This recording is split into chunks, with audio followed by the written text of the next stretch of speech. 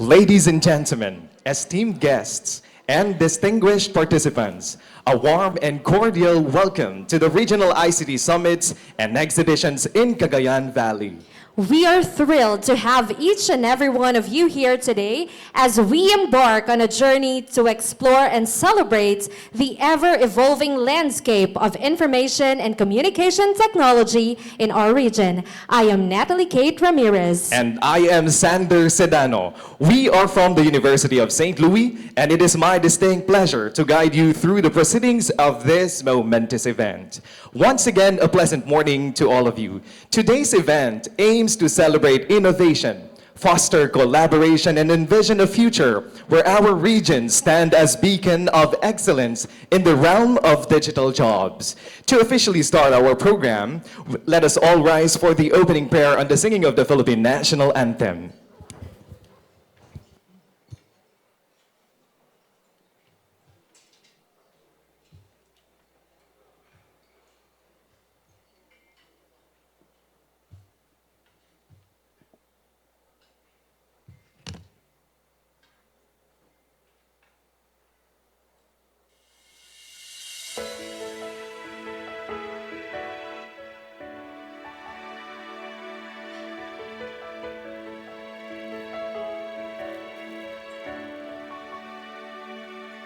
Sadyang kay buti ng ating Panginoon, magtatapat sa habang panahon,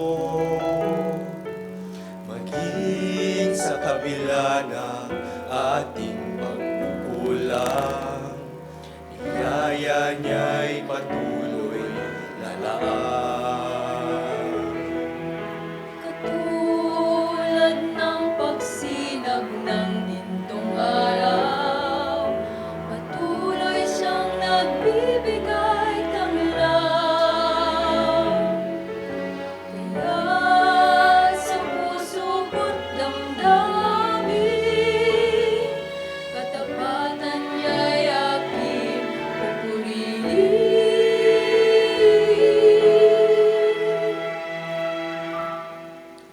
Dakila ka, O Diyos, tapat ka ngang tunay, magmula pa sa ugat ng aming lahi. Mundo'y magunaw man, maaasahan kang lagi, maging hanggang wakas nitong buhay.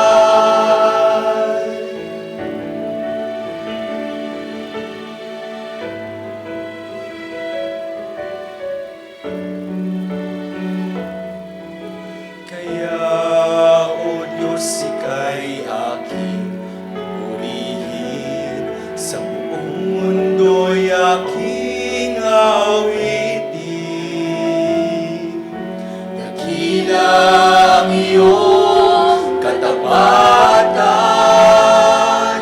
pag-ibig mo'y walang hanggan.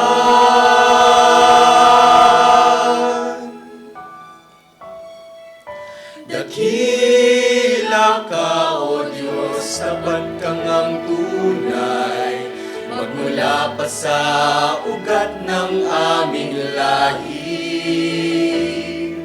Mundo'y magunaw man, maaasahan kang lagi, maging hanggang wakas nitong buhay.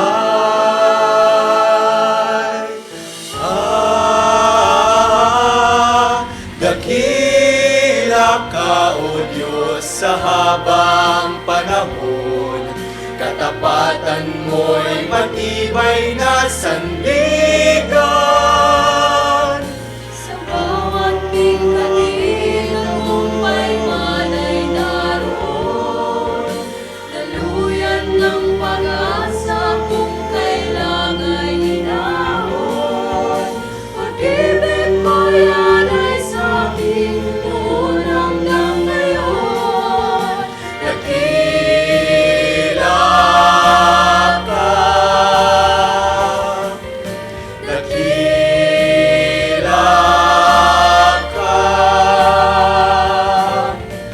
dakila ka,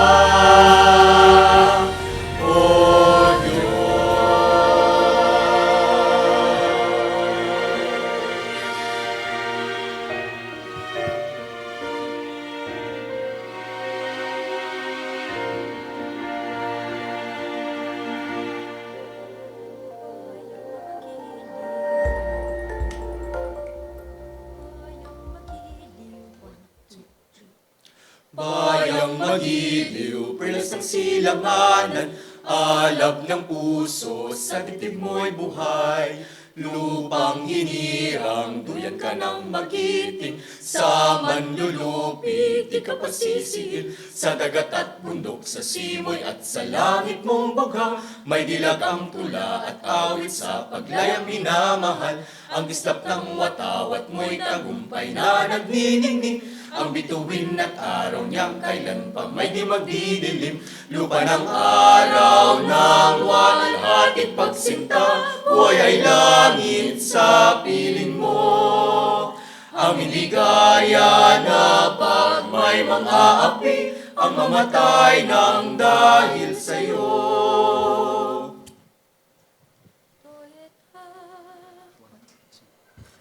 Toyeta zita na Cagayan, syudad nga idedukan.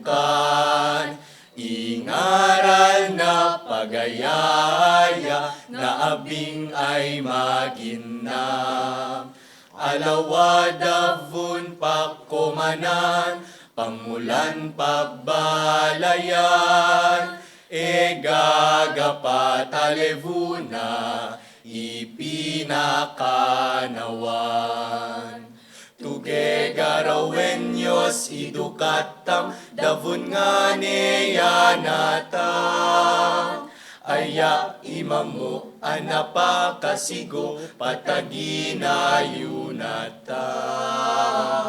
Diyos imang yawang amin itam, taade na mawagtam. Syudad tuge garaw na perumaka, awan tu kagita. Si kami nga ana-ana mo, imangayan ikaw. Makaufun mataraday, tamapya nga patulay. Maski sinni iumen ikaw, kwadai mapabaw. Tapya nga nabalinam mo, syudad mi tuge garaw. Tuge garawenyos idukatam, davun nga neyanatam. Aya imamo anapakasigo, pataginayunatam. Diyos imang yawang amin itam, taade na mawagtam. Syudad tuge garaw na perumaka, awan tu kagitang. Syudad tuge garaw na perumaka, awan tu kagitang.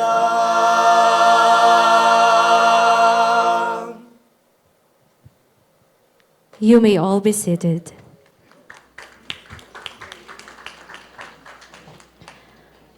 The regional ICT summit and exhibitions have been conceptualized with a singular objective: to showcase and evaluate the holistic readiness of our regions for the digital jobs revolution, particularly within the information technology and business process management sector.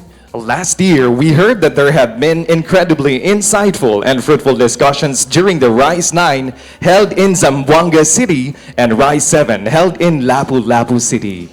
And so, to kick off this year's RISE, the Department of Information and Communications Technology, through the Office of the Undersecretary for ICT Industry Development, is hosting the first regional ICT summit and exhibitions here in Tuguegarao City.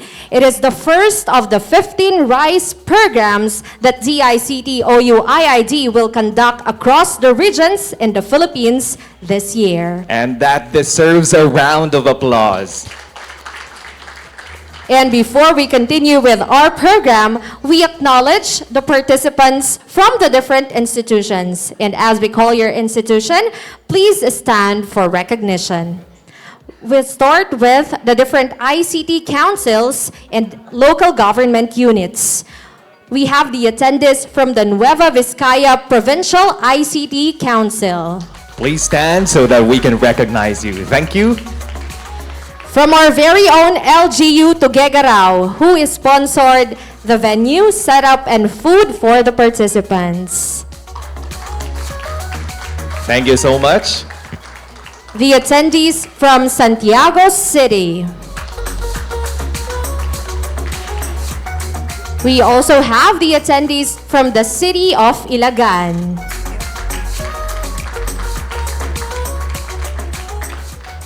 The attendees from LGU Quirino. And the attendees from LGU Echage. And we also acknowledge our attendees from the different institutions, educational institutions in the region. First, we have the attendees from the University of La Salette.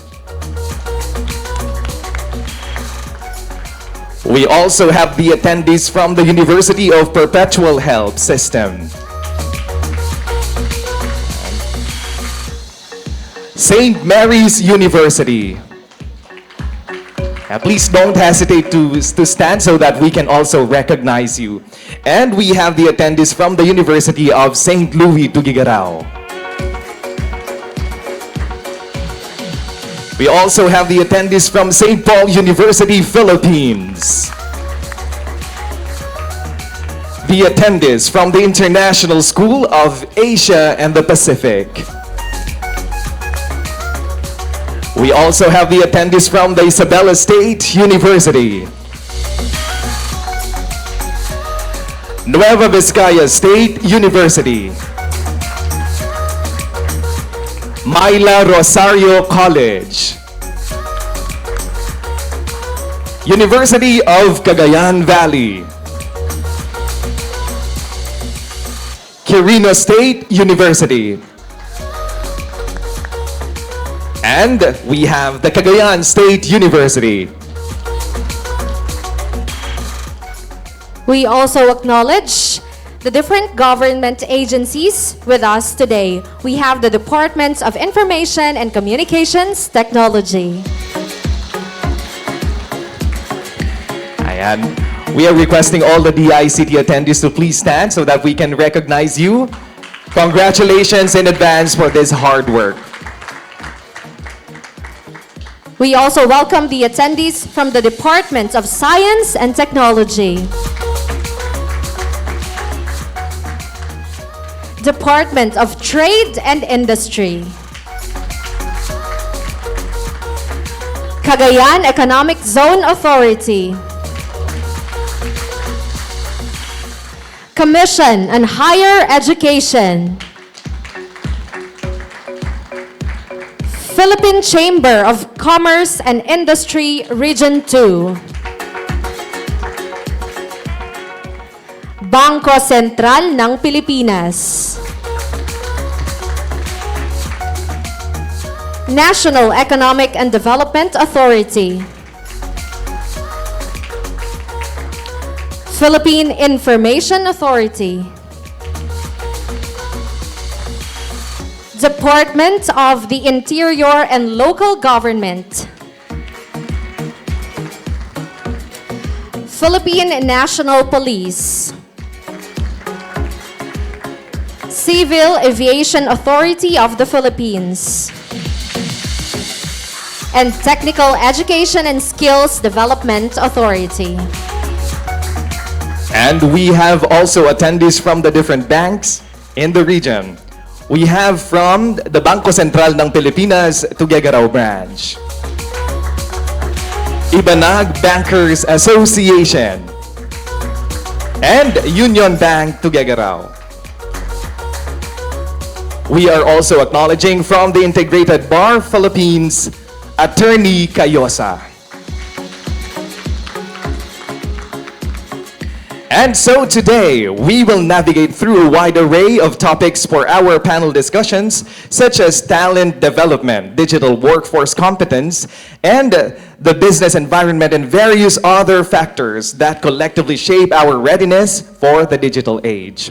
We will also shine a spotlight on the readiness of local communities for digital jobs, not just within the IT BPM sector, but also in other integral segments of the information and communications technology sector. We believe that a comprehensive understanding of our regional strengths and opportunities is pivotal for propelling us forwards into a future where digital jobs play a central role in our economic and social fabric.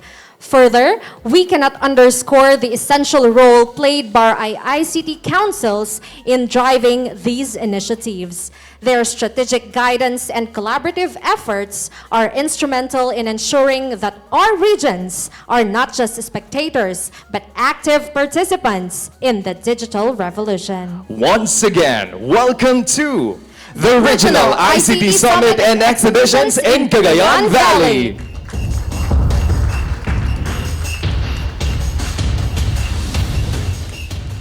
A convergence of ideas, talents, and opportunities that will shape the future of our digital landscape. All right, today we find ourselves in the heart of the stunning Tuguegarao City for the first leg of RISE for the year 2024. Tuguegarao City, known as the Gateway to the North, has a rich history dating back to pre-colonial times. Initially inhabited by indigenous tribes like the Ibanags and Itawis, it later became a Spanish colonial outpost in the 17th century. Situated along the Cagayan River, it played a vital role in trade and commerce, connecting northern provinces to Manila. Today, Tuguegarao stands as a vibrant urban center, embodying resilience and progress. This year's RISE is a collaboration between DICT and local stakeholders. It aims to foster countryside development by showcasing the potential of regional locations for ICT jobs, investments, and opportunities, and maximizing the role of local ICT councils. Under the guidance of the Office of the Undersecretary for ICT Industry Development, RISE will support the IT BPM Centers of Excellence, Next Wave Cities, and Digital Cities, offering them a platform to showcase their locations and contribute to building a diverse and inclusive digital ecosystem nationwide. So, prepare yourselves for a day filled with inspiration, networking, and most importantly, a celebration of the coming together of different stakeholders from all over the region. On our screen or on your screen, you will find the QR code which will lead you to the live streaming for today's event. We are encouraging everyone to please share on your social media accounts. And to officially kick off this year's RISE, may we warmly welcome the Honorable Councilor Arnel Arugay for his welcome remarks. We give him a round of applause, please.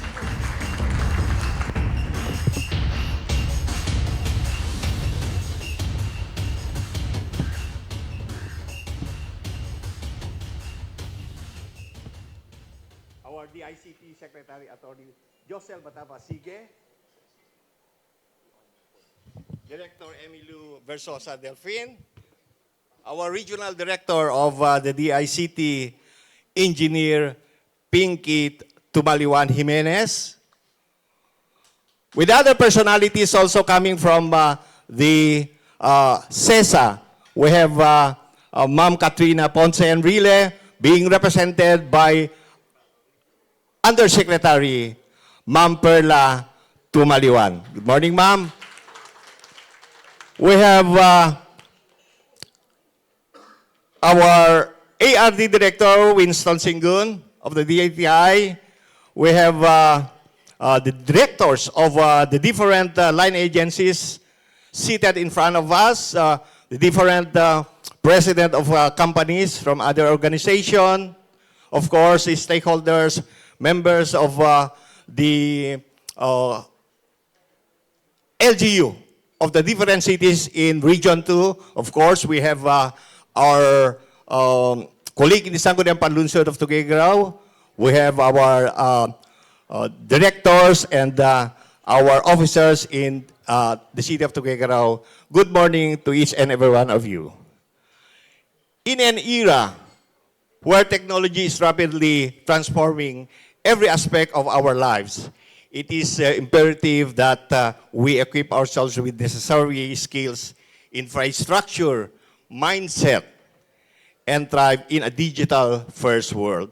To our distinguished guests, the local chief executives, regional directors present here today, delegates, and participants of this activity, a warm welcome to all of you to the Regional ICT Summit and Exhibition here in Tuguegarao City, which I know is a momentous event for the whole region to explore avenues for cooperation and mutual growth.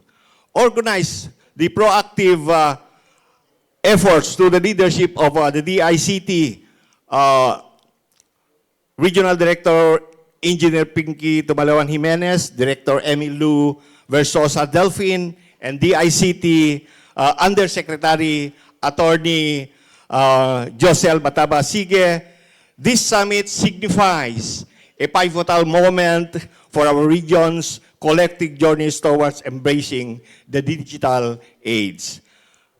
Through the leadership of our Chief Executive, the Honorable Myla Rosario Eslinque, and the members of the Council have committed themselves in supporting these initiatives that promote digital literacy, connectivity, and economic resilience. Together, let us harness the transformative potential of ICT to build a brighter, more prosperous future for all.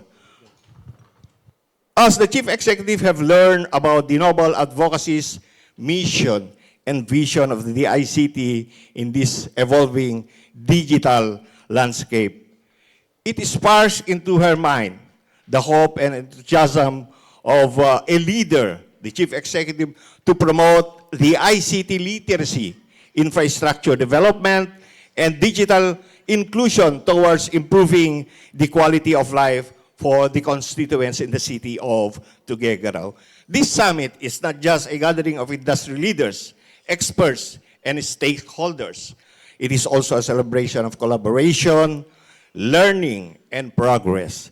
Through this summit and exhibitions, we have the chance to highlight the innovative spirit, talents, and capabilities of our local workforce and businesses in the ever-evolving landscape of information and communications technology. It is an opportunity for us to exchange ideas, explore partnership, knowledge, and it is an opportunity for future where technology plays a central role in driving economic growth, job creation, and social advancement. Once again, I welcome you to our humble city. May this event spur meaningful collaboration, insights, discussions, and impactful actions that will shape the future of our city and our nation. Welcome to each and every one of you. Thank you very much.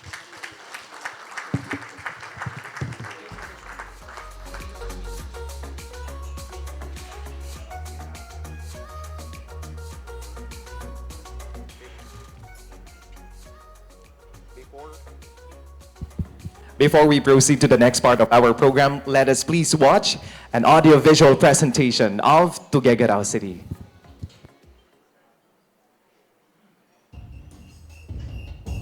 Together, we embrace our tradition and culture. Together, we build a secured future. Together, we enjoy unforgettable experiences.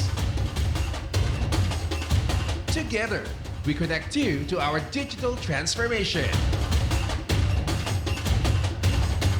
This is your digital city, Tuguegarao City. Acclaimed as the regional primary growth center of Region 2, Tuguegarao City is always bridging urban progress and innovation for its constituents and future partners. Leveraging on its location and fast-growing base for intellectual and knowledge economy, Tuguegarao City is commended as the only digital city in Region 2. Gearing as the new IT BPM destination in the north, Tuguegarao City is policy ready to accommodate this business sector. Tuguegarao City even intensified the call for more IT BPM companies through the City Investments and Incentives Code, prioritizing them under the creative and knowledge-based industry. Further, this is backed with the crafted Technology Ecosystem Development Plan. Indeed, Tuguegarao City is not only policy ready to accommodate IT BPM investors, sporting the tagline as the Center of Excellence for Higher Education, Science and Medicine in Region 2. Tuguegarao City is a home that hosts bankable talents through and through. With the presence of various learning institutes and training centers in the city, potential ICT experts are now in the making. As an ideal digital city, it does not only bring progress to its people, but builds strong connection locally and internationally through strong communication networks. Fast and reliable internet and landline connections are experienced in every household. Moreover, the existence of the Regional Government Center in Tuguegarao City is evident of its robust network connection, powered by the Department of Information and Communications Technology, ensuring the sufficient bandwidth to support government online services through fiber optic technology. Moreover, the transportation has made Tuguegarao City an excellent area for business and investments. Tuguegarao City is accessible by land in 3 access points and by air through a domestic flight. Holding the record of most money circulation in the region, Tuguegarao City houses major commercial and real estates. Leisure and comfort are also best enjoyed with the presence of high-end hotels and accommodations, offering quality services and unforgettable experiences. Hence, present companies enjoy steady soaring revenue at a very affordable cost of doing business in the aspect of commercial real estate rentals, minimum wage, and utility rates. Overall, Tuguegarao City as the center of excellence in education, economic and institutional center of Cagayan Valley region indeed provides a conducive and viable business environment to every commercial enterprise. More importantly, known to experience yearly flooding, Tuguegarao City assures that effects of natural calamities do not interrupt business continuity through its innovative disaster risk reduction management. As it claims its commendation as the only ideal digital city in the region, Tuguegarao City guarantees a pack of IT BPM workforce that are enthusiastic and eager to work and venture in this sector. This battle for Tuguegarao City to be the next IT BPM hotspot in the north is made stronger with the champions of its ICT Council. This plays an integral role in the growth and development of the ICT industry and local economy. In realization of becoming one of the digital cities in the north, Tuguegarao City eyes to be the hotspot of contact center and BPO, software and information technology, game development, animation, healthcare information management, and global in-house centers.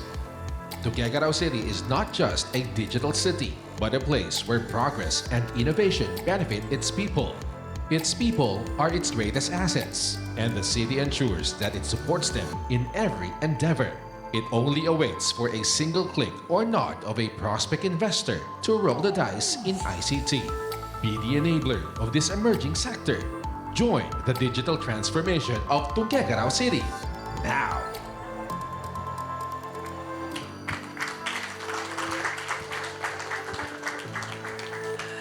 Indeed, Tuguegarao City displays excellence in various endeavors, and that deserves another round of applause. And we also give a round of applause to Councilor, the Honorable Arnel Arugay, for the warm welcome. And before we continue, partner, we first would like to acknowledge the presence of our ISU President, Sir Rickmar Aquino. And we also have the President of the Cagayan State University, Sir Arthur Ibanez.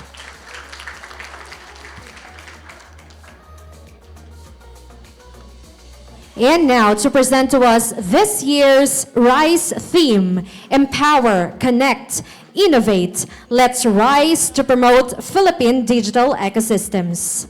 She is a leading advocate for the development of the Philippine ICT industry in the countryside.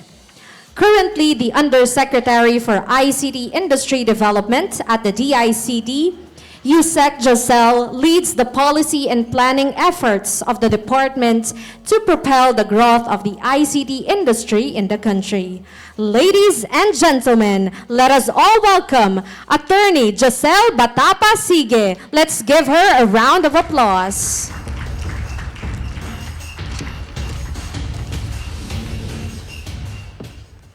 Thank you, Sander and Natalie. Can we give Sander and Natalie a round of applause?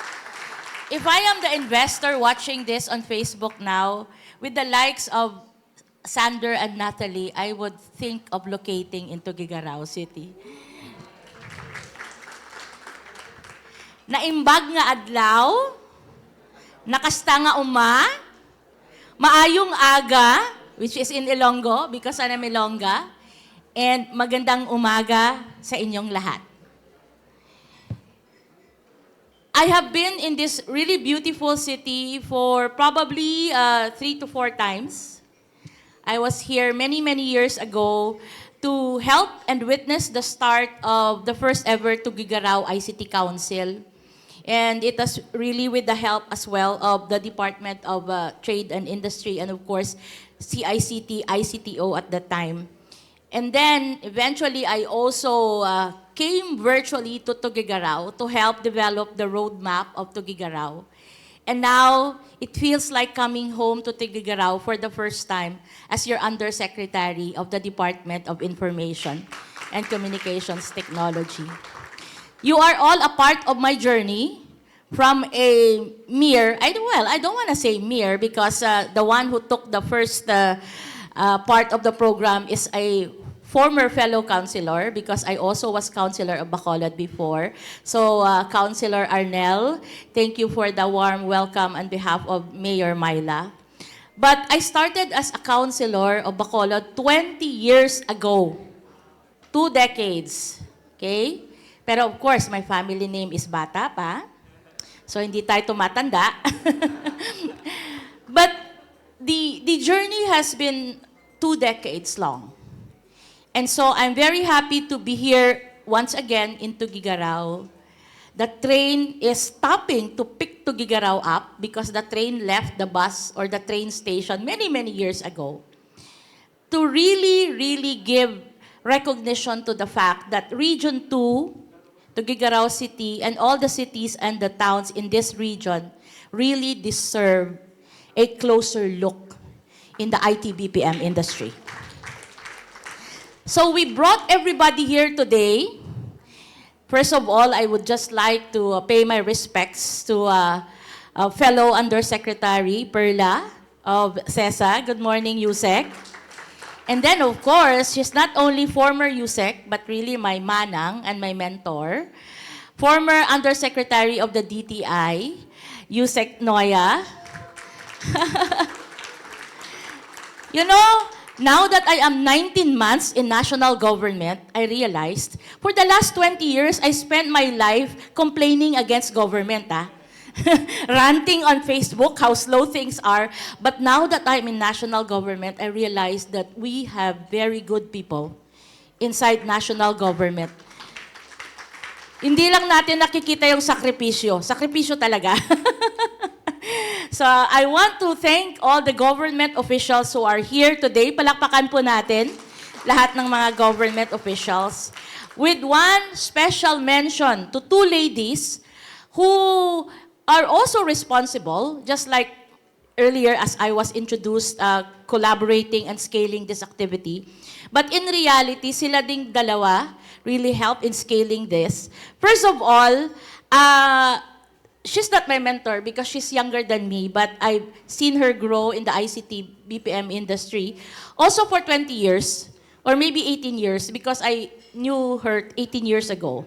So we have here the director of the ICT Industry Development Bureau, the one responsible for that beautiful AVP earlier you saw about Tugigarao City. By the way, let me start by saying, congratulations to Tugigarao for being a digital city of the Philippines. 31 lang ang pinili namin. And there are what? 600 plus cities in the Philippines? And you're the top 31. And responsible for that program is the IIDB, or the ICT Industry Development Bureau. And the director is Director Emilio Delfin. Yan. So, siya talaga yung on top of creating these roadmaps and also helping all the ICT councils. And of course, the most important person na talagang araw-gabi, hindi na ako pinapatulog sa kakatawag. Kahit nang I was in Geneva to represent the Philippines as your ITU counselor, tumatawag pa rin. Sabi ko, RD, nasa Geneva po ako eh. 3:00 po ng umaga dito eh. But you know, I'm referring to your very own, homegrown talent of Tuguegarao and Region 2, our Regional Director of DICT, Regional Director Pinky Jimenez. Hindi nawawalan ng energy. And I have to validate this morning because yesterday, she kept on saying, you know, the best thing in Tuguegarao is really the food. And talagang tingnan nyo naman yung mga lamesa nyo. Punong-puno ng food, no? Since the time we got here yesterday, we were treated to what we call a gustatory experience of all the delicious food that were served to us. No? So, thank you very much. I'd like to also acknowledge the team, the group, the tribe that we brought here today. We're so blessed to have our panel of speakers. You know, I'd like to begin by saying that more than half or almost half of our life we spend sleeping. O, di ba? And then, a bigger portion of our life also we spend for ourselves. But today, I would like to ask each and every one to you. Invest 8 hours for Region 2 and Tuguegarao. Be present in this room. Take down notes. Kasi I'm very sure hindi na maulit yung scene na ito where all of the key decision makers and influencers of the future of Region 2 is gathered in one room. And you know, I cannot help but say na this is a very unique gathering. You know why? Because I think this is one of the few times in my 20 years as a digital advocate where I see a lot of academic leaders in the room. Palakpakan natin. I know in this room may mga politiko dito, just like me. I started as a politician. Kami mga politician, kami yung frontliners. We speak in front, we face investors, but the real backbone of every community is really the talent, the workforce. And you know, I can tell you a lot of stories about how difficult it is to invite university presidents in different regions. Pero dito, mukhang powerhouse tayo ah. Palakpakan natin yung Tuguegarao. Alam nyo, pag itong 6 to 7 universities and all the rest of the colleges of Region 2, ma-mobilize lang, nako, all roads for the IT-BPM industry will lead to Tuguegarao. I tell you that. And so, let me just acknowledge all the university officials, university presidents who are here today. Later on, you will hear them in the panel. Let's cheer them up. We are now live on Facebook via Region 2 DICT. So, i-share nyo rin yon. Maybe you can use hashtag Rise to Tuguegarao. You can do hashtag Rise to Ilagan. You can do hashtag Rise to Cagayan or Isabela to promote your own LGUs. No? I'd like to also just mention our private sector partners who are here. We have here, of course, we go also a long way back. Siya yung one of the first 3 companies which I enticed to locate in Bacolod. In 2006, our third locator is Convergys, now Concentrix. So siya yung unang nakausap ko na BPO official. And I have to say that since then, we've been friends in the IT BPM industry. He is now the consultant for countryside development of the IT Business Process Association of the Philippines, or IBPAP. One of our moderators, Mr. Jomari Mercado. Yan. You know, I cannot help but say that for the first 10 years as a digital advocate, I would always, plead with my mayor at that time, bigyan ako ng pamasahe, so I can go to Manila and meet IBPAP as a probinsyana. No? Now, you don't need to go to Manila to meet IBPAP. IBPAP is here this morning. Also, another industry association that you might want to connect with is the Healthcare Information Management Association of the Philippines, or HIMAP. Healthcare Information Management is a growing industry. And as I introduced her earlier, but she is also currently with HIMAP. The Vice President and Trustee of HIMAP, si Yusek Noya po, former Yusek Noya. So, I understand that in Tuguegarao and also in Region 2, you have a lot of medical schools. It's about time to digitalize the workforce of the medical industry, of the medical workforce. I also would like to acknowledge the Managing Director of CME-CV. I'll let him explain what CME-CV later. He would be more in the authority to explain. But I'm happy that the team of David of CME-CV is here. David Paget, please, David.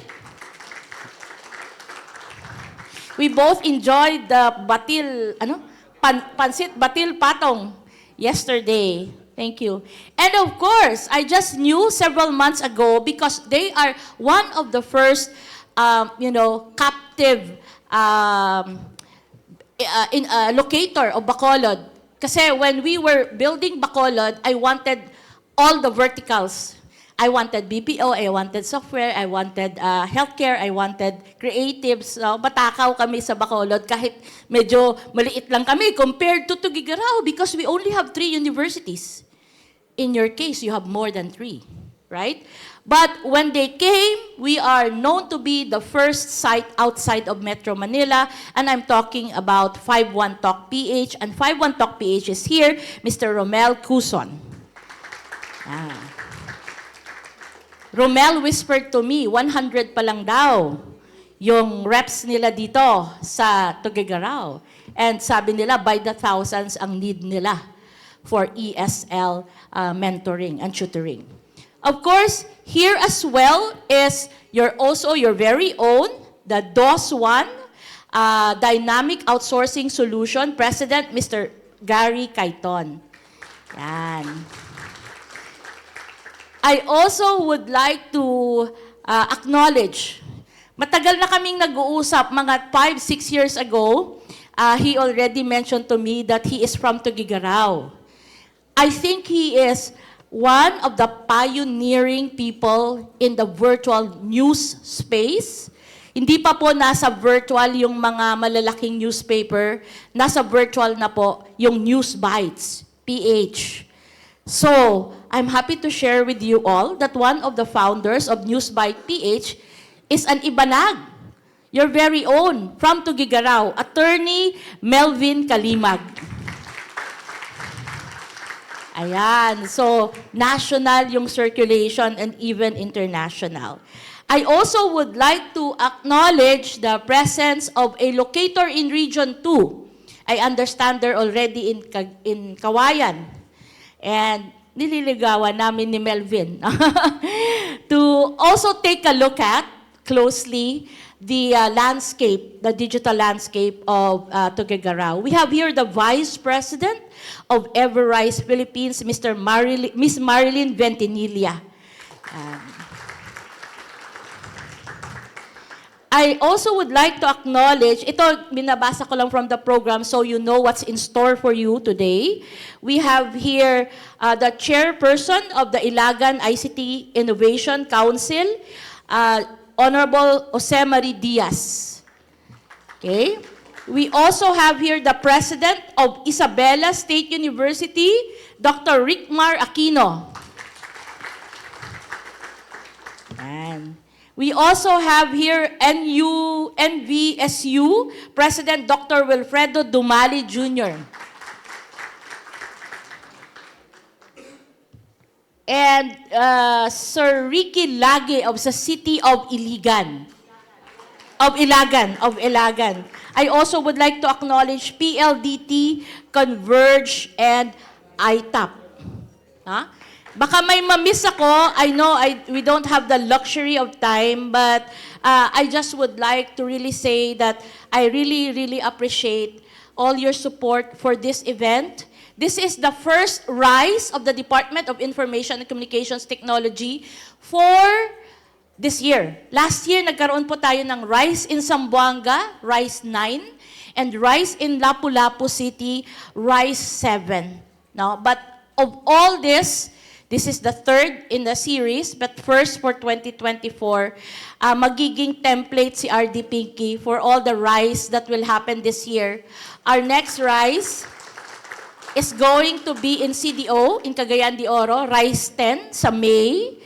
And if you want, you can also go there. But I just would like to say that this is the first time, although nagkaroon tayo ng konting delay, but this is the most on time so far. Kasi alam nyo, nakita ko kanina, all the speakers were here even before all the participants. So palakpakan natin. So, I really would like to appreciate the fact that we are in a region with several cities. Cagayan, Ilagan, Santiago, Tuguegarao, and of course, Echage is not yet a city, right? But it is here today. And we all know that this region is composed of Batanes, Cagayan, Isabela, Nueva Vizcaya, and Quirino. Now, this is a very, very big region. And so, it goes without saying that we need to take a look at how we can help create jobs in this region. My slide, please. So I will no longer dwell with the other things that our speakers will dwell on. I will go right to the meat of the matter. After 20 years, syempre nag-evolve din tayo. We want to always present something that's different from the previous presentation. So I took the cudgel of really sharing with you a formula that worked for my city in Bacolod and so many other cities in the last 20 years. And that is the creation of a local ICT council. You can call it an association, you can call it an organization, you can call it a group, but it's really a coming together of all the important stakeholders in every city and every province. Okay? So, first, let's take a look at why Region 2. Let's take a look at why Tuguegarao, why Isabela, why Cagayan. These are your figures. Okay? I'm sure you can add more to this, especially the decision makers and the stakeholders. And you know, one requirement that I ask for every region to be able to host a RISE event is really to bring at least 5 ICT councils into this venue for the RISE event. And I'd like to say that ginalingan pa ni RD Pinky, we have 7 ICT councils today in attendance. And I'm sure after you hear the talks, these 7 will add in numbers. Because I know there are a lot of other LGUs who are present here. You have an economic zone, or USEC is here. You have 71 higher education institutions. Are you sure? Ang laki! Because Region 6, I think we only have around 50 plus. That's our region. In your case, you have more universities, you have more colleges. There is no reason why we need to keep on supplying talent to Metro Manila and supplying talent to other parts of the world. We should have this talent work here in Region 2 and say, Region 2, we are ready, the world will come to us. That is what we need. We have all these graduates, we have all these telco providers, we have all the food, the good food, and the hotels. and everything that we need here in Region 2. So, what we need to do this morning is really to go out of our own comfort zones and say, I want to collaborate. That is what we need to do here. And I want everyone to repeat after me, I want to collaborate. I want to collaborate. Yes, because hindi natin kayang mag-isa. I tell you now with all certainty, government cannot do it alone. Academe cannot do it alone. Industry cannot do it alone. With the frequency of calls I received for the last 20 years from industry players almost every week, the likes of Amazon will call me, Yusek, can you tell us where to locate next? Industry don't know where to go if we don't guide them. They can go and do their due diligence, but it will take them months and months. Pero pag dumaan sa ICT Council, pag dumaan sa DICT, 24 hours, nakapatch up na yan kay RD Pinky. Yung company na yan. Nakapatch up na yan sa lahat ng regional directors of DICT. And then, after 1 month, naka-shortlist na. And then, these companies will tell me, Yusek, we'd like to tell you, we're choosing 10 locations, 10 cities, will do a due diligence. Who do we meet in these cities? In 24 to 48 hours, I will patch them up with 10 ICT councils in 10 different cities. After 30 days, babalik na yan sa akin. Yusek, 5. Shortlist namin. Ano nangyari sa 5? Di kami pinansin ng ICT Council. It's their loss. Diba? That's the most important thing. When somebody connects, you connect back. So that is the importance of an ICT council. A council that will not give you a runaround. 20 years ago, in my own city, when an IT BPM company comes and asks for a number of graduates, the local government will say, go to the schools. When they go to the schools, the BPO will ask the schools, how is the peace and order situation in your city? The school will say, go to the mayor. Pagdating sa mayor, tatanungin ng mayor, what is the cost of telecommunications connectivity here and utility, electric? Sasabihin ng mayor, go to the electric company. Alam mo ang gagawin ng BPM? They go back to the airport and leave. Because everybody is giving them a round.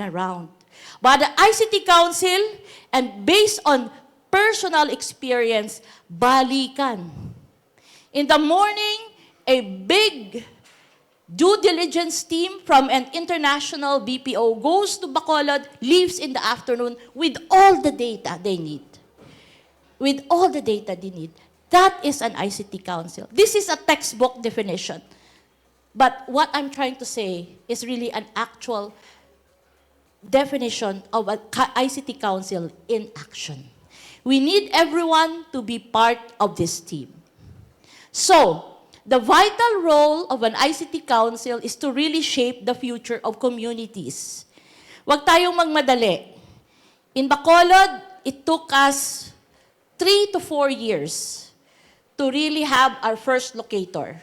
2004, we started our Bacolod IT Focus team. Our first locator came and started at around 2006, 2007. So it's not instant. We need also to gather all the data and pitch. Okay? So very important is our visionary, quality of really forging a future that we want for our city, for Tugigaraw, for Cagayan, for Isabela, for Quirino, and the other LGUs here. What is the objective of an ICT Council? So these are just some of the objectives of an ICT Council. First, we need to develop the talent pool. Chicken and egg yan. Hindi pwedeng they come and then we develop. They come and then we build.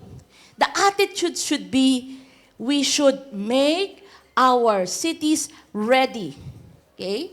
I don't want to spoil the fun about food, but in Bacolod, we also have good food, like chicken inasal. In Cebu, they have lechon. But in reality, investors go to these cities not for the chicken anasal, not for the lechon, not for the talaba in Iloilo, which is also now a center of excellence, or even the durian in Davao. They really go to the centers of excellence for the talent, for the talent pool. So, yan ang una nating tutukan for the as an ICT Council. What else? The ICT Council also ensures that we have enough infrastructure.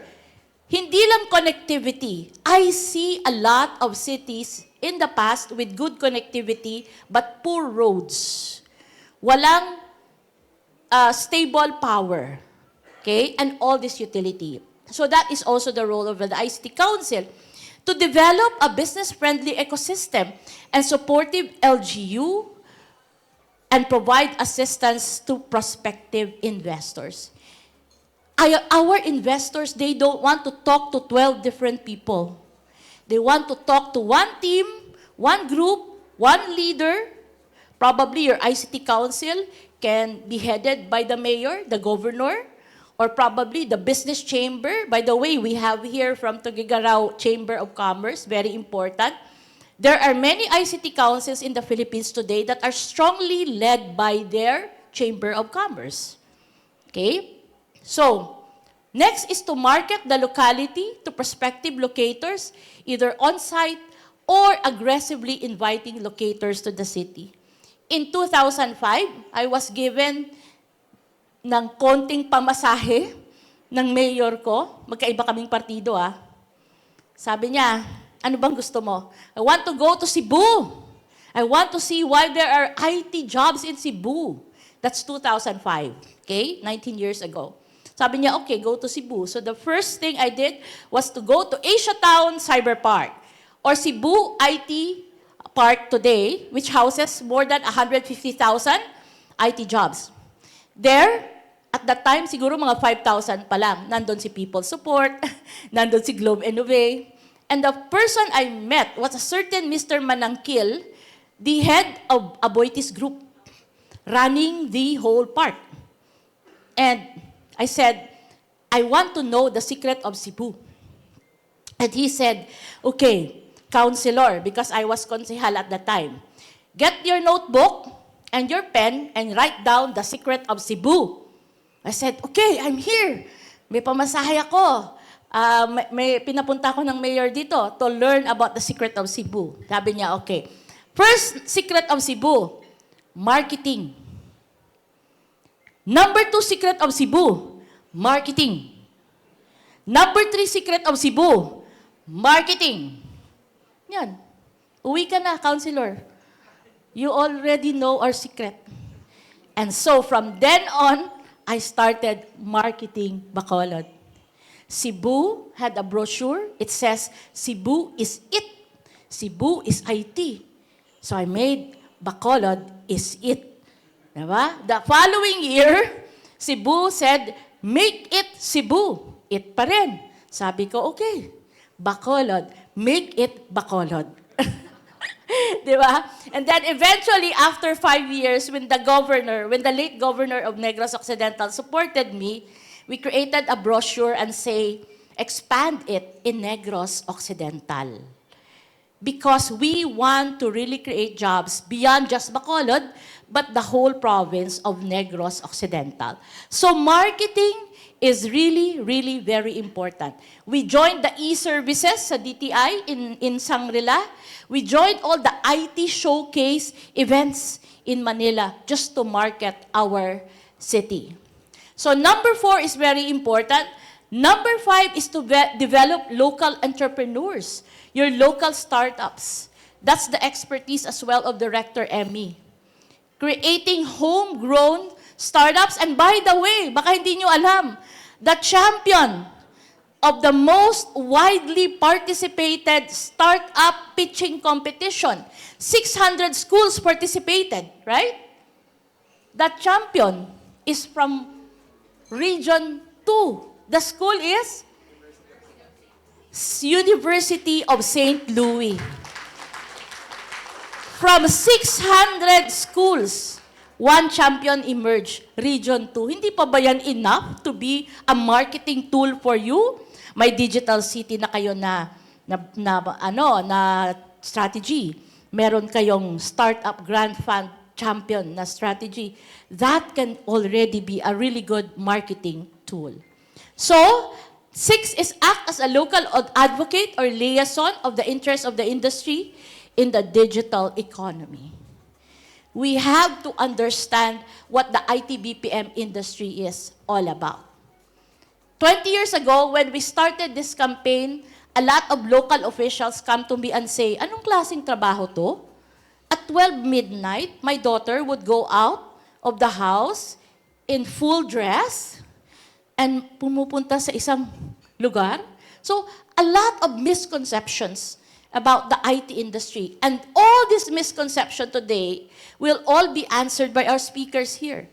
They will all be sharing with you, and I want this to be an event of really understanding and knowing what the industry is all about. Because practically, all industry today is digital. All industry today is digital. Okay, so what do we need to do in order to create an effective ICT council? We need to bridge the digital divide. That's our first goal as ICT councils. We foster digital programs, access to technology, we formulate ICT inclusive policies, and improve ICT local readiness. We are also counting on our ICT councils to guide our sanggunian panlunsod. All ICT councils in the Philippines are, in many levels, very active in influencing policies. A lot of ICT councils, especially the strong ones, are sitting in the Regional Development Council. Example, in Iloilo, the Iloilo Federation for IT sits in the RDC. Okay? So, maraming pwedeng salihan yung ICT council to influence policies. In my career, as a digital advocate, one of my lenses is really on policy innovation. And I tell you, last 2022, I am part of the team who crafted what we call the Digital Workforce Competitiveness Bill, authored by Senator Sonny Angara and Senator Joel Villanueva, which is now a law. And half of that bill, more than half we crafted, we wrote, and so many ICT councils participated in the writing of that law, the Digital Workforce Competitiveness Law of the Philippines, which says ICT skills should not only be for ICT graduates. Kailangan nursing may digital skills. Kailangan accounting may digital skills. Kailangan engineering may digital skills. Kailangan tourism may digital skills. So we now have a national law that tells the whole world digital skills cuts across all courses and all industries. So policy is important. Napakalaki ng impluensya ng ICT Council if you formally really organize and empower yourselves. ICT councils are there for the pioneering spirit. You know, I want to destroy the idea na ang Pilipino, gaya-gaya, wait and see. Hindi yun. We have to engender in ourselves the advocacy of starting things. Kahit mahirap, let's start. Let's pioneer. As ICT councils, gumawa kayo ng inyong mga activities, whatever you think is applicable to really support the growth of the ICT ecosystem in your city. Okay, what are the benefits? The load becomes easier. What are the challenges? Resources, of course. My leadership, my commitment na kailangan, clear timelines. In my presentation, I always look at and share the challenges. Kasi it's not a bed of roses. Many of you will say, ay, ang ganda ng talk ni Yusek Chusel, but after that, we hit so many obstacles along the way. That's why nilalatag ko na sa inyo, what are the obstacles? Okay?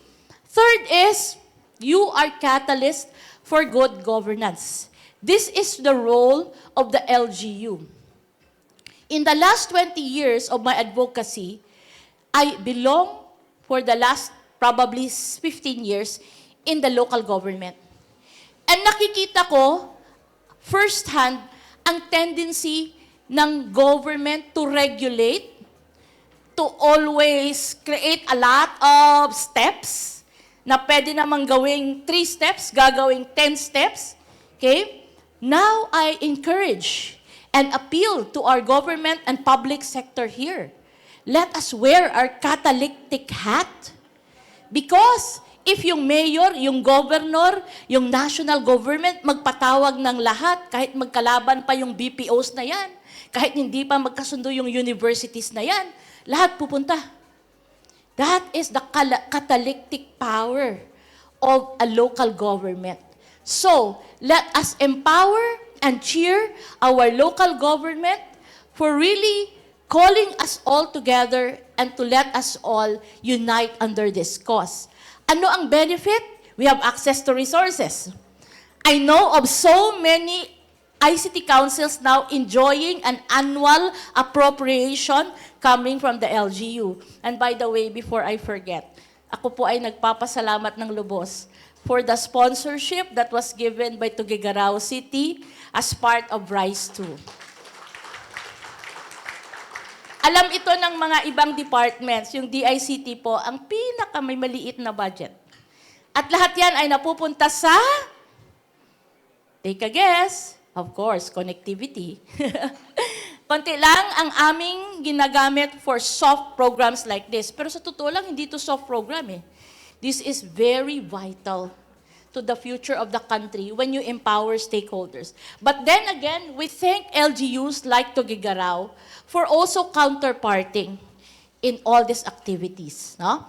So, what are the challenges? Hindi na ako magfi-filter, politika.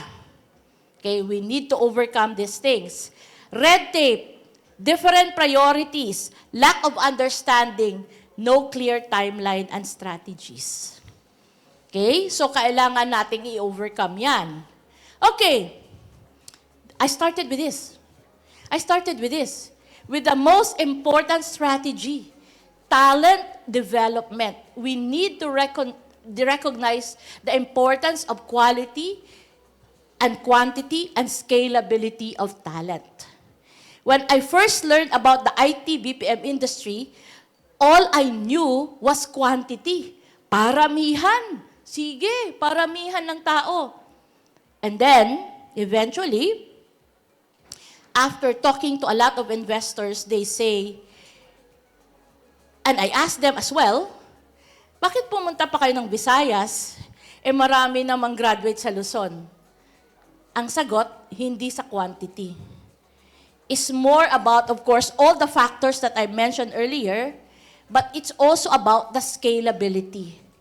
Siguro may quality, may scalability sa Luzon in Region 2, but hindi lang din natin na ma-market. So, here, ang punong abala, the most important persons to handle this fourth principle of growing an IT ecosystem is the academe. Okay? We need to address this key investment criteria. And the problem is educational bureaucracy, different priorities, lack of understanding, and timelines and strategies. This is a straightforward question po. Sana I will not step on toes, but how many universities in Region 2 are autonomous?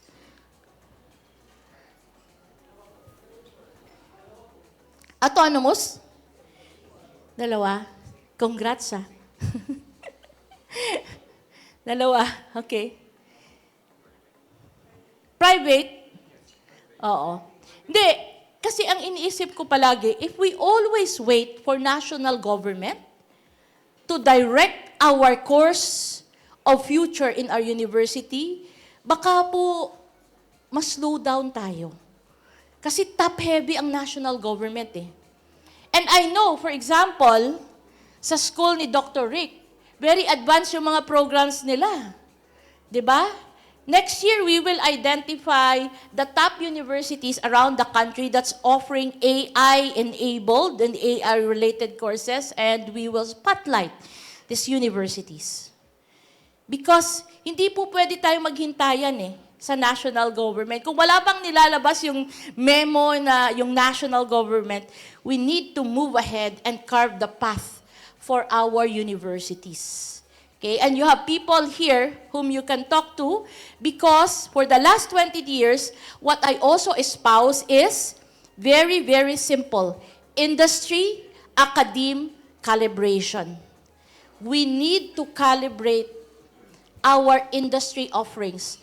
20 years ago, the first thing I asked when I gathered all the universities and colleges in Bacolod, La Salle, San Agustin, Recoletos, I just all asked them, would we want our schools to be simply diploma mills? Kasi 20 years ago, the hiring rate in the IT BPM industry is not over 5%. Nasa 2 to 3 lang. For every 100 applicants, only 2 are hired straight from college. And then, what will happen to them? They go to tech box schools. For me, it's odd. Nag-graduate na yung tao, may diploma na, pupunta pa ng textbook training. Now, the word is skills on top of knowledge, no? And of course, all our speakers will mention that, but talent is really very important. All right, number 5, everyone here will have a role. I talk about the role of government, I talk about the role of academe, industry, we need you as well. We need all the industry players here. All the telcos are here. Pag wala yung telcos dito, mahuhuli kayo. All our real estate owners, we need them. Our BPOs, we need them.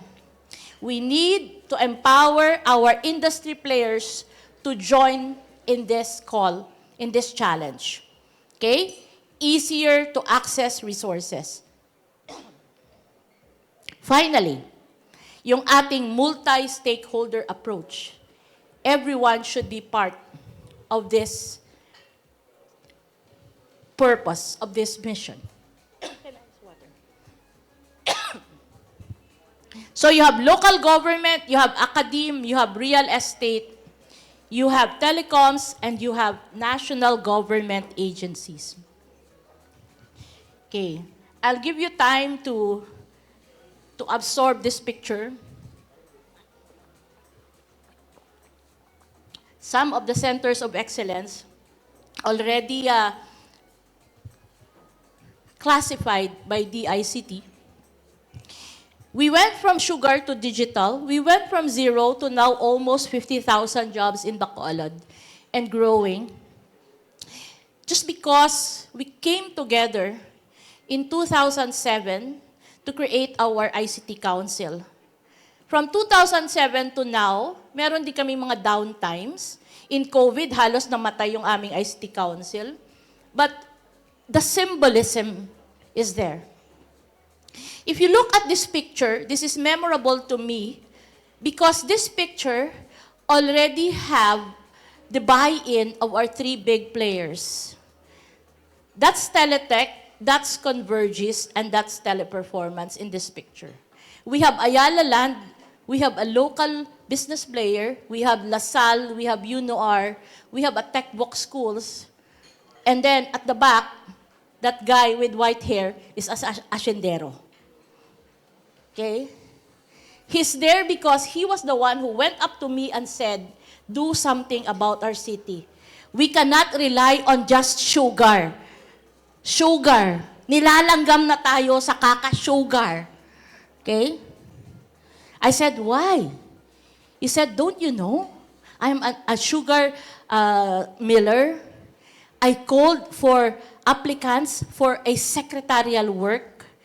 3 applicants came and submitted their resume to me. One is a cum laude, another one is a magna cum laude, another one is a summa cum laude. All just applying for a secretarial position. And one of them begged me to be hired because she said, if not, she will be somebody operating the elevator in one of the big malls in Bacolod. That's how very limited the jobs in the countryside was many years ago. Kahapon, sabi ni RD Pinky, you have a lot of graduates here with no jobs. You have a lot of graduates here, you know, doing menial work. Although menial work, hard labor is not bad, but for the course that they took, for the diploma that they hold, they probably deserve to use their knowledge. Very important. Davao and Iloilo also became a center of excellence.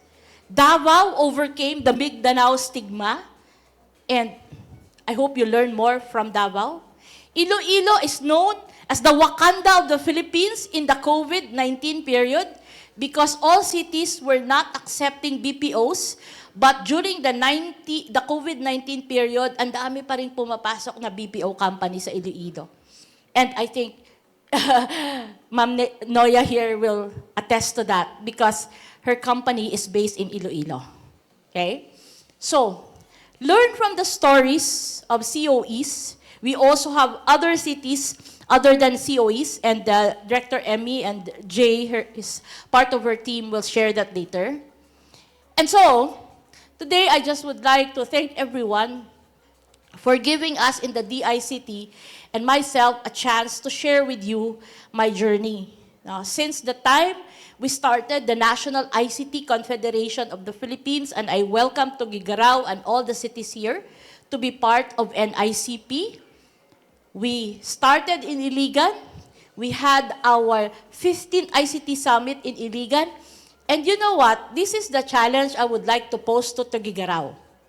Why don't, in the next 2 or 3 years, you host the National ICT Council of the Philippines Summit here?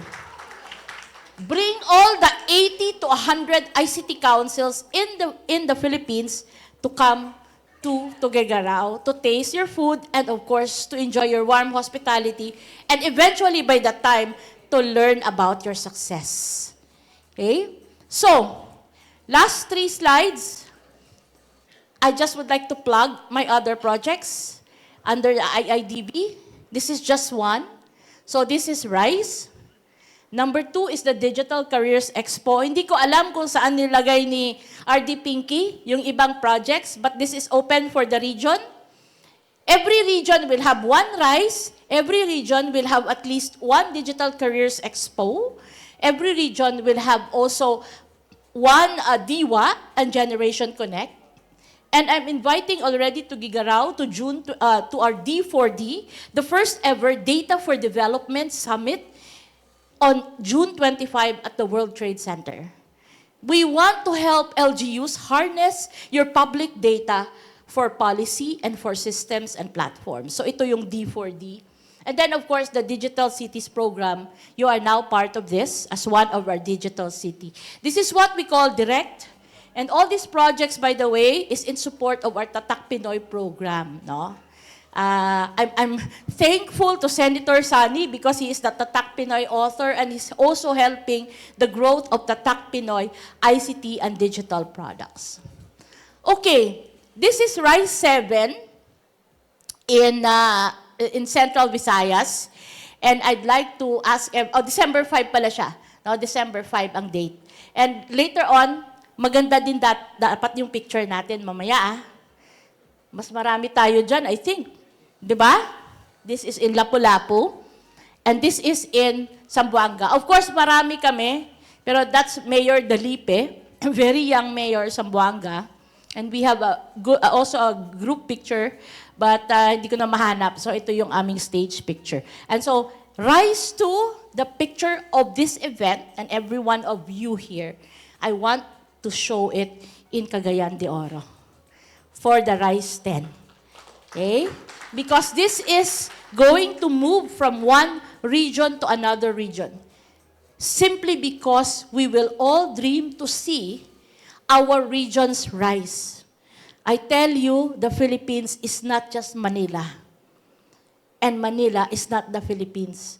The Philippines is composed of all the regions of this country, and we need to spotlight all our regions. Okay? So this is the future we would like to see for our ICT councils. Ito po yung gusto naming mangyari from out of this activity. Gusto po naming matayo at maging matatag lahat ng ICT councils in Region 2 to carry and shepherd all this vision that we have for ICT councils. Sabi nga nila, you cannot give what you don't have. So we need to strengthen first from the inside our internal organizations. And so I leave you with this last point. Everywhere I go, I'm really known for my formula, not only mine, but NICP. Magic. Making academe, government, industry collaborate. Yan po ang formula ng ICT Council. The magic of ICT Council. Through RISE, we want you to empower our municipalities, cities, and provinces, broaden ICT resources, and access cutting-edge e-services through magic. We ask you through RISE and through this event today to embrace the magic of the digital ICT ecosystem. Maraming salamat po and hoping for a very productive whole day event. Thank you.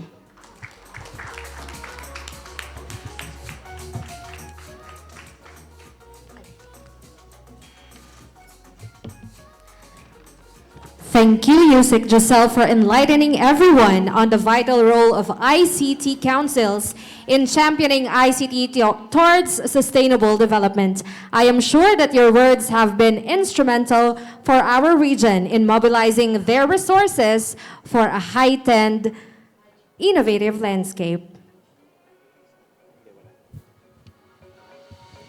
And let's proceed to the next part of our program. To present to us the Philippine Digital Ecosystems Program, let us welcome from the ICT Industry Development Bureau, Mr. John Jasper Sanchez.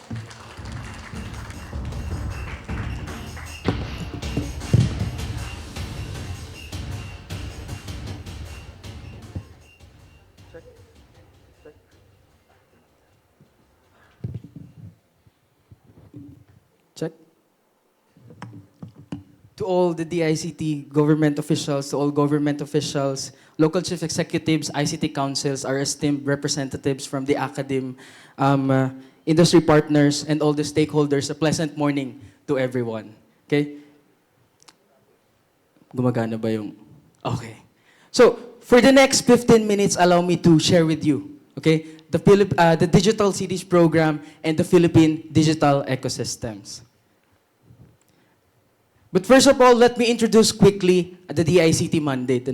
When we hear about DICT, palagi nating naririnig is about digital transformation and digital connectivity. But there are other major mandates of DICT, and here are two. So first, we have the countryside development and the ICT industry development, which are also the reason for being of our ICT industry led by Director Emelubi Delfin. And one of our mission is to ensure the sustainable growth of the Philippine ICT industry in the Philippines, to create more jobs not only in Metro Manila, but also specifically in the countryside.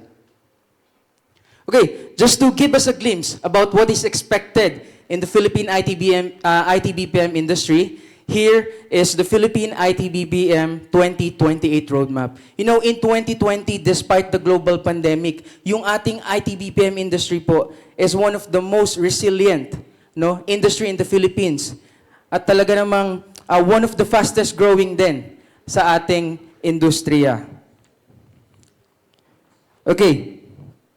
So, in 2022, IIBPOP launched the 2028 Philippine IT-BPM Roadmap. And sabi doon, by 2028, there will be a total of 2.5 million full-time employees in the IT-BPM industry.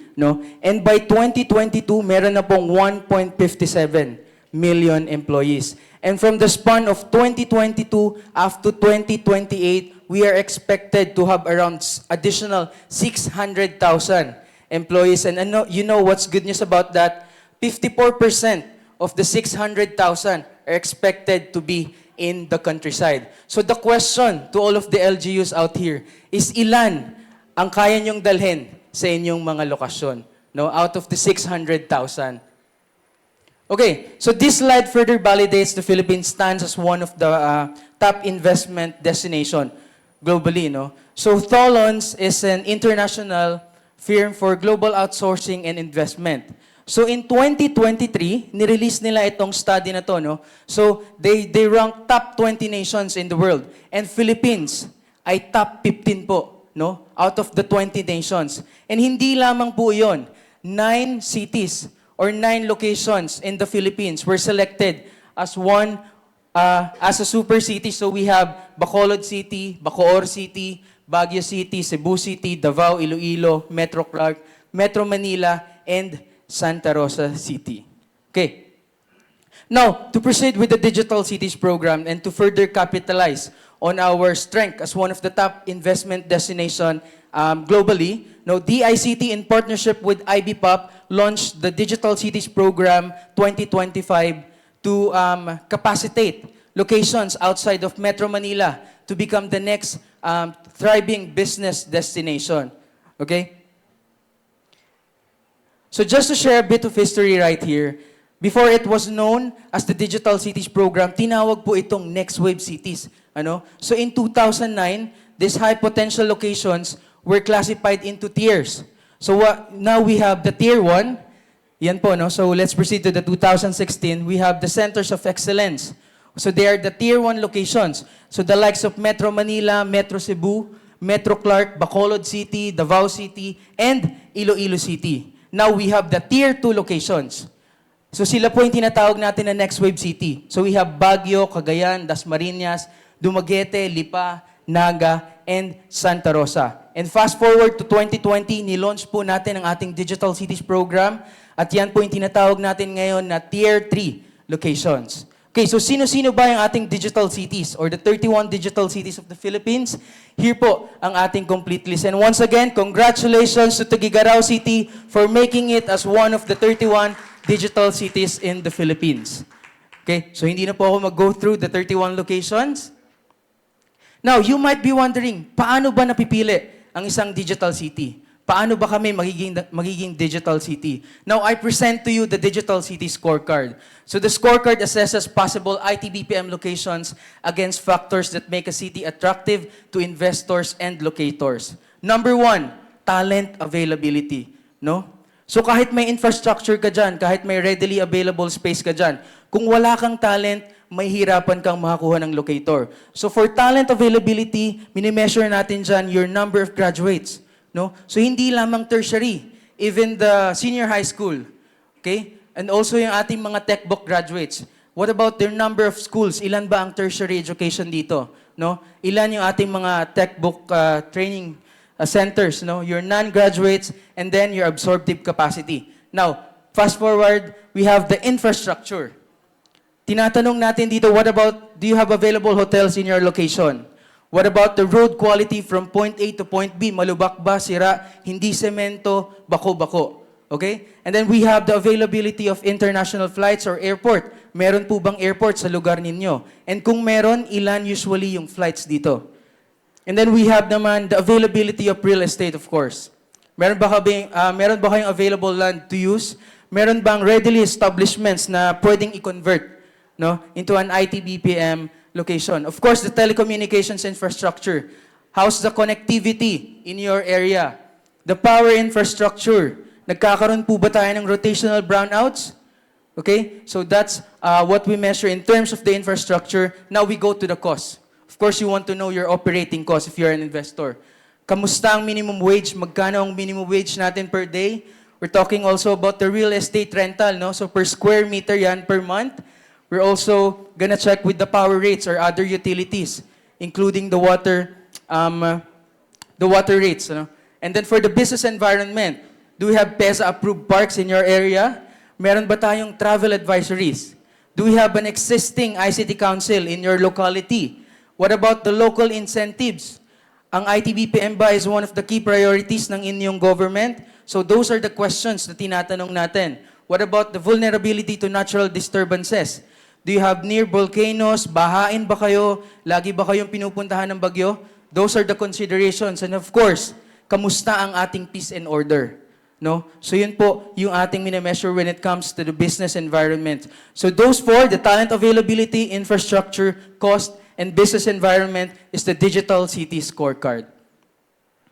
Now, what's in it for the digital cities? Ano ba yung benefit ng pagiging isang digital city? So the DICT, here are our key interventions. Of course, we have the institutional development. We have the business environment, the talent attraction, and the marketing and promotion. So as mentioned earlier, the AVP that was played this morning with the Tuguegarao City as the digital city, that was in partnership and funded by the Department of Information and Communications Technology. Now, let's focus a bit here in the institutional development. If you remember, Yusek Josel already mentioned what is an ICT Council.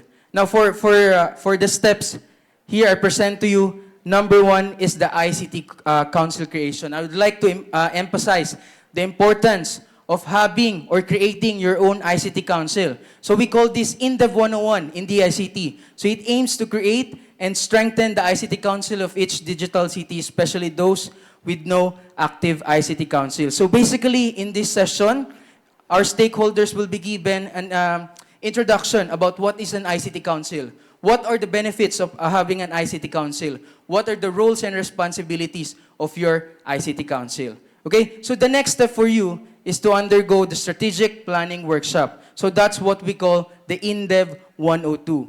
So basically, it's a profiling, it's an in-depth inventory of what is currently the situation of your location. So we do of course yung ating SWOT, you know. So we find out yung strengths, yung weaknesses, yung opportunities and threats of the location. So after that, we'll proceed now with the roadmap development.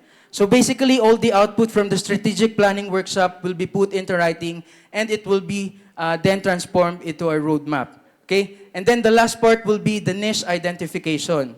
As mentioned earlier, masyado pong maraming industries in the IT BPM. So we have the contact center, one for animation, one for game development, one for healthcare, and PSIA for the software. Okay? So hindi po pwede na lahat yon ay kunin natin. If you're starting, you need to choose one. And how do you choose one?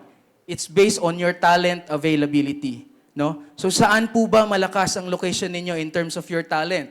Are we good in the healthcare? No? Marami ba kaming graduates in the medical allied courses? So what about yung mga IT natin? So yun po yung isang consideration when choosing what is your niche. Okay? Now, just to share with you some of our accomplishments, last year we have conducted 10 institutional development workshops for the 10 digital cities.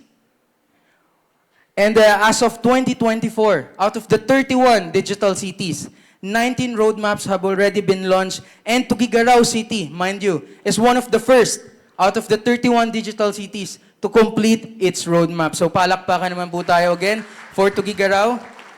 Now, the next support for the digital city, once you have finished your roadmap, we will then allocate a certain fund for you to develop your own promotional or marketing AVP. So right now, we have developed 9 promotional AVPs for the digital cities. Okay, so this is one of our activities or one of the benefits of being a digital city. So we also invite them to one of CCAP. So CCAP is the Contact Center Association of the Philippines. It's the umbrella organization of all the contact center companies in the Philippines. So every quarter, nagkakaroon po sila ng general membership meeting wherein 100 plus companies po na member nila ang nag-a-attend and some of our digital cities ay nagpipitch po doon. So imagine kung gaano kalaking platform, no, ang pwede naming maibigay at maitulong if you are a digital city.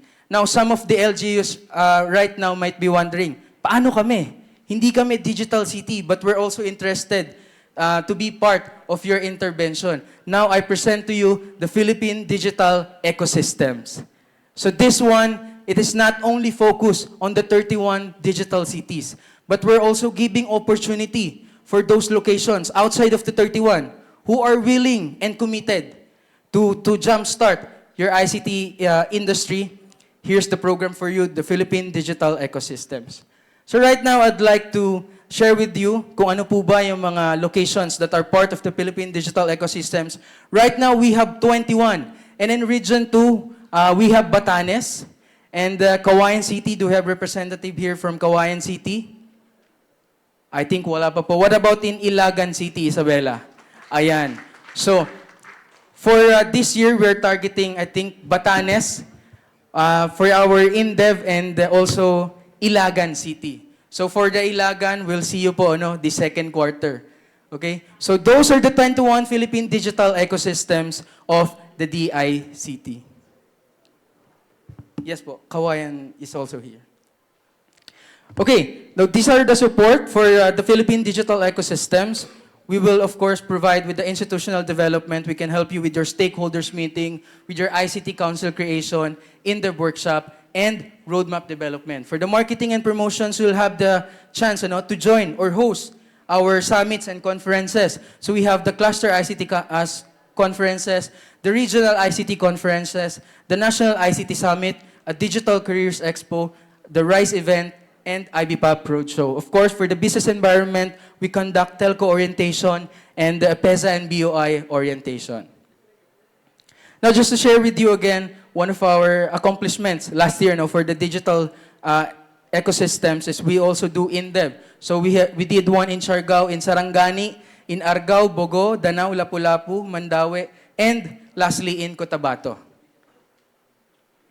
Okay, before I end, I would like to emphasize the economic impact of the Philippine IT-BPM industry. So right now, we have a total of 486,000 direct jobs in the countryside. That means outside of Metro Manila.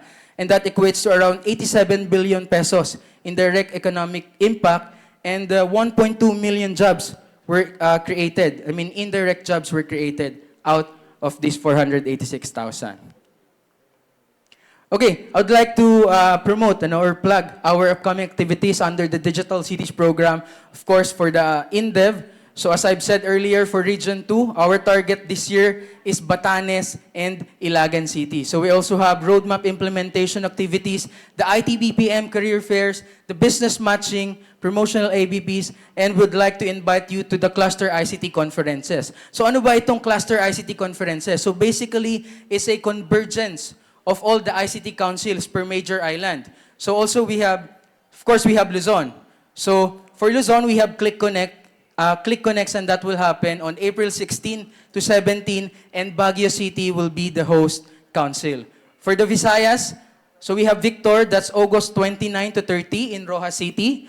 And for the Mindacon, it's June 2024 in Zamboanga. And for the NICP Summit, or the culminating summit, kung saan every ICT council in the Philippines ay invited po, we'll have that on November 14 to 15 in Bataan. And then lastly, for talent availability, we'll be launching the Philippine Skills Framework po in May 7, 2024. Okay, before I end my presentation, I'd like to ask all LGUs out here, are you ready to start your ICT industry development? That will be all. Please don't forget to connect with us. Thank you so much.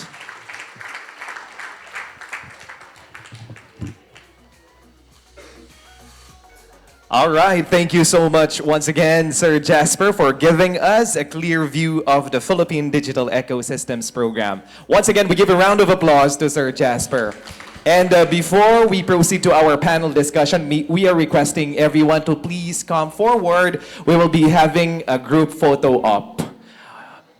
Once again, we are inviting everyone to please stand, proceed here in front, and we will be having a group photo op.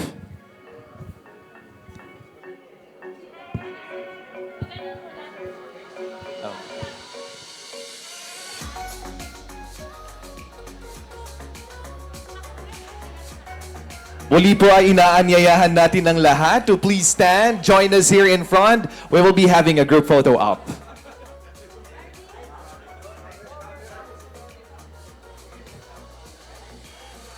Inviting our guests at the back to please stand, join us here in front for a group photo op. Please.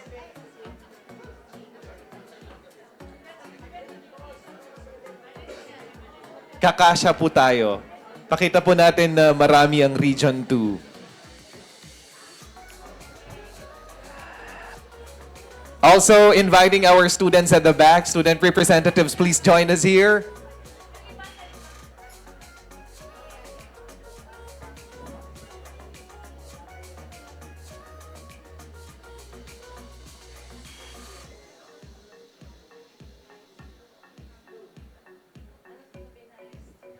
Let's do Region 2.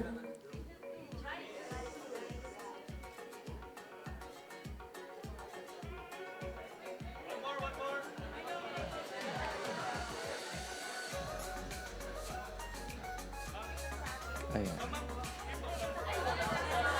Naku, wala po sa gitna yung arena natin.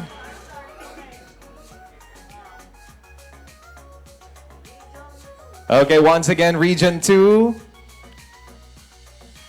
At yung favorite ng ating regional director, finger heart. Heart, heart. Ayan. Maraming salamat po. Ay, isa pa daw po. Isa pa. Video po. Region 2 We Rise. Okay. So, i-rehearse po natin. I-video daw po tayo. What we're going to shout is... Region 2 We Rise. Let's all say that. 5, 6, 7, go. Region 2 We Rise. Okay? So, may gesture po bang kailangan yon? Region 2... Okay, Region 2, we rise. Tapos pag rise, itaas natin yung Region 2 natin. Okay? Practice muna. 5, 6, 7, go. Region 2, we rise. Let's say it again para perfect sa ating camera. 5, 6, 7, go. Region 2, we rise. Okay, let's do it now. 5, 6, 7, go. Region 2, we rise. Okay, maraming salamat po. Okay, we are now inviting, before our panel discussions, we are inviting all our speakers to please be in front for the photo op habang fresh na fresh pa po kayong lahat. All our moderators and our panel members, please join us in front. We will be having a group photo op for you. Ayan. Unahin po natin ang jump shot. Ay, hindi po pala.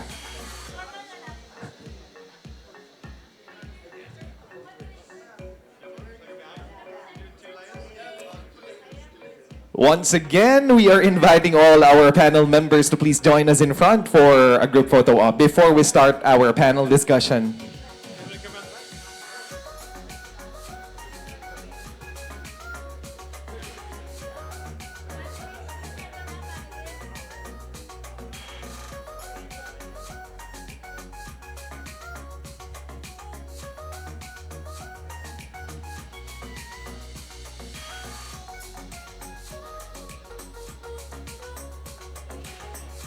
Thank you so much, moderators and panelists.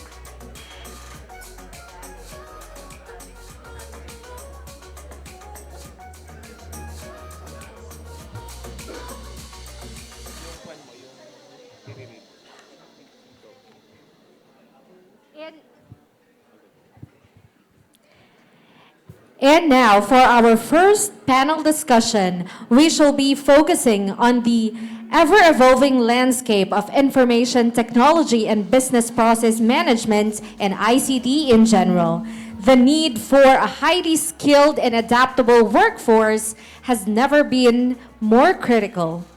The emergence of digital technologies, automation, artificial intelligence, and the ongoing digital transformation across industries have reshaped the skills required for professionals in the IT BPM sector.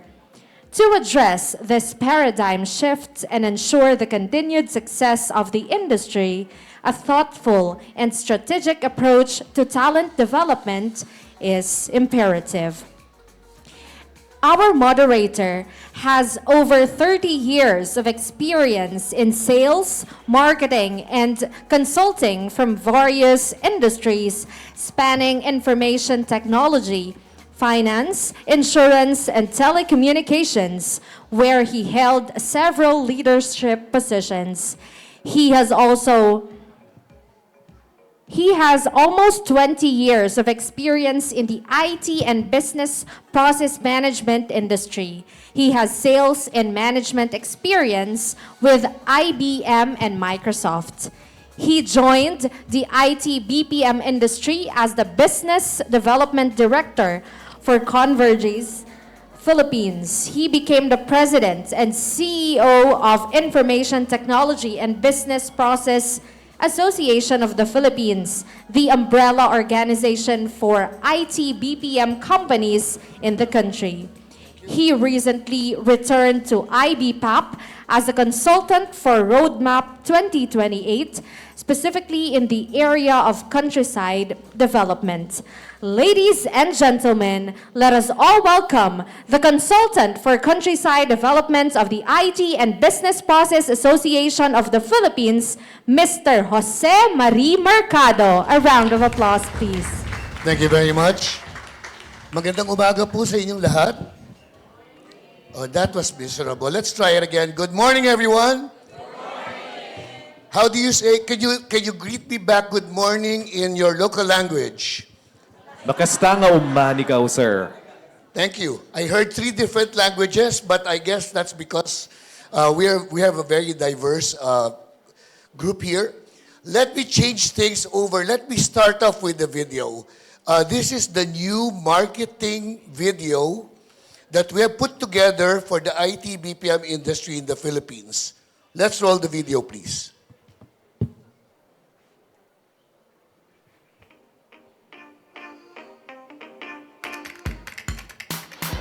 That's information technology and business process management. We are coders and programmers, agile animators, illustrators, auditors, analysts, from consultants to managers, nurturing nurses and doctors, data developers and testers, EA smiling CXRs and artificial intelligence engineers. Oh, wait, there's more. We are problem solvers and number crunchers. We speak in several languages, including Java, Python, Python, and so on. And on and on and on. We create heroes and villains. We gain experience and level up in life.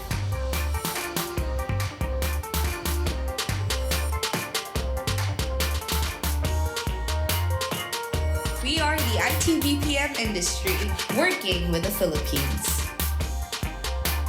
Join us.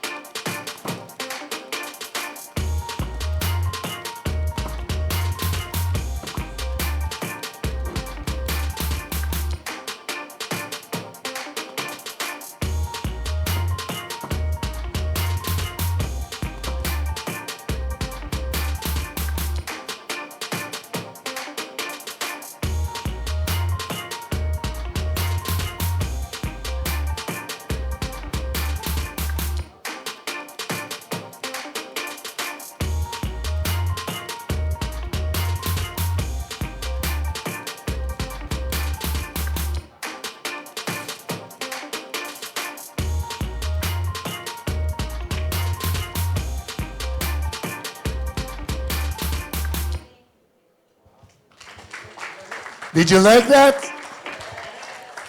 I brought some of those placards with me. So during the break, I encourage you to go outside. We have somebody with the placards. Please hold up the placards, have your pictures taken. And then we'll put it all up on the IBPAP website and social media pages so that we can see all and show them that Cagayan Valley is with the Philippines for IT BPM. Will you do that for me? Thank you. So as you can see, the video was very Gen Z. Because alam mo naman, kami mga Gen Z, what was so funny? No. Anyway, we're going to talk about talent, okay? Yusek Giselle talked about talent. Jay talked about talent. We're going to dig a little bit more into this, okay? So let's look at where we were as of end of last year. Some of these numbers were already mentioned, but let me just stress. We ended 2023 with 1.7 million employees in this industry. 10 years ago, when I was with IBPAP, we hit 1 million. Now we hit 1.7 and we're shooting for 2.5 by 2028. And we generated $35.4 billion for the Philippine economy. How much revenue do you think was generated by the OFW remittances? Any? Neda? Sorry? Higher. Higher. It was about 36.2 billion. So we're very close. The difference is that 35.4 billion was generated by Filipinos in the Philippines and spending the money in the Philippines and paying their taxes in the Philippines. That's the difference. And what we'd like to do is, they will not only do it in the Philippines, will do it in their hometown, in their home province, without having to go to Manila. All right? Now, let me talk about, we showed in the video, the 6 different sectors covered by this industry. I want to talk to you about the skills required for these industries. Contact center is the largest sector. We have 1.5 million employees. And we call it contact center because we've gone beyond call centers. We're now omni-channel. We do social media, we do chat, we do Tinder. No, social media yan. Guilty. All right? But there are also a lot of growing non-voice BPO services. The contact center, human resources, finance and accounting, back office, are what we call mature services. We have a lot of that already. But the demand is still great. I just spoke to a BPO company that is saying that they have a client that wants them to hire 2,000 people in the next 6 to 9 months. All contact center. So it's still a growing sector. Emerging skills, therefore, on the other hand, data analytics, procurement and supply chain, and marketing. So take note of those. The second sector is global shared services. The difference is that the outsourcing companies like Convergys, for example, or Concentrix, what they do is they support a company, for example, DirecTV or AT&T, and they take calls or chat or email for that client. Shared services, on the other hand, they do that work for their own mother company. Okay? And some of the mature services include finance and accounting. So we have hundreds, even thousands of accountants today supporting companies like Unilever, Citibank, Procter & Gamble. Does Caroline have a finance and accounting? Caroline. They do customer service in HR and talent support. Emerging business analytics, again. Supply chain, again. And engineering services. Healthcare information management.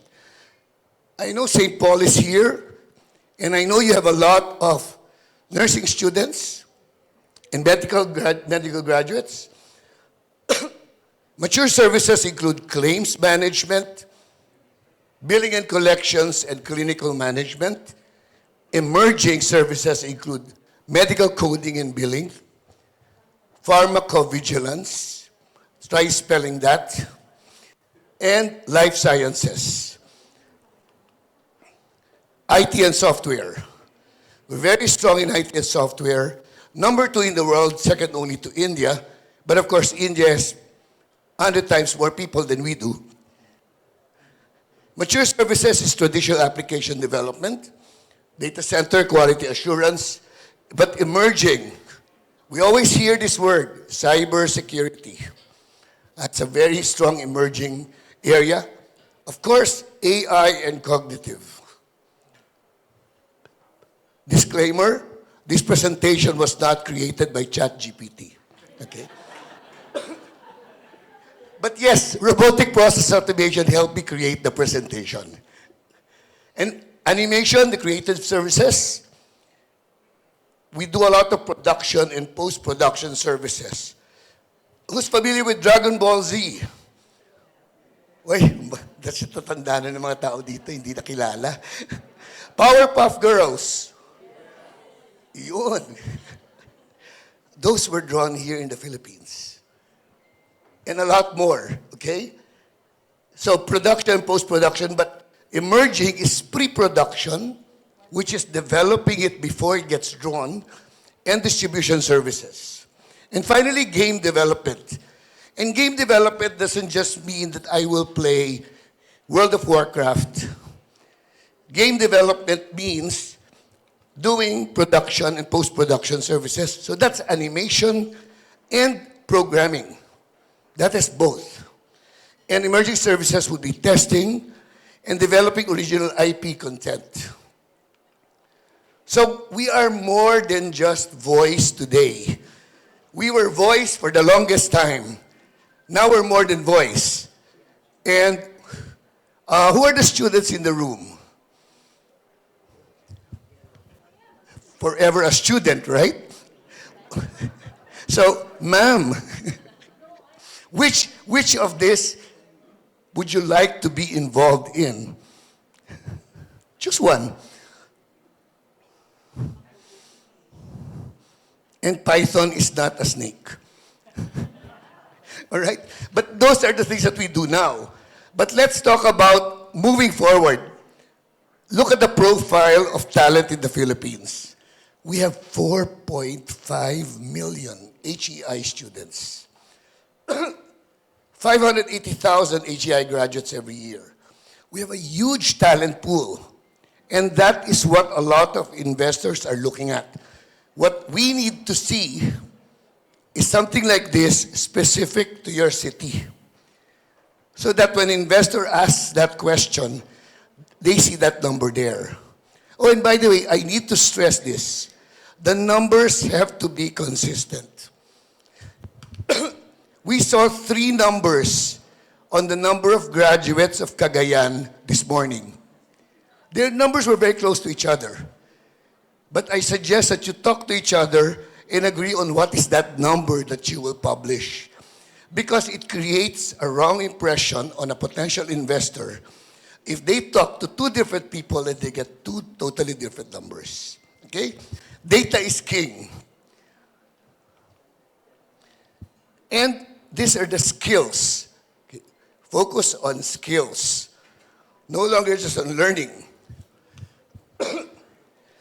On the left, your left, the soft skills, I'm sorry, but personally, I don't believe these are soft skills. These are essential skills. And this is what differentiates the Filipino IT BPM worker from the rest of the world. I mean, you've heard the word malasakit. That's what our clients always use about our agents. They say that when you talk to a Filipino contact center agent, they know that they are smiling while they're talking to you. The smile transmits through the telephone lines. Okay? And on the right side, the domain skills. We talked about a lot of this in the previous slides. And we ask Everest, what are the priority areas for skills moving into the future? And we have 45. Okay? Here's the challenge now to the ICT councils and to the academe. You can't do all 45. So we go back to that, what we call niche identification. Look at your talent profile. Look at the number of students and graduates that you have for different disciplines. And then identify now, where do you want to focus on? And choose only 5. Then together, work with each other to try to develop something happened. Sorry. Can we jump into the next presentation? One more. There you go. Choose 5 that will help you focus on what you would like to accomplish. To help you get started, we put this in the IBPAP website. We started 2 programs already. The first one is called the Partnership Playbook on Senior High School Work Immersion Enhancement. Now here's a challenge. This will work for those cities that already have a BPO company in place because it is work immersion. But it's worth reviewing and studying on how it can be done. We have a huge senior high school population, and we want to make them productive and employable. The other program that we have already running is a Partners Playbook on Higher Education Upskilling.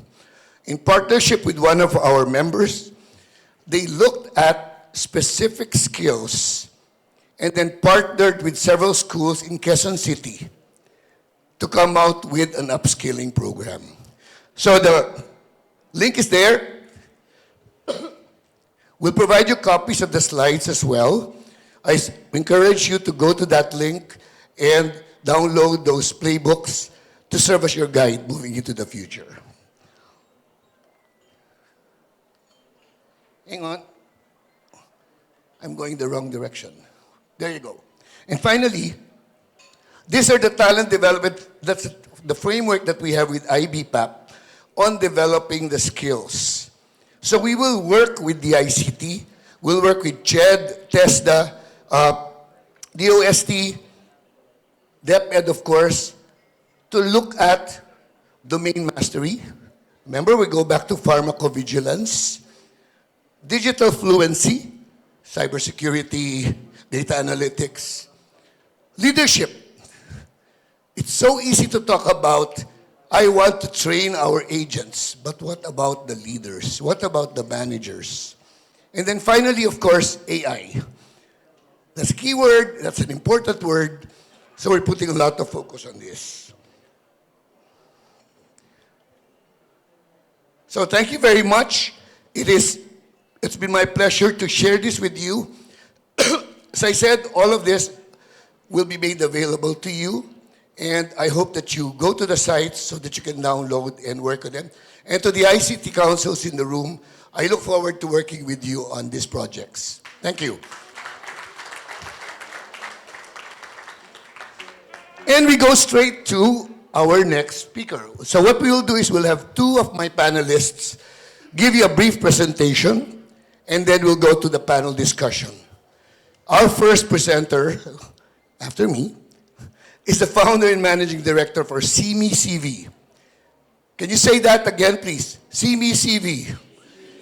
1, 2, 3. Pharmacovigilance. I'm just playing with you.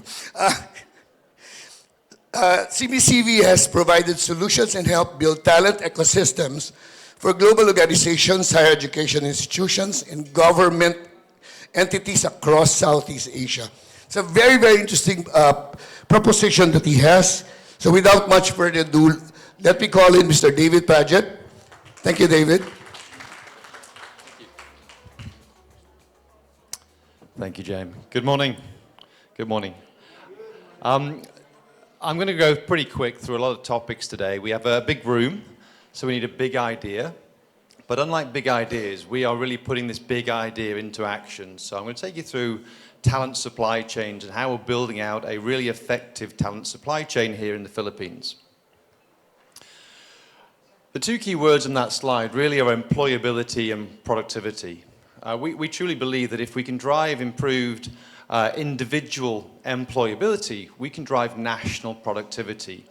So when we talk about our solutions, we're talking from senior high school students right through into government economic policy. So it's a big range we're going to cover today, but we're going to go pretty quick. We do have a booth outside. I have 2 of my team with me, Jasmine and Angel. So if you do see something you're interested in and I don't answer it in the presentation, please come outside, talk to us. We have the software here. We can do demonstrations on the applications I'm going to talk through today. Okay, So our mission really is to innovate and accelerate talent supply chains across Southeast Asia. There is no question about the amount of talent here in the Philippines, but also the amount of opportunity. But today we're not connecting talent with opportunity efficiently enough, and it's our mission to fix that. Talent supply chains are currently fragmented. They're slow, they're inefficient, and actually they're ineffective. And there's plenty of evidence of that here in the Philippines. Just last year I spoke at the HAMAP event, and we talked about talent supply chains in the healthcare industry. And these articles on the left and on the right were taken from the news at that point in time, I think July, August last year. And in this one example, on the left, it's talking about the brain drain of nurses and healthcare staff and how nurses and doctors shouldn't go overseas to pursue their career ambitions. We must stop the brain drain. We must keep talent here. But the article on the right talks about a number of 124,000 nurses unemployed and underemployed. So at the same time, we have a shortage and a surplus running in the industry, and that doesn't make sense. That shows you a fractured supply chain. And it's our platform and our approach and our ecosystem with the partnerships in the room that can fix this. Employability and productivity is a national problem, but with local solutions. What's so encouraging in the room today is to see so many people from government, education, and industry coming together to recognize the power and the opportunity here in Region 2. So our platform really connects the supply chain of talent from senior high school students to graduates to alumni, through the education system where they're learning skills and building capabilities, into industry where those capabilities are put to use to drive economic growth, into the economic engine of the nation to drive the GDP, to make the Philippines the powerhouse that it is across a number of industries. So what we need to do is to connect these things together. Not an easy task, but there's a natural connection through all those areas. So what we're delivering is a technology infrastructure and architecture which will allow any job seeker here in the Philippines to connect with any employer, be they a large international firm, an SME, an entrepreneur, a government office. We have to create these rails, these standardized processes that connect talent with opportunity. And by doing this, we can increase the efficiency and remove the friction from this process. And we can provide fantastic information and data to each of the stakeholders within this application. I'm not going to go into the products too much. If you want to see the products, you can come outside and have a chat with the team. But there are three core products we have. One is a Talent Connect portal. And we're putting this solution into mostly the education sector. So we provide a free application for universities, colleges, polytechnics, or senior high schools to deploy in their school, focused on this bridge from education into employment, primarily targeting the careers services team. That Connect portal is browser-based. We run the back-end technology, and we provide each individual school with a system branded for them, for their students and their local employers. The second solution is a virtual events platform, and these can all connect together or be taken independently. The second solution is the virtual event platform, which can be used for virtual recruitment within a school, within an industry, within a district. Any way in which you want to cut your data, we can pull together virtual and hybrid recruitment events. And the third piece is mentoring and coaching. Many industries struggle from high churn. One way in which you can reduce churn is by connecting the young workers coming in with those that are ahead of them in their career cycle. So coaching, mentoring also can be delivered on this platform. In the education sector, that could be alumni mentoring undergraduates or building networks and communities. What's really important is that the one platform that backs all this up provides the data and the analytics that can go to government, that can come to the local government officials, and the teams in the room here today can be used by individual industries or individual universities to drive their decision making. If a healthcare company wants to come into Region 2, they want to know where the talent is. What's the density of talent? What's the quality of talent here in the region? Today, there are not really any systems that can provide that. But as we roll out our application to each of the 71 higher education institutes here in Region 2, we can aggregate, consolidate that data, and share that data with leading companies to know where that talent pool is and how they can connect with that talent. The other thing that's missing today is a CV with depth, innovation, creativity, but also confidence. So we talk about money. Money is a store of value, a medium of exchange, and a unit of measure. A CV is the same. A CV represents your store of value. It's a medium of exchange that you swap with a company, and it's a unit of measure that allows a company to compare your CV with another candidate. One thing missing here is trust. So what we're rolling out, we're seeing it in Singapore, it's happening here as well, is digital certificates, micro-credentialing. So being able to build that into a profile which has video, has other elements of your profile as an individual job seeker, all builds together to give a really good view of your talent and your capability and your support for the jobs that you're considering as you go to market. Big slide. We break it down at the top, talent supply chain going left to right, governments writing policies to incentivize companies to set up in Region 2. Companies want to see the curriculums on the left in the talent supply side and the education institutes that matches the needs of the demand. So supply on the left, demand is on the right. And what we have to do is to connect that together. At a national level, just within the IBPAP industry, there are 400 companies looking to hire 1.1 million people. We've got to connect that demand with 2,000 higher education institutes. How do we do that? We can't do that on paper. We can't do that with fragmented systems. We have to take a platform approach, connecting talent with opportunity. And this is really our mission by partnering with IBPAP, working with the schools in all the regions of the Philippines, bringing this platform, bringing this innovation together to accelerate and innovate this talent supply chain. So we're working with the education associations that you recognize and the industry associations. We're bringing them together on a platform with our 4 products, the portals, the job fairs, coaching, mentoring, and learning and skills development. So this really is a framework, a macro national framework to digitize the talent supply chain here in the Philippines. We're already running some events in the Philippines. This event was run last year with IBPAP. It was a virtual talent summit on our platform. We had 20-odd, it was only a pilot event, we had 20-odd companies from IBPAP join. We had thousands of students representing over 50 schools. And each of these booths, again, we can show you the software outside later. There are live video interviews happening in the platform in real time. And we can see who's being interviewed by who and all the analytics that come from that. And we could see that until 10 o'clock at night on the event dates running here, people are still being interviewed. So suddenly your location is irrelevant. You could be a student in the province wanting to work in the city or vice versa. This platform allows you to be interviewed and hired irrespective of your location. At a macro level again, we're not just talking about graduates. The IBPAP industry needs mid-career talent or talent that's overseas or needs foreign talent.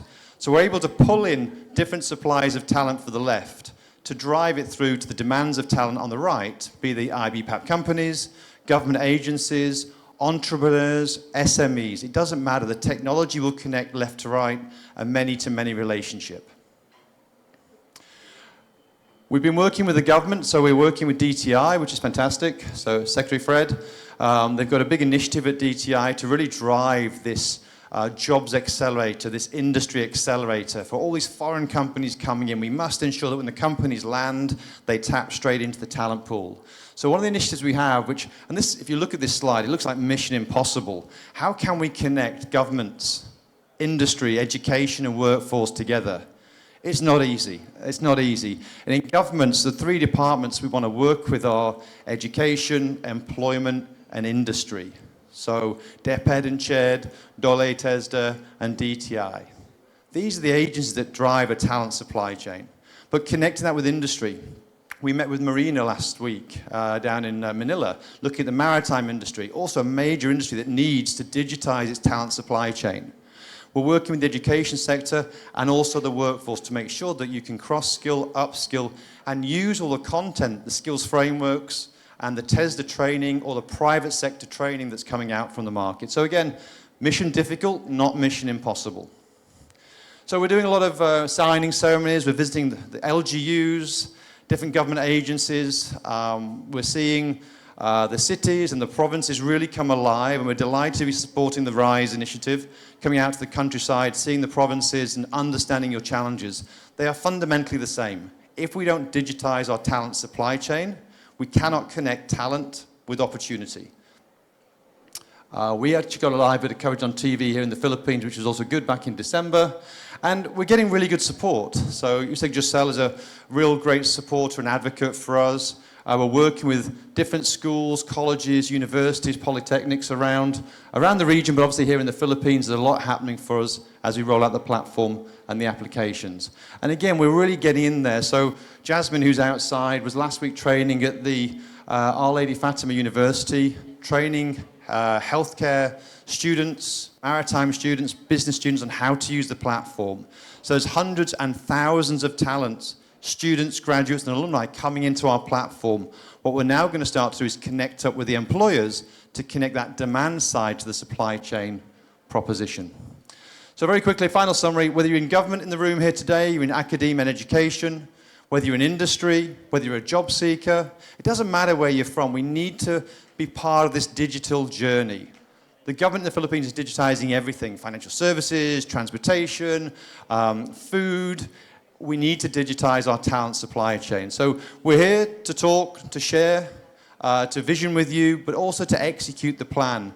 We're underway. We have about 80 universities currently implementing the software from different regions. There are some here in this region who are moving forward as well. But we'd like all the schools to please connect with us to learn about what we're doing in our mission, and hopefully together we can digitize the talent supply chain. So please do reach out. We post updates on LinkedIn, and we do share a lot of our sessions and our content. So if you're interested, please do connect with us while we're here today or there on in the future. Thank you very much. Thank you, David. You said not mission impossible, but mission difficult. Okay? And David is English. He's not French. That's why you call him David Paget. If he were French, you would call him David Paget. Right. You can take a seat first, sir. Let me call on our next panelist. He is not Romel Coson. Representing Mr. Romel Coson today is Erwin Blando, the head of the Philippine Center Operations for 5-1 Talk. He's a dynamic leader with a wealth of experience in banking, healthcare, and education. And you won't believe it when you see him because he's still so young. So he plays a pivotal role in ensuring the success of 5-1 Talk's operations in the Philippines. Ladies and gentlemen, please give a warm Cagayan Valley welcome to Erwin. Good morning, everyone. So it's really my pleasure to be part of this summit. I'm really privileged about it. Okay, so before I introduce myself, I would like to introduce our company first for you to know 5-1 Talk. So 5-1 Talk PH, we can go to the next. Okay. So 5-1 Talk, I'm not gonna say what's written on there, but I'm gonna say it from my heart. So 5-1 Talk is the trailblazer for leading ESL business here in the Philippines, or English as secondary language. For those who are part of education, I'm pretty sure that you've heard of our company. We are the one who hone our capable teachers to be an online educator, providing English lessons through global partners, global students. Prior pandemic, we were just part and mainly focusing on China. But right now, we have broken through it. Now we're catering Asia Pacific, Middle East, and we're conquering 5 continents in just one platform. That's why we have 5-1 Talk Philippines. Okay, so now I'll introduce myself. I'm Erwin Blando. I am coming, there. May Nueva Vizcayanon. So my hometown is from Nueva Vizcaya. I'm from Bayumbong. So when I was part of 5-1 Talk, I envisioned why am I helping other regions all throughout the Philippines where I can start here in my own hometown. That's why I'm here. I connected with the team of the ICT. So thank you for arranging my presence here as well. All right, and center operations right now, or TPCAP, or the third-party center accreditation program that we have. We offer a credit center outside NCR that are in the business of providing facilities or a co-working space for a fee to our teachers. Basically, siguro nagtataka kayo or magtatanong kayo, how much is it to be an accredited center? If you have the facility, there's no fee for accreditation. We will just be partner, and we will definitely welcome partners to be a facility that houses our capable teachers. For them to teach and provide English lessons to our global students. And from there, your earnings will be split for the teachers and for the center owners too. That's what I handle now. Currently, we're present into 25 provinces, and I'm currently heading 86 unique centers all throughout the Philippines. Target for 2024, let me share it to everyone. We're targeting 200, and I was tasked to increase our workforce under my wing from 1,300 to 3,500. So that's the reason why I'm here. And I hope I was able to talk to some already. Madam, from the Commerce, definitely I'm gonna be tapping on you later on, especially for our CHED, for the alumni of our institutions, so that probably we can pull teachers too.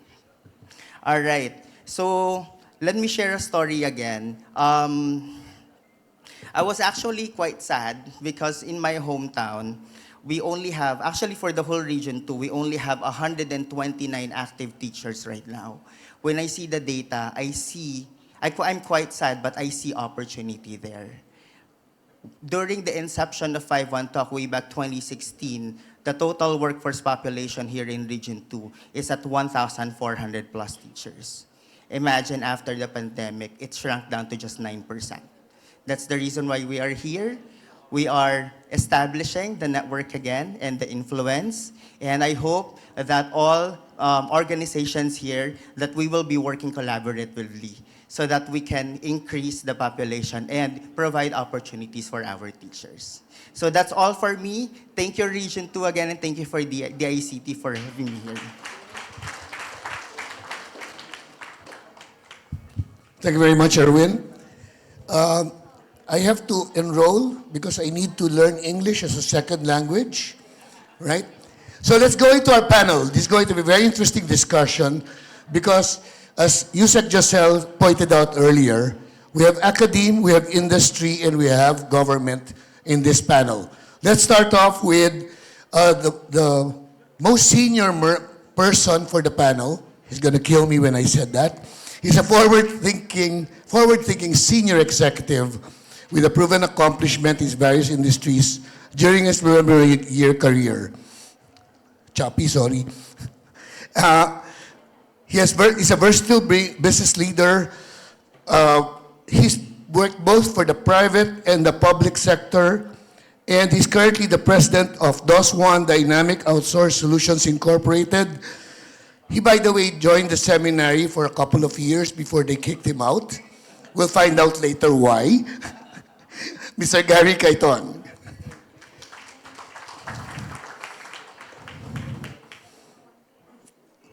Gary, can you stay here, please? Yes, at the back. And beside you, we will ask to Mr. David Paget. Our next panelist comes from the academe. He is currently the Campus Executive Officer for the Carig Campus of Cagayan State University. Just wanted to highlight that he's the Presidential Lingkod Bayan Awardee in 2020 and the Outstanding Campus Executive Officer in 2023, Dr. Arthur Ibanez.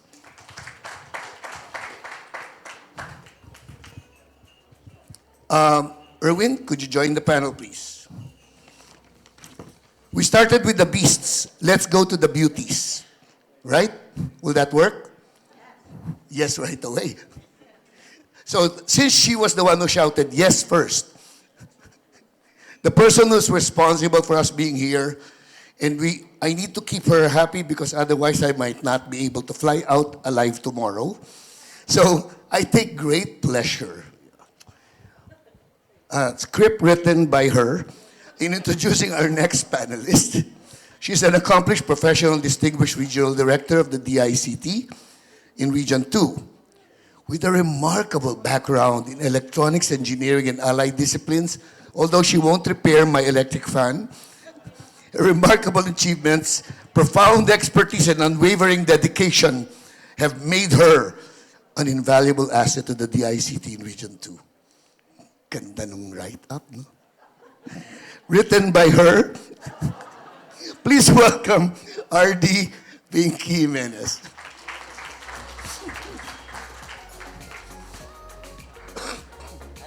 She promised to behave during the panel discussion. Our next panelist is the Regional Director of the Department of Science and Technology, Region 2.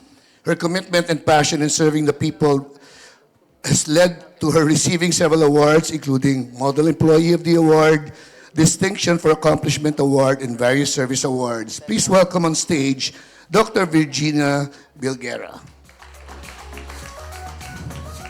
And last but not least, representing the Honorable Mayor Myla Tinker, please join us on stage, Ms. Janine Carla Lim, Acting Focal Person of the ICT Council, Tourism Operations Officer of LGU Tuguegarao.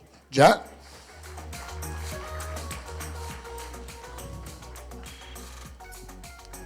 So they're running out looking for her. I think she's having her picture taken with the placards. There she goes. Ja, welcome. Please give her a round of applause, representing the mayor.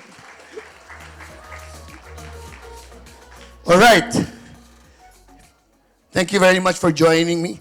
Let me start with the industry. We're talking talent, right? Let's start with the industry. Gary, what are you looking for in your BPO operations from a talent perspective? Well, first of all, good morning to everybody. Everyone, thank you for inviting me here and putting me in the hot seat. Thank you. The first questions are always the most difficult to answer, but he's very kind. Anyway. But by the way, let me point out, doctor, Mr. Mr. here. Okay. You know, there's something about talent. You all have it. No? I have been in Region 2 for a long time now. I started discovering the talent available here through our Cagayan friends, no? Particularly Dr. Rick Aquino. And what do we look for? Definitely the competence. Whatever it is, and generally it's IT, it's social graces, if you would call it, marketing, but a lot of good attitude. You see, this is what we noticed. No? In some regions, they are very competent, but we forget that with that comes attitude. And this is the training that the schools should look into. They venture into this particular industry. They know it pays higher than the usual. As you see, it brings with them a lot of attitude. They are over and above the basic pay. But despite this, the talent is available here in Region 2, very, very large group, as you saw it. No? So, first, Mr. Speaker, I'd like to correct my picture up there. I think it was taken from your Facebook page. It looks like people want to play golf, no? So, and they either that or you're looking to kill somebody. Someone will answer. But anyway, thanks for the question. It's talent, it's competence, and it's attitude. But you know, that's very interesting, right, Gary? Attitude. It's not something that you teach. It's not something that's in your curriculum. Erwin, do you agree? Sir, definitely agree. Just to share a history, I've been in the IT BPM industry only just for 8 years. Even one here, my former boss is here. I was still an assistant manager back then in their organization. And then with that 8 years in the IT BPM industry, attitude is really important because skills, you can learn that. But once you have attitude, that will make you go farther. And that's how I became the head of center operations for the past 8 years. It's just 8 years' time. At such a very young age, right? Let me switch to the academe. So, Dr. Arthur, how do you feel about what they said? I mean, yes, you can provide them the skills. You have a really robust curriculum and a working microphone. Here you go. Yes, thank you, sir. Good morning to everyone. First, may I first make a comment about the question asked by Yusek a while ago. How many schools are autonomous in Tuguegarao? Actually, that question is for private universities. For SUCs, we have our own charters. So basically, we are autonomous. But of course, we are under the regulation of CHED. Okay, going back to your question, first, in the academe, our role is to give skills to our graduates, and we call that the exit skills. And the industry also requires entry skills. Now, the role of SUCs is for us to reduce the gap. Okay? At least there should be a minimum gap. In other areas, we provided the skills needed by the industry. Let's talk about technology. Let's talk about engineering, agriculture. We have reduced that gap. But in ICT, it's a gray area. Up to now, when I asked, let's say, our graduates, saan ka naka-employ? BPO. Paano kayo nakapasok? Basta na-interview kami, natanggap kami, pwede rin high school graduate. Up to now, not a single BPO had collaborated with the academe and informed us, these are the skills that we need. Of course, we know competence and integrity as the basic requirement. It's integrity as part of the attitude. But really, what are the qualities or qualifications of a graduate to enter this sector? Not a single BPO had concretely discussed this with the academe. And thank you very much for pointing that out. Yes. Continue, yes, please. Yes, sir. And of course, maybe among many SUCs, we have a distinct program in Cagayan State University, and we call that BS in ICC. This is a course where we prepare our graduates to be maybe supervisors, maybe managers of BPO companies. All the skills needed by the BPO are placed in here, including medical transcription. And of course, we also want our graduates not to be just an ordinary agent. We also we train them to become mid-level managers and up. And again, I would like to ask the BPO companies, what are really the distinct features, characteristics, qualities, qualifications of a graduate that should really fit the need of BPOs? That's a very excellent point, because it always goes back to that. You ask me to teach something, but you're not telling me what to teach, right? Ja, you're representing the mayor, but you're also representing the ICT Council here, right? Yes. How can the ICT Council help pull that together? Yes, you're on. Okay. As a matter of fact, the Tuguegarao City ICT Council isn't so active. That I should admit. And Yusek Giselle was mentioning that we have been sleeping, But this time, since we attended the National ICT Summit that was in Iligan last year, something sprouted from me, from my heart. I am not into IT BPM industry. I am a graduate of business management. But then I saw the potential in it. And I am very much dedicated, passionate as I may call it, passionate to help drive the Tuguegarao ICT Council, to jump up po, so that we can have a more collaborative, and we can create an environment for the ICT Council and the IT BPM industry, for that matter. With regards to what we can do as the ICT Council, I think that with the roadmap of the digital cities of Tuguegarao and with the plans and programs that we have aligned in relevance to it, I think that you should expect from us, you should expect a more collaborative, a more active ICT Council from Tuguegarao City po. This call is being recorded. You heard that statement. Please keep her honest moving forward. But what's also important is that, John, when you talk about the ICT Council, we're not just talking about the LGU. We're not just talking about the academe. Yeah. Let me talk to the government. Yes, go ahead, Jack. One more.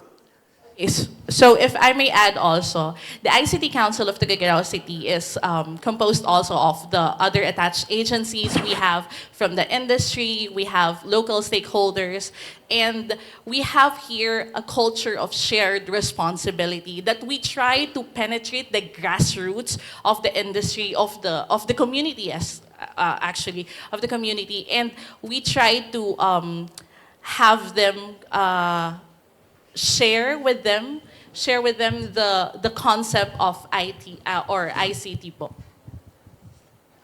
And you talked about the government agencies. Dr. Viguera, can we start with you? Are you part of the ICT Council? Yes. There you go. For a bit, where I was worried she might say no. As far as the USC is concerned, the USC is supporting the scholarship program of the government on STEM courses. And of course, STEM is the science, technology, engineering, and mathematics courses is very wide array of science courses. But ICT is one of the courses that we develop our talents. And the reason why the UST is partnering with different government agencies, academe, and industries is because we want these talents developed to be employed. And the UST sitting in the PESA board, we assist SUCs to establish the KISS parks. So where our BPM locators can be established and our startups can be employed in that KISS park. So various programs and projects implemented by different agencies. The UST partner with these agencies in these projects because the UST is mandated to promote science, technology, and innovation. And ICT is very important field in the UST because we cannot implement the various technologies and emerging technologies without connectivity, without ICT and communication technology. Thank you very much. And you talked about connectivity. Let's jump to DICT. How is connectivity, RD, how is connectivity helping promote world peace? No, I'm sorry. That was not the question. But you can answer that question. We rehearsed this yesterday. Yes, thank you for the wonderful question. So I am contestant number 12. Of course, DICT is not only, as mentioned by our USEC and our director, Ma'am Emmy, it's not only about connectivity, it's digital transformation. Actually, we are promoting digital jobs. That's why we're all here to bring out the best of Tuguegarao, the best of Region 2, and to give opportunity for this region. Actually, I am very compassionate about that, and you know that, and my hearts feel that Tuguegarao and Region 2 needs to be shared by people like you, to know that there's so much talent here, and for the ICT of the people, for the people, we are trying to connect everything in all our capabilities, in AI, in digital jobs, in infrastructure, only and not only in cities, but also in the GIDA areas. So much more to say about the ICT, but we are here willing to help, willing to connect, and willing to bring opportunities for Region 2. Thank you. Please end with an I thank you. I thank you. Very good. You're going to qualify. No, and I'm glad you talked about the GIDA areas because aside from the countryside, the GIDA areas are really a good source of talent if only we tap them properly, right? David, in your experience working with the academe, working with the BPO, how are you seeing this discussion going? Have you experienced and seen that? They just don't want to give you a mic, huh? There you go. Yeah, we have. I think the key issue for this connecting of talent and opportunities is the accessibility of the talent. The universities are creating great students. The IBPAP members have great jobs, but we're just not making that connection between the two. And it's that accessibility, standardization of connecting talent with opportunity, which is where we're going to fill that gap. Because there's no doubt about it, there are thousands of jobs that remain unfilled around the Philippines. Wait, please repeat that statement. There are thousands of jobs around the Philippines which remain unfilled. Which is so sad, right? There are a lot of people who are not employed. There are a lot of graduates who are looking for jobs. And we, here in the IT BPM industry, we have so many openings, but we're not filling them up. Why is that? Well, on the other side of the equation is thousands of students who may not be employed or are underemployed, which is another hidden metric. I think it's just there's a fragmentation. I talked about it in the slides earlier. We need to think holistically, bringing together governments, the mayor's office, the local officials, bringing together academe, and bringing together the employers that are here, but also the employers that want to come into the region. We're working with Amazon, believe they'll find 80% of their new talent will be working remotely. They'll be hybrid at least, or working totally remote. How does Amazon find talent here in the territories, in the provinces, in the countryside? They have to use different tools and techniques. And again, this is the gap we're trying to help with. We're just a platform provider. Without the talent from the universities and the opportunities from the industry, our software doesn't come alive. When you connect it together, you find the magic of a scaled application which can cover the nation very quickly.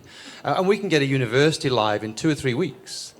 Within a month, we could have 71 higher education institutes live on our platform. Now, the work has to continue on. The universities have to bring their students in, invite their alumni in, so the data has to grow. But we can technically get live and start to fix this problem very quickly.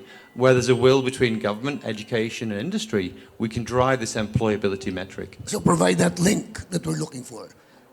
By the way, we just spoke to the hotel. We've extended your reservation for another 3 weeks so that you can roll it out. But sorry, I don't want to harbor so much on connectivity, but David raised a very important point. It's no longer just working on site.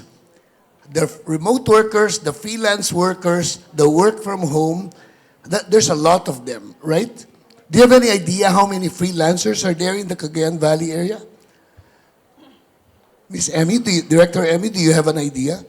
How many freelancers are there in the Cagayan Valley area, in Region 2?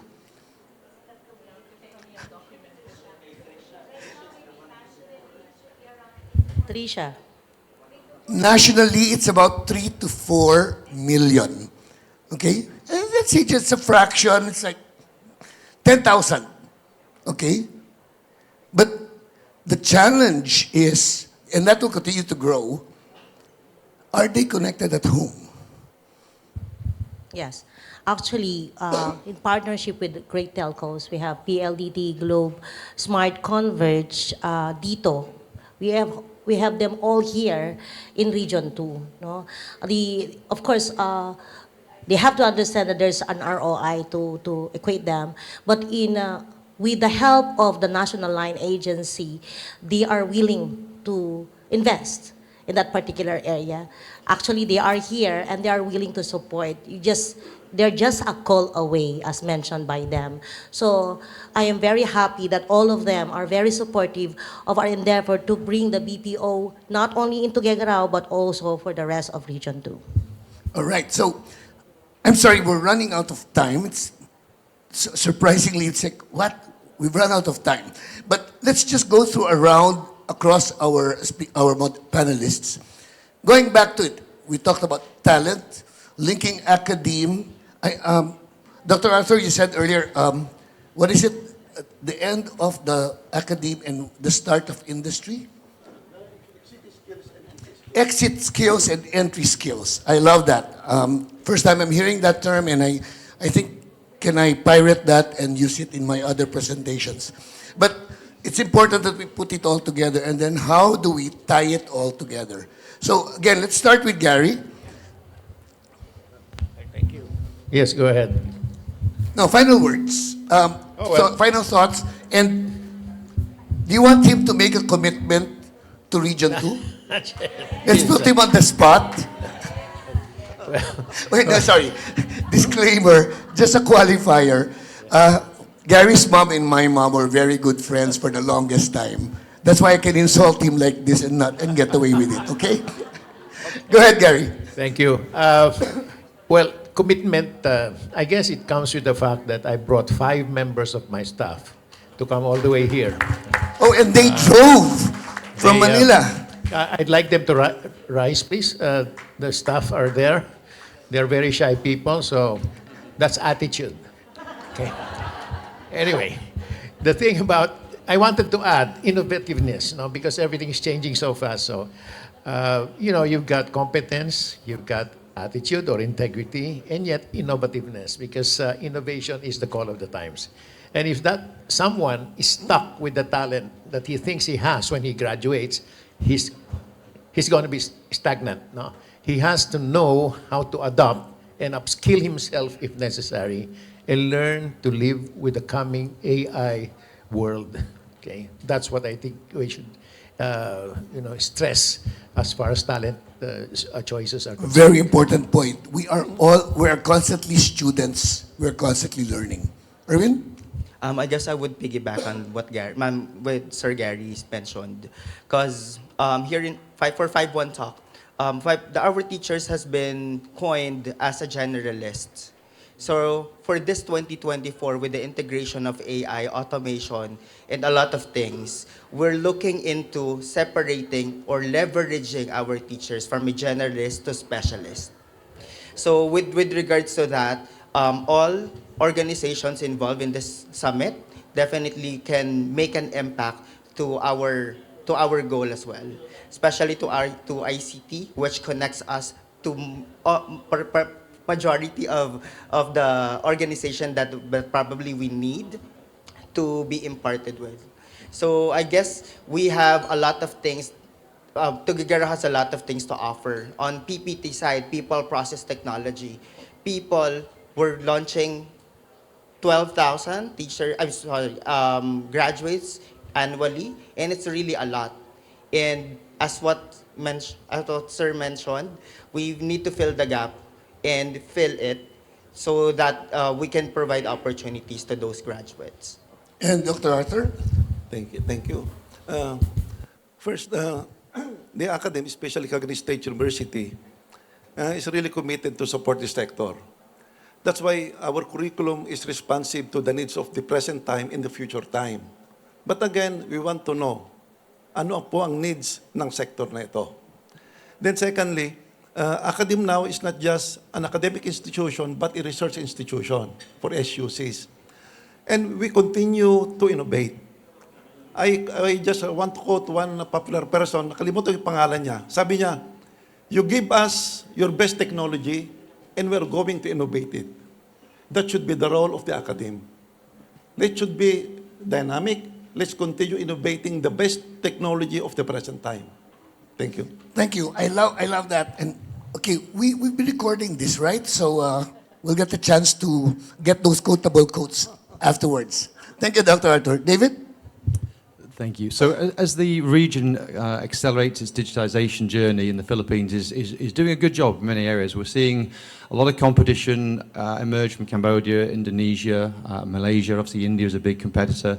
But I think the Philippines still undervalues its competence and its value. I still think there's lots more to demonstrate that this nation can do.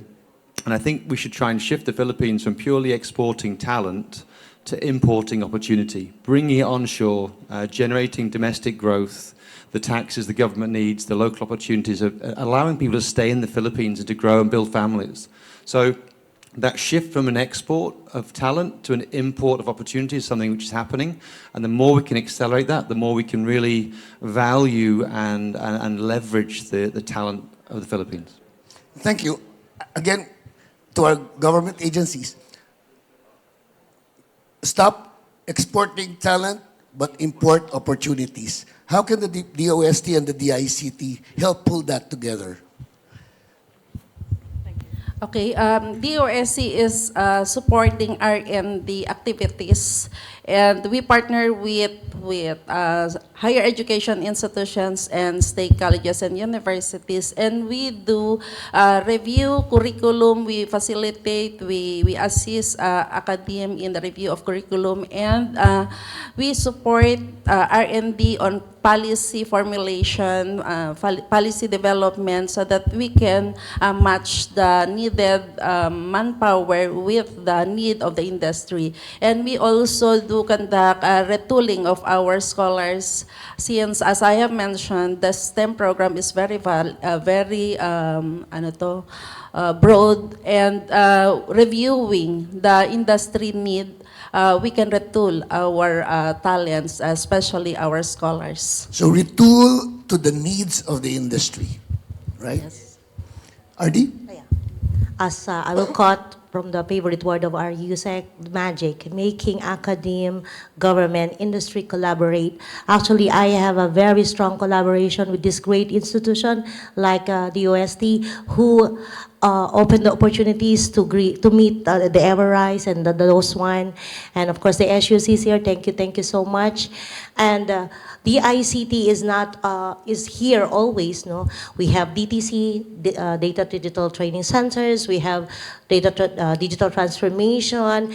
The internet connectivity, as being mentioned, is there, but since we're supporting government to government, we have a great collaboration with our telcos here to bring this very strong connectivity in the area, and that it's all about bringing opportunities, bringing more digital jobs in the area.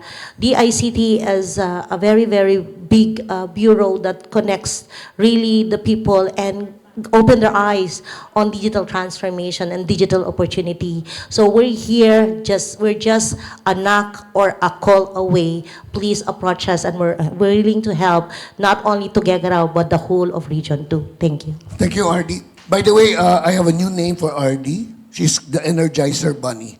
She just keeps going on and on and on. We were all so tired yesterday, but she was going, let's go. Finally, Jack, from a local government plus ICT Council perspective, how can you all pull this all together? Okay, so I'd like to take some few keywords from what David said, and would like to reiterate maybe on talent retention and attraction. Like on our counterpart in the Tuguegarao City ICT Council, we will, and the LGU per se, we will implement policies and maybe create regulations that will attract our top digital talents to stay in Tuguegarao, because we are open to provide them incentive initiatives, work-life balance, maybe create also or enhance our infrastructure and create possibly an IT park for them where they can share a space with all other IT, BPM industry workers. And I think what is very important for us is that we create a more inclusive work environment for the IT, BPM industry. I like that idea. Thank you very, very much. Can I apply? No. So this has been a very interesting discussion. I wish we had more time, but I'd like to thank Dr. Bagira, R.D. Jimenez, Aja, Dr. Arthur, David, Erwin, and Gary. Thank you very much. To Tuguegarao, I plan to come back here 12 months from now, and I'd like to see at least 2 locators and 8,000 employees working for this industry. Will you take me up to the challenge? Yes. All right. Again, it's been recorded. Thank you very much. Thank you so much to all our panelists. for your insights on talent development. At this point, we shall be awarding them certificate and token of appreciation.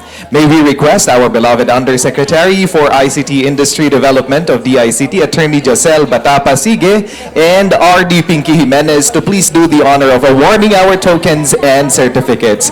Allow me to read the content of the certificate. Certificate of Appreciation is awarded to for sharing their invaluable knowledge as a panelist during the Regional ICT Summit and Exhibitions Region 2 held on April 2, 2024 at Go Hotels, Tuguegarao City, signed by Attorney Josel Batapa Sige, Undersecretary for ICT Industry Development, DICT.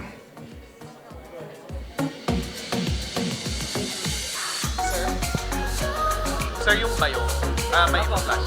Ayan, ayan.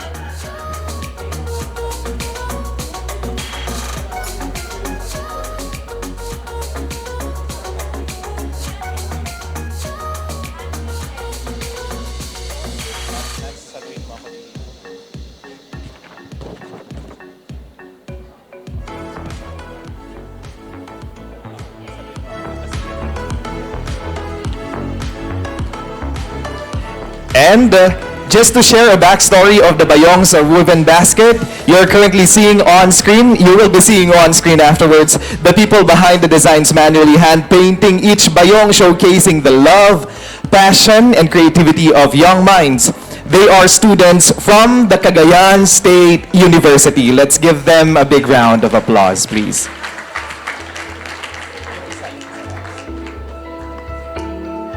And in the interest of time, because we're currently rushing a bit, let's proceed to our second panel. We're going to introduce to you our moderator, and then he will be introducing the speakers, and then we will be proceeding to our lunch break. We will be having a short lunch break, and then we're going to resume already with our panel number 2. So, partner? For our next panel discussion, let's shift our focus to how the IT, BPM, and ICT sectors play an essential role in driving economic growth, innovation, and job creation. As these industries continue to evolve, it becomes important to assess and enhance the business environment at both regional and local levels to foster sustained development. And to introduce to you our moderator, he is the founder and executive editor of newsbites.ph, a technology news website established in 2010. He has been a tech journalist for the last 25 years. He is also a lawyer and is managing partner of COC Law Office, a full-service firm based in Pasig City. He is also from Tuguegarao City and actually grew up just a few steps from this venue at the corner of Mabini and Washington Streets. So, ladies and gentlemen, please give it up for Attorney Melvin Kalimag.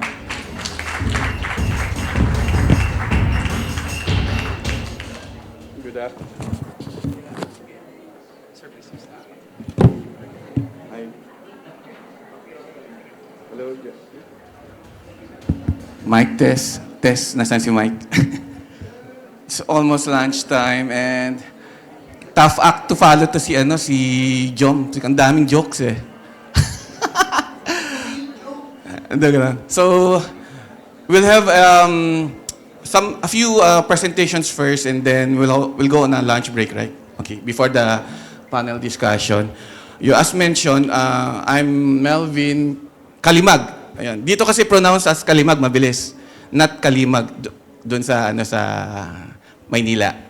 So, I'm a full-blooded Cagayano. My father is from Katagaman, Nuevo. But I grew up at Centro.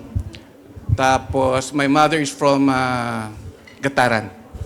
Yan. So, I've waited for this a long time this chance to promote my province, my home province, my hometown. I love this place. I have fond memories of this place before I relocated in Manila for my high school. Well, anyway, meron akong maikling presentation.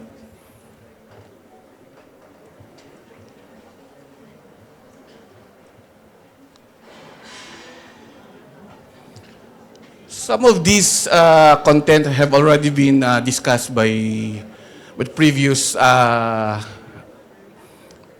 presenters. So, punta na lang tayo sa... Okay.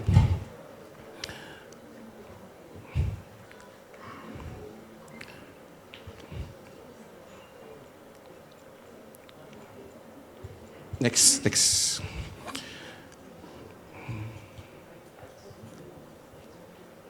Sige, ano na? Let's go. Sige, go. Ito pala, yung clicker pala.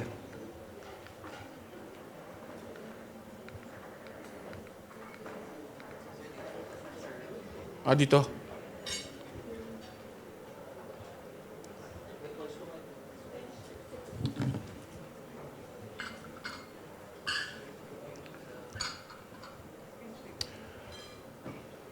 Okay, so right now, as mentioned by Joms kanina, the IP BPM industry is a 35.5 billion industry.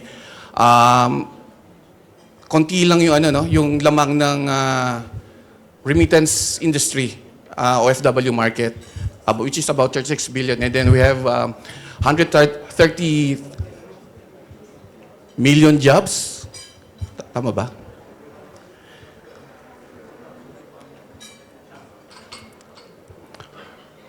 Can we go to slide number 7?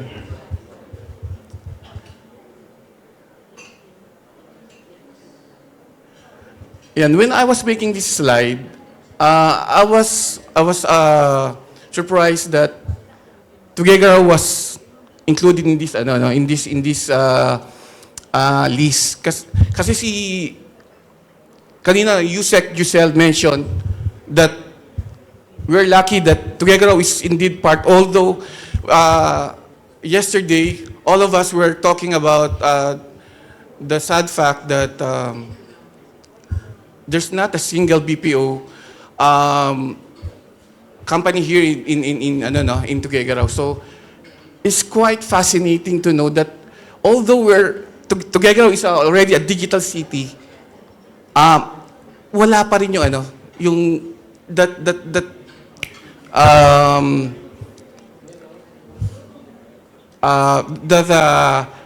impetus to go on and become a full-fledged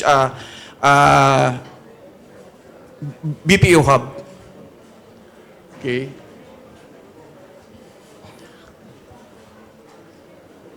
Can we go to number 9?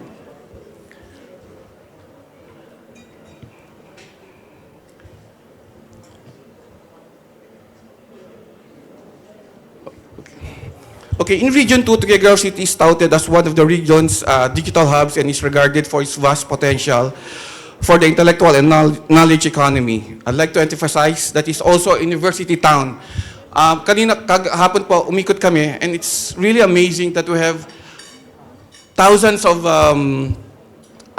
graduates, St. Louis, St. Paul, CSU, CV, hindi, dito lang sa Tuguegarao. And we were wondering how we can absorb those graduates, no? Someone mentioned to me na we only have parang 15 to 20% ability to retain those talents here in Tuguegarao or perhaps in the whole region. So it's very, very sad or quite unfortunate that the very talented people here in Tuguegarao have to go to Manila or even abroad just to take a job. Okay.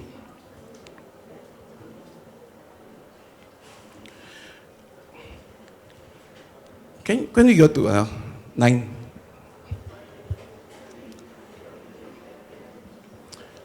Yeah. With Tuguegaro's LGU's Technology Ecosystem Development Plan, the city targets to achieve the following in 2 years: to have 1,300 secondary and tertiary students trained, 100 trainers employed, 40 LGU technology solutions created, 12 LGU technology startup launched, and 4 LGU technology startup funded. So, gusto ko lang i-acknowledge si Mr. Mars Cacacho. Mars, he's a homegrown developer. He approached me earlier. Sabi niya, Attorney, I was the one who you interviewed and wrote a story in Manila Bulletin about 21 years ago because he won an Intel technology startup contest. Tapos in-interview ko siya sa Manila and I wrote a story about him and so he remembers me. So yung pong mga ganung story, hopefully we get to encourage more local developers to create their startups here. No need to go to Manila or some other parts of the Philippines kasi we have the technology, we have the solutions to thrive here, even in the provinces.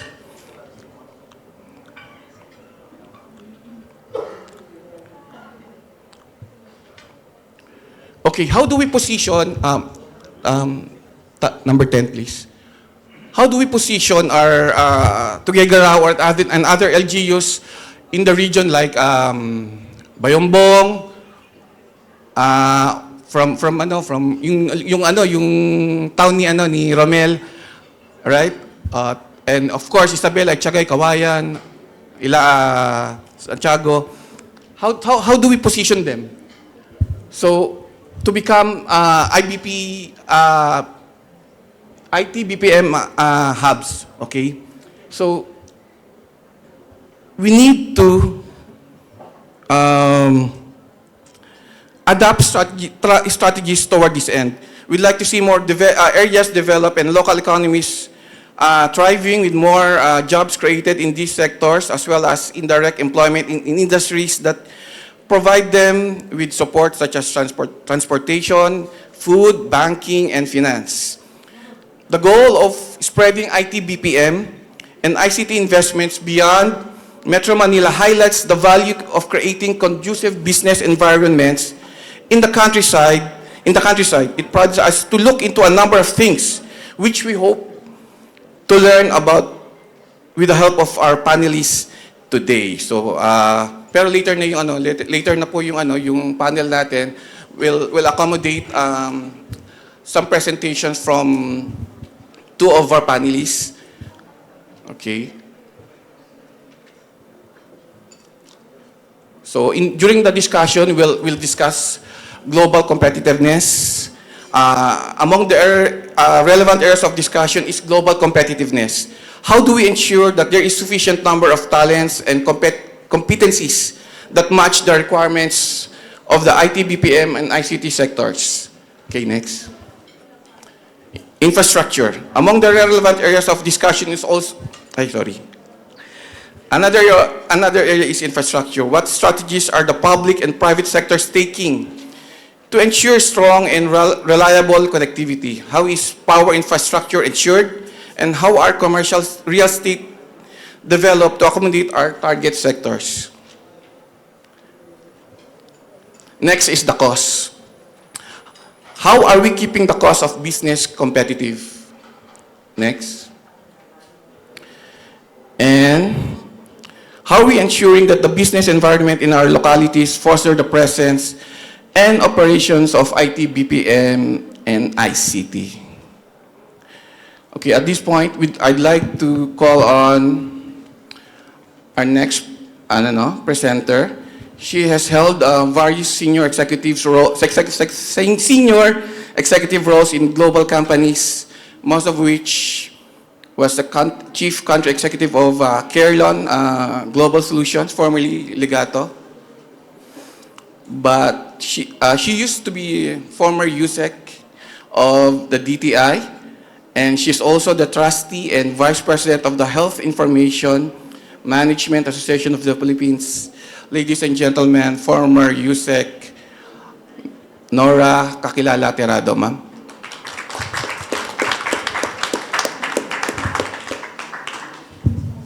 Thank you, Attorney Melvin.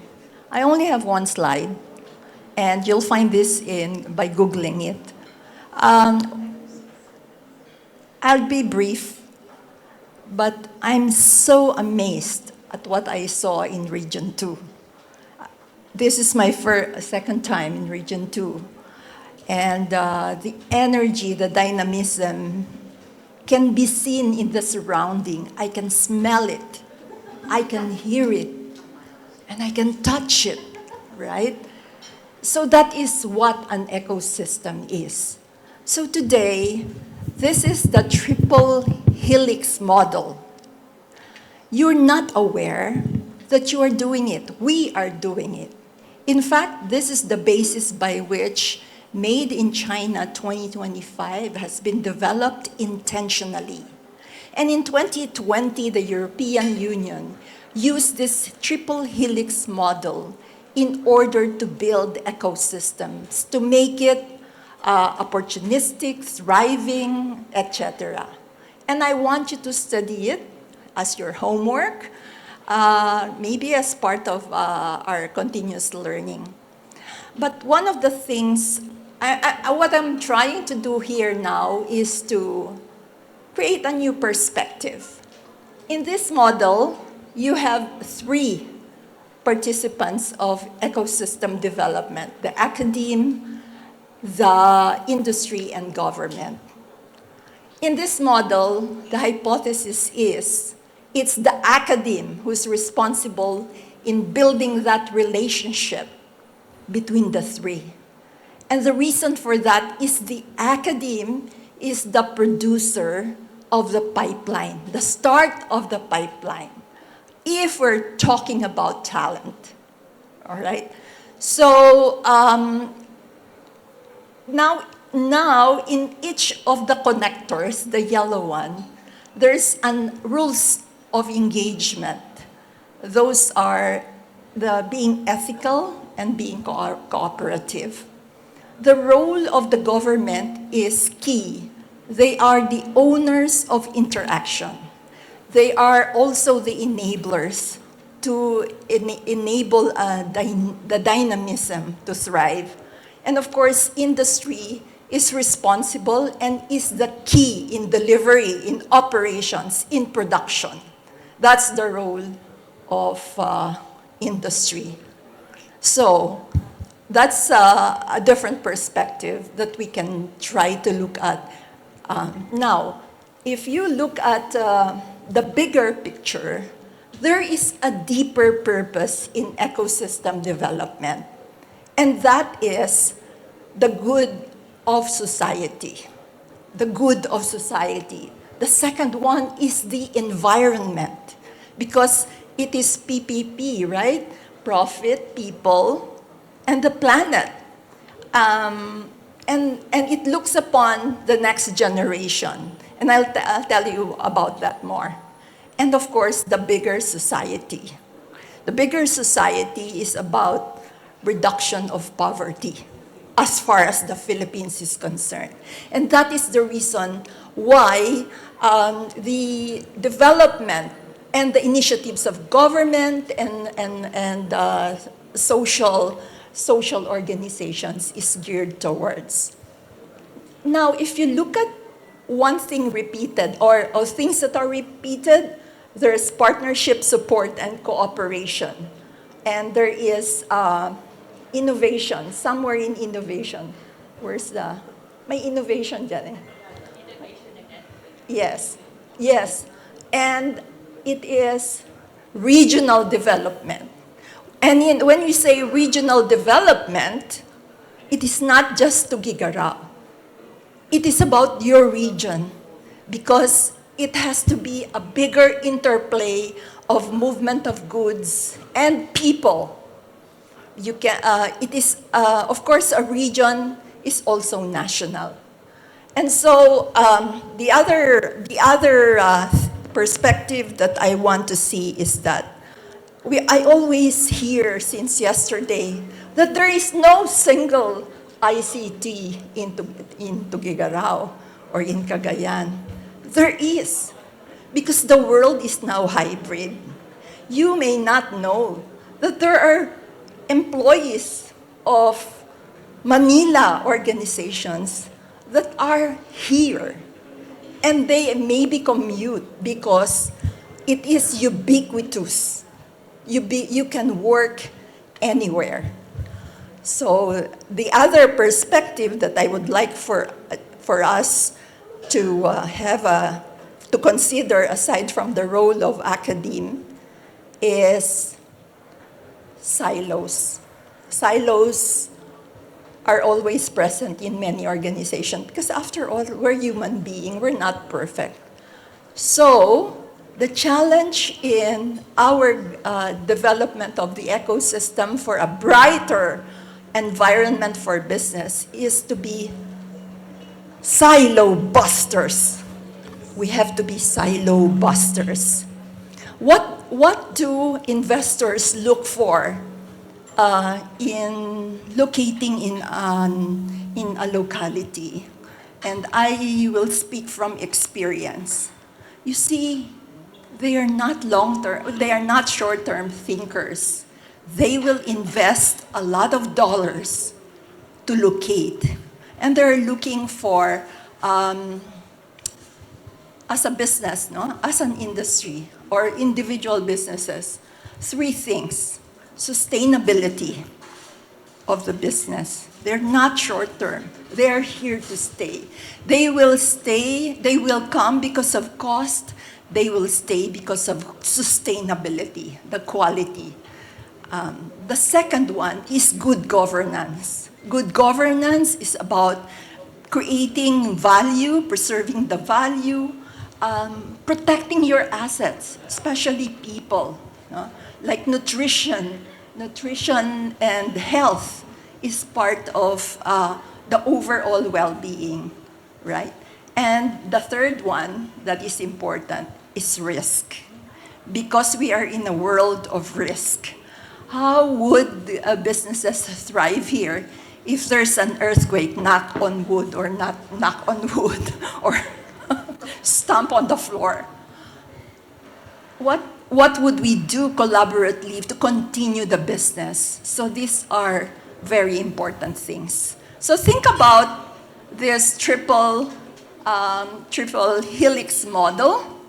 In fact, today, it's quadruple already because it thinks about the bigger picture, the deeper purpose. But many economies in the world have created a more intentional plan to build ecosystems so that businesses will thrive and reduce poverty because of this model. Thank you. Hello. Thank you, Ma'am Noya. Thank you, ma'am. A great believer in the IT BPM industry. I first met Miss Noya when she was the country manager of Headstrong. Yung Headstrong pa, no? So, talagang, if I may add dun sa, you mentioned about yung the multiplier effect. So, if we can develop further, marami pang pwedeng mag-benefit na industries like transportation, Grab, may Grab na raw dito, no? So, food, real estate, hospitality, mga spa, mga ganun. So, okay, thank you, Ma'am Noya. And up next, just before we go on a lunch break, and then the panel discussion, we'll have a very short presentation from Miss Marilyn Ventanilla. She's the Vice President for Everrise Philippines. She has 30 years of experience in organizational communications, stakeholder relations, strategic marketing, and brand building. Aside from being Vice President of Everrise, she's also responsible for strategic communication for the company that help elevate the brand health and equity, drive employee engagement, and expand relationship opportunities for the company's stakeholders. Ladies and gentlemen, Ms. Marlene Ventanilla. Attorney Melvin. Okay, so I just like to take some inspiration from the model that was shared with us by Ms. Noya, by former USEC Noya, about the triple helix. And Ms. Noya also mentioned about the triple bottom line, which is people, planet, and profit. And I think for businesses to thrive these days, they need to have that awareness and application and appreciation to sustain and always have that, be mindful of that of the application of that model. And I would like to share with you a story that about a company that has also started applying these concepts, or even the model. I think there's also some, a glimmer of inspiration or a touch of the triangular helix there. And the company I'm talking about is Everise. We mentioned earlier that there's not much BPO player presence in Tuguegarao, but there is one in Isabela. And we may want to consider Isabela, specifically Cagayan City, as your good neighbor. Because on March 8th, just a few weeks ago, and we were honored to be joined by many of our distinguished leaders here. Ms. Noya is one of them. And then we also were supported by, of course, our dear RD engineer, Pinky, and Dr. Bilguera, and also our partners from Sir Ibanez, Dr. Ibanez from CSU, and also our partners from Isabela State University. And we were so honored to be seeing that support from all these wonderful people, or all these wonderful leaders, and even the local government and the public sector leadership from Cagayan City. And I'd like to share with you, so this is Everise. Just to quickly introduce to you Everise, for those who may not have heard about it or read about it. So Everise is a global BPO company, very young, relatively young, maybe versus the other long-established BPO companies. But Everise was founded in 2016. And since then has grown to become a very aggressive global BPO company. It has operations in not only here in the Philippines, but also operates in the US, in Singapore, in Malaysia, in India, and also in Guatemala, Colombia, and Ireland. So here in the Philippines, as mentioned, started in 2016. Initial operations was in Bonifacio Global City. Last year, we opened a site in Araneta City in Cubao. Also, our dear Yusek Giselle joining us. And then, just as I said, on March 8, just a few days ago, we formally launched our site in Isabela. At Everise, we call our agents, our frontline agents, and even our support teams, champions. Because our mantra is that we support or we champion customer happiness. And our champs, as we call them, are those people that you see in orange. Orange because, we just want to make the event more vibrant and festive. And it's just one of our corporate colors, orange and teal. That's why we are in teal today. So we call it a microsite because, again, compared with the other larger BPO organizations, Everise, the site in Isabela is quite small. Only a few hundred seats, but we operate in hybrid. So meaning, while we may only have a few seats, about 100, but we have a workforce of at least 300, and targeting to grow more, like 300, from 300 to 600, maybe 1,000. And Yusek Noria also mentioned about there may not be a BPO employee based in Tuguegarao, but they may be working here, but employed in Isabela, or employed in the NCR, or employed anywhere else in Region 2. So this is, how the world operates now. We world in a virtual hybrid world, work environment. And this is also one of the objectives of EVRISE, to provide, of course, meaningful, sustainable employment in a hybrid workplace. So some photos here of our facilities, and then the pilot, the pilot project is in Cagayan, because we saw the strong support of the local government there, and of course, apart from, of course, the talent availability, the strong support also of the academe. So again, the application of the helix, the triple helix, academia, industry, government, and an industry, all working seamlessly together to create that ecosystem that would, sustain or propel the economy, the business, and the larger community forward. So, Attorney, sir, next slide, please.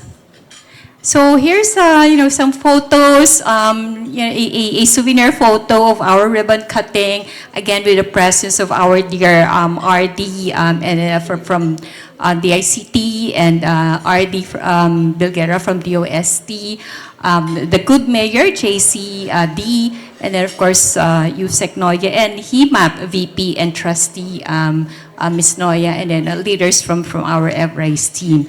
Then it was just a festive event. All, everything was splashed with orange, and it just really sends the signal that EVRISE is here in Region 2, starting, its pilot project in Cagayan, in Isabela, but who knows, maybe we'll see the opportunity in other areas in Region 2.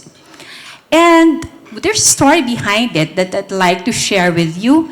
This is the story of two of our champs. We keep talking about bringing jobs to the countryside.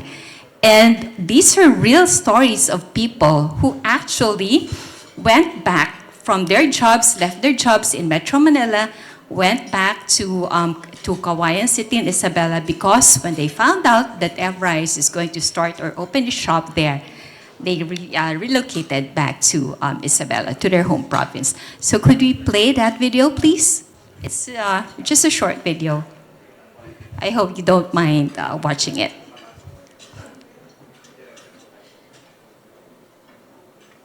We call this video What's Rising in Cagayan City, or What's Rising featuring EVRISE Isabela. I think we need to click the link.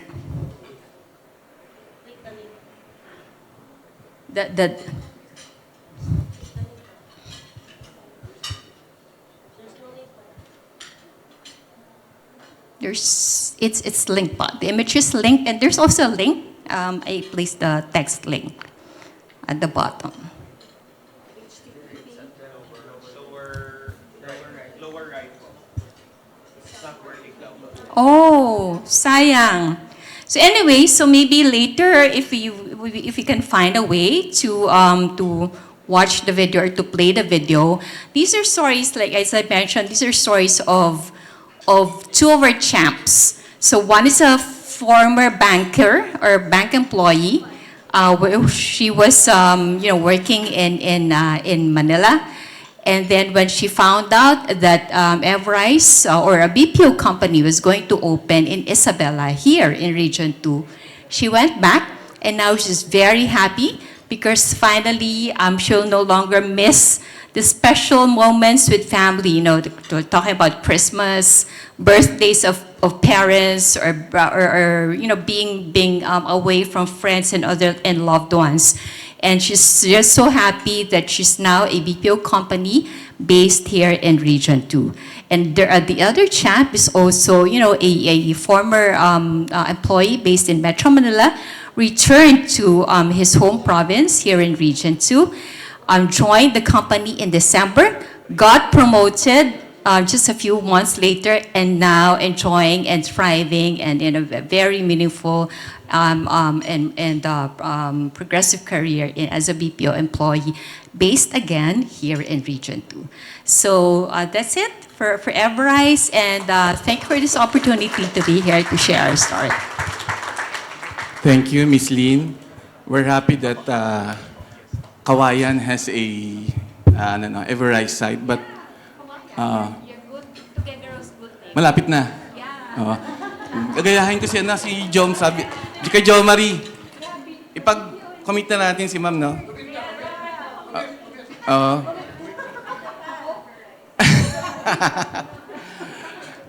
Okay, so thank you very much. We'll go on a break. All right, thank you so much. Palakpakan naman po natin si Attorney Calibag. And thank you, Attorney Melvin. And the partner, we will be declaring a 30-minute lunch break. I know that it's just a little time, but I think that's enough for us to line outside, take our necessities, and take our lunch. And then after 30 minutes, we will be proceeding with our Q&A for panel number 2. Okay? So, mga kapatid, you may now stand and pwede na po tayong pumila sa buffet table sa labas. Remember to be back after 30 minutes. Happy lunch, everyone!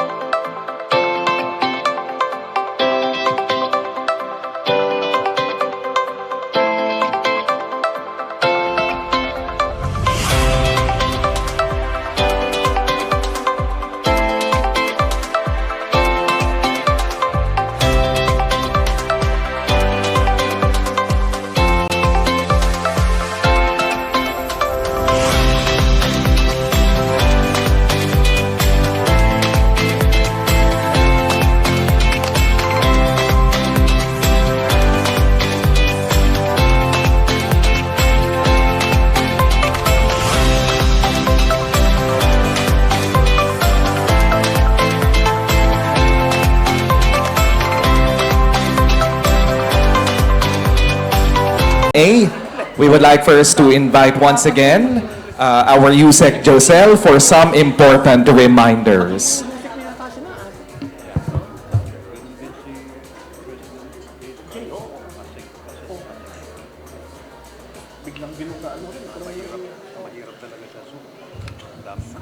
Thank you very much, Sander and Natalie. No? So, once again, good afternoon to everyone. I just want to share some few information to take the opportunity that Mayor Myla is here. No? So, actually, kaninang umaga, we had all the preliminaries, all the talks and the sharing. But the most important thing actually for my team and for RISE is really the roundtable discussions which will happen at 3 o'clock. So, for those of you at the back, I just want to remind you the old saying, there is no such thing as a free lunch. Kaya, mamaya at 3 o'clock, we want to hear your comments, your voices, your challenges. I've really fought for this platform, itong RISE. Kasi for 20 years, marami din akong ina-attend ng mga ICT conferences. Pero normally, I go home thinking, ang sarap ng pagkain, ang ganda naman ng mga tokens, pero at the end of the day, what did I carry away? No, what did I carry out from that particular event? So today, I want this to be very meaningful. Again, sabi nga nila, many are called but only a few are chosen. So mamaya, sa round table, we have a round table for talent development. Alam na natin kahit papano anong ibig sabihin ng talent development. And we also have a round table for business environment. No? And it will be moderated by our moderators then earlier. That's Director Emmy and of course Jo Marie. But they will not do all the speaking this time. They will all listen to all your inputs. No? So that's happening at 3 o'clock, right after our last and third panel. Secondly, I just would like to take this opportunity in her presence to thank Tuguegarao City under the leadership of Mayor Myla. Palakpakan po natin yung Tuguegarao City. Alam nyo kami, when we choose a location for our regional events, one of the factors really is the desire and the direction of the LGU. Alam nyo, parang good seed yan eh. Ang DICT, naghahagis lang kami ng seed. If it falls on good soil, we are very sure na it will grow. So, I'm very happy to be here in Tuguegarao. Thank you, Mayor Myla. And to all your team, and of course to all of Region 2. Okay? Thirdly, I'd like to announce that for this first RISE for 2024, we're also partnering with a blockchain company that's doing, first project nila is really a verified certificate. So later on, please don't leave the venue. We will flash the QR code for the certificate. You will you will scan the QR code and you will sign or input your name, and your certificate with a verified QR will be sent directly to your email. Okay? So save the environment tayo. Paperless tayo when it comes to our certificate. Ang instruction sa akin, mamaya na daw i-flash kasi baka hindi kayo mag-fill up. Pero alam ko naman, you'll wait for that blockchain certificate. And I'd like to just take this opportunity to thank PhilPass. All over the Philippines, we partner with private sector. That's how we survive, kami ni Director Emmy. Earlier, I met some of your software developers here. 12 pa lang yung kanilang employees. Baka naman matulungan natin sila and really also spotlight Tuguegarao for software development. And we want to hear all these voices here around the room later for our roundtable discussion. Okay? And finally, and fourth opportunity is also for me to cue the video about RISE. This will also give Mayor Myla and her team an idea what RISE is all about. It's actually an acronym for Regional ICT Summits and Exhibition. It started last year. This is actually to support Tier 4 cities or Philippine digital ecosystems as earlier presented by Jay. So after digital cities, meron kaming Tier 4 cities. Ang nakita nyo kanina, kasama na yung ibang cities in Region 2. Kasi it's not the size of the city that matters. It's the size of the dream of the people in the city that matters. Depende yan kung ano kalaki ang inyong pangarap for your city and how much effort you want to put in making this dream possible. Okay? So, let's just start the whole afternoon by watching this RISE AVP and what RISE is all about. Maraming salamat po.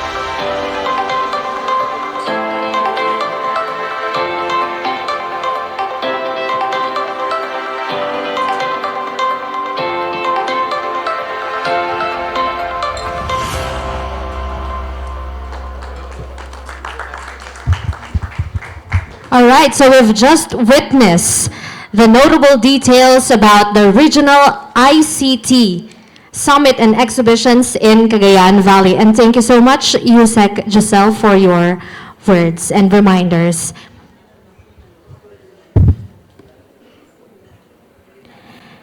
I think we're all set for the next part of our program. And so without further ado, we call once again Attorney Melvin Kalimag to introduce to us the panelists for our Q&A session. Thank you. Sander and Natalie. Yun, ang ganda pangalan, Sander and Natalie. I'd like to acknowledge the presence of Mayor Mylating. Good afternoon, ma'am. I hope everyone had a good lunch. So now we're going to the panel discussion. Okay, we'd like to call on the previous two speakers, presenters rather. First is, of course, Ms. Noya Terrado, Trustee and Vice President of Health Information Management Association of the Philippines. Ma'am, can you take your seat, please?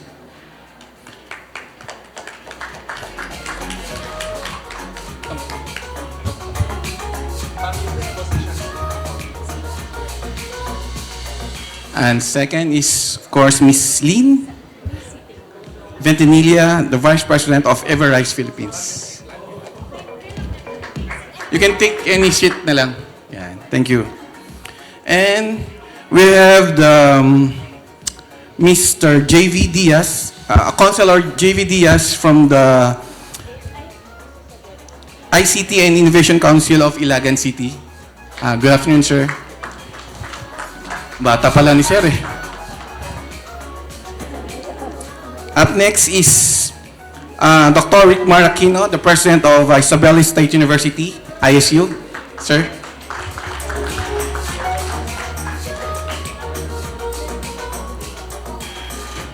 And from the business sector, si Mr.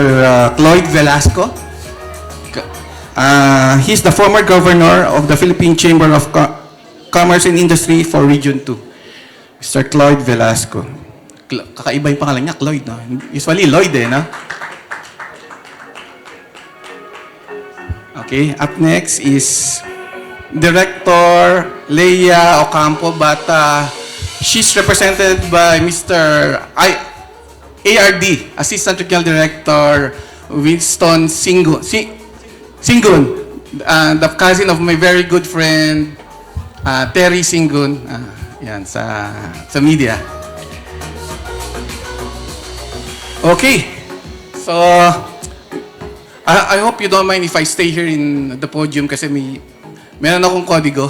Unlike si Jo Marie, very spontaneous. Yan. Okay, let's hear first from JV Diaz. How is your city collaborating with the industry stakeholders to foster an environment of growth and innovation in the IT BPM sector? Yes, sir. Actually, our city is doing good with the relations that we have done together with the ICT Council. The first step that we made was we institutionalized our own ICT Council in our city, which is, I think, a necessity for each and every LGU. Siyempre, kasi yung main reason nun is to strengthen and to have partnerships with other agencies, institutions, universities and schools, and at the same time to attract and promote the business and the ICT in our respective city po. Is there an actual locators in your city right now? We are planning to have a locator together with yung katabi ko po si Dr. Aquino. We have because of this meeting, nag-usap po kami, we will have a business meeting soon for them to present our locators, but we have conducted some programs that has connected other agencies and other businesses for us to promote the city and for the businesses to know on what we can produce and what who we can provide them for the services. Sir, ang Ilagan is katabi ng ano, no? Ng Cagayan and Itiague, tama ba? Kami po yung katabi po kami ng Tumawini, kami po yung gitna ng yung gitnang syudad ng Cagayan and ng Tuguegarao po. Oh, so pwedeng ano, no? Ecosystem. Create an ecosystem. Okay, thank you, sir. Thank you, sir. To Assistant Regional Director Winston Singo from Cagayan, all right? Sige, visit our place. What specific initiatives or strategies is DTI implementing to attract and support ICT investments in local communities? Okay, this will be some of our special programs that we partner or collaborate with LGUs. You are familiar with the Cities and Municipalities Competitiveness Index. We use this program to advocate the LGUs to increase their competitiveness in the 5 pillars. What's good thing here is the latest pillar to be added, innovation, really is very, very relevant to the promotion of ICT, IT-BPM in the LGUs.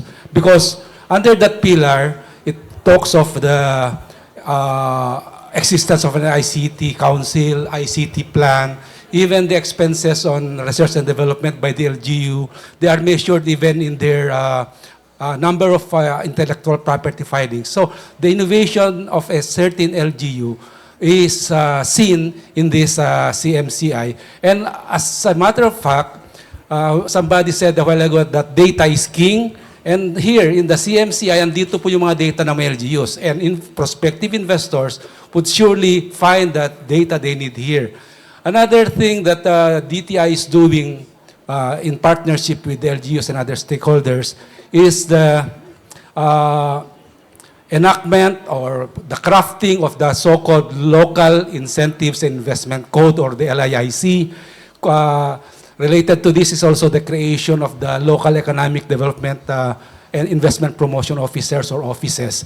We find this structure and these orders very helpful in the promotion of the LGU for ICT business. Dapat yung kanilang code, naka-priority doon ang IT-BPM. And their fiscal and non-fiscal incentives as embodied in the code should be really competitive at hindi lang yung kinopya-kopya. Meaning, they have to offer business tax incentives, and part of their real property taxes, I suppose, pwede rin. And other non-fiscal incentives. So these are the things that DTI is doing. May I just quickly add also that in relationship to talent, we have this latest partnership with Google, where we have virtual campuses, and we are given 500 slots per campus, and we have 3 campuses in Region 2. So you can just imagine we will be able to accommodate 1,500 for Region 2 for the Coursera slots offered by Google, and this will be on data analytics, AI, and the different courses that they related to this. So those are just some of the things that DTI is doing. Thank you. Sir, just one quick follow-up, because I run a website in newsbites.ph. One indicator of a healthy ecosystem, tech ecosystem, is the presence of startups. Are there initiatives, or what's the current status right now in the region? Thank you, Attorney Melvin, because that's really actually my third point. You know, there are organizations here that spearhead promotion of startups. We have, I'll mention first, is the reorganization of the RRDIC and the RDC, that is the Regional Research and Development and Innovation Committee under the RDC. And we also have the different consortia that are funded by DOST. We have the CINAG Cagayan Valley. CINAG stands for Synergistic, Innovative, Agile Cagayan Valley. This is for the startups, so this is a consortium. We also have what else? Ano pa ba yung sa notes ko? So, the promotion of startups under this mga, actually, ang tawag namin dito yung mga collaboration namin, the RIIC, the Regional Inclusive Innovation Council, headed by the PCC, the Philippine Chamber of Commerce and Industry, and Ang partner natin ito yung SUC. So ito yung mga bodies na kasama natin sa pag-promote ng startups. Thank you, sir. So let's hear it naman this time from the business sector kay Mr. Cloyd Velasco of PCCI Region 2. Sir, are there particular efforts or programs that the PCCI is advancing or advocating to push the ICT agenda here in the region? Yes, actually, sir, ito napakagandang mapag-usapan po kasi because we understand that in our place, medyo mahina po. And when we're going to other places, nakikita po natin like Iloilo, Bacolod, there's a lot more na kung saan talaga we are being, of course, encouraged to push certain policy or programs that enable the business sector, the collaboration between the business sector and the government para ho ma-implement po nila ang IT-BPM dito po sa ating location. And in fact, there are initiatives na nangyayari po dito wherein talagang parati naming pinupush when we talk sa national PCCI po namin because we understand that Secretary Ivan Wee is from the PCCI. He used to be the corporate secretary of PCCI National. And lahat po talaga yung directions na ginagawa ng PCCI, we adapt from that programs. So although we have our own programs when we talk about promoting yung IT-BPM or the things about the thing that we're talking about, ito yung gusto naming ma-implement din in our local places. So inumpisahan po namin by putting up Philippine chambers of different provinces and at the same time cities. I think we have around 7 to 8 chambers right now. And we are ready to collaborate with the government. And we're pushing also to have some, of course, yung consistent dialogue with them kasi there are a lot of people coming here, nakakausap po natin. Sometimes foreigners, there's a lot of mga officials coming from different companies, mag-uusap and then may mga stages po yung pinag-uusapan po natin.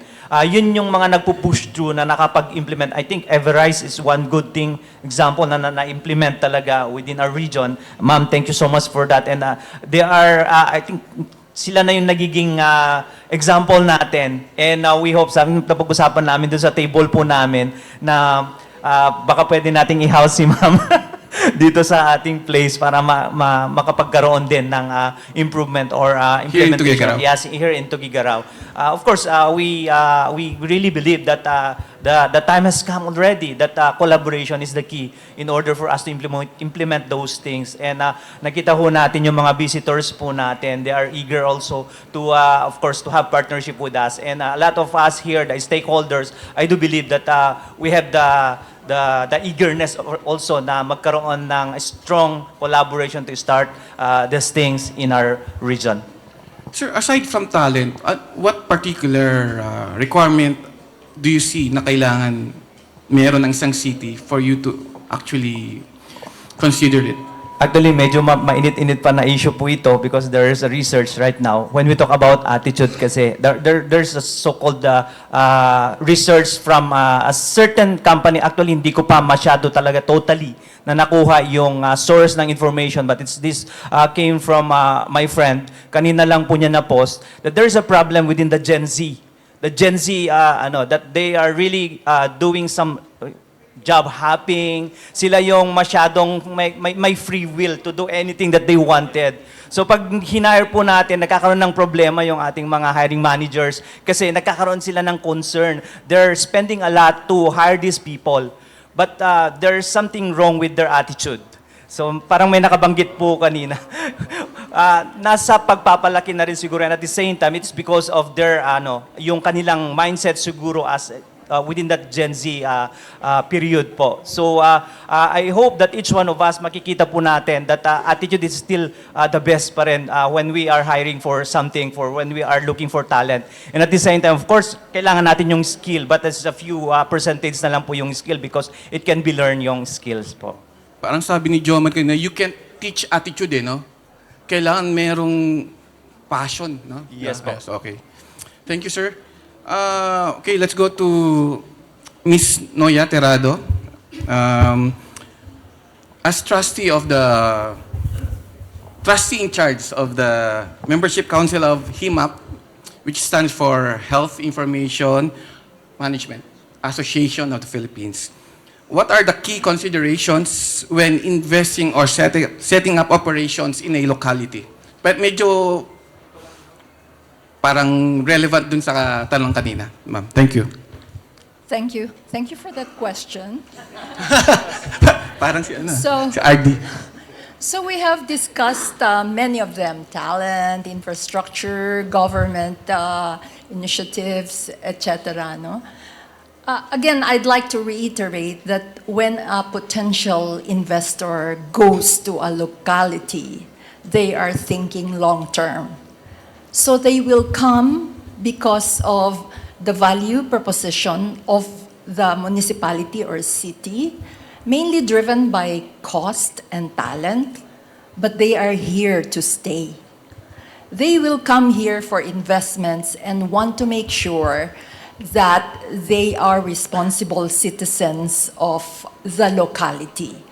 So I'm from HIMAP, and I represent about 80 member companies, and Everise is one of the members, and so is DOS is also a member.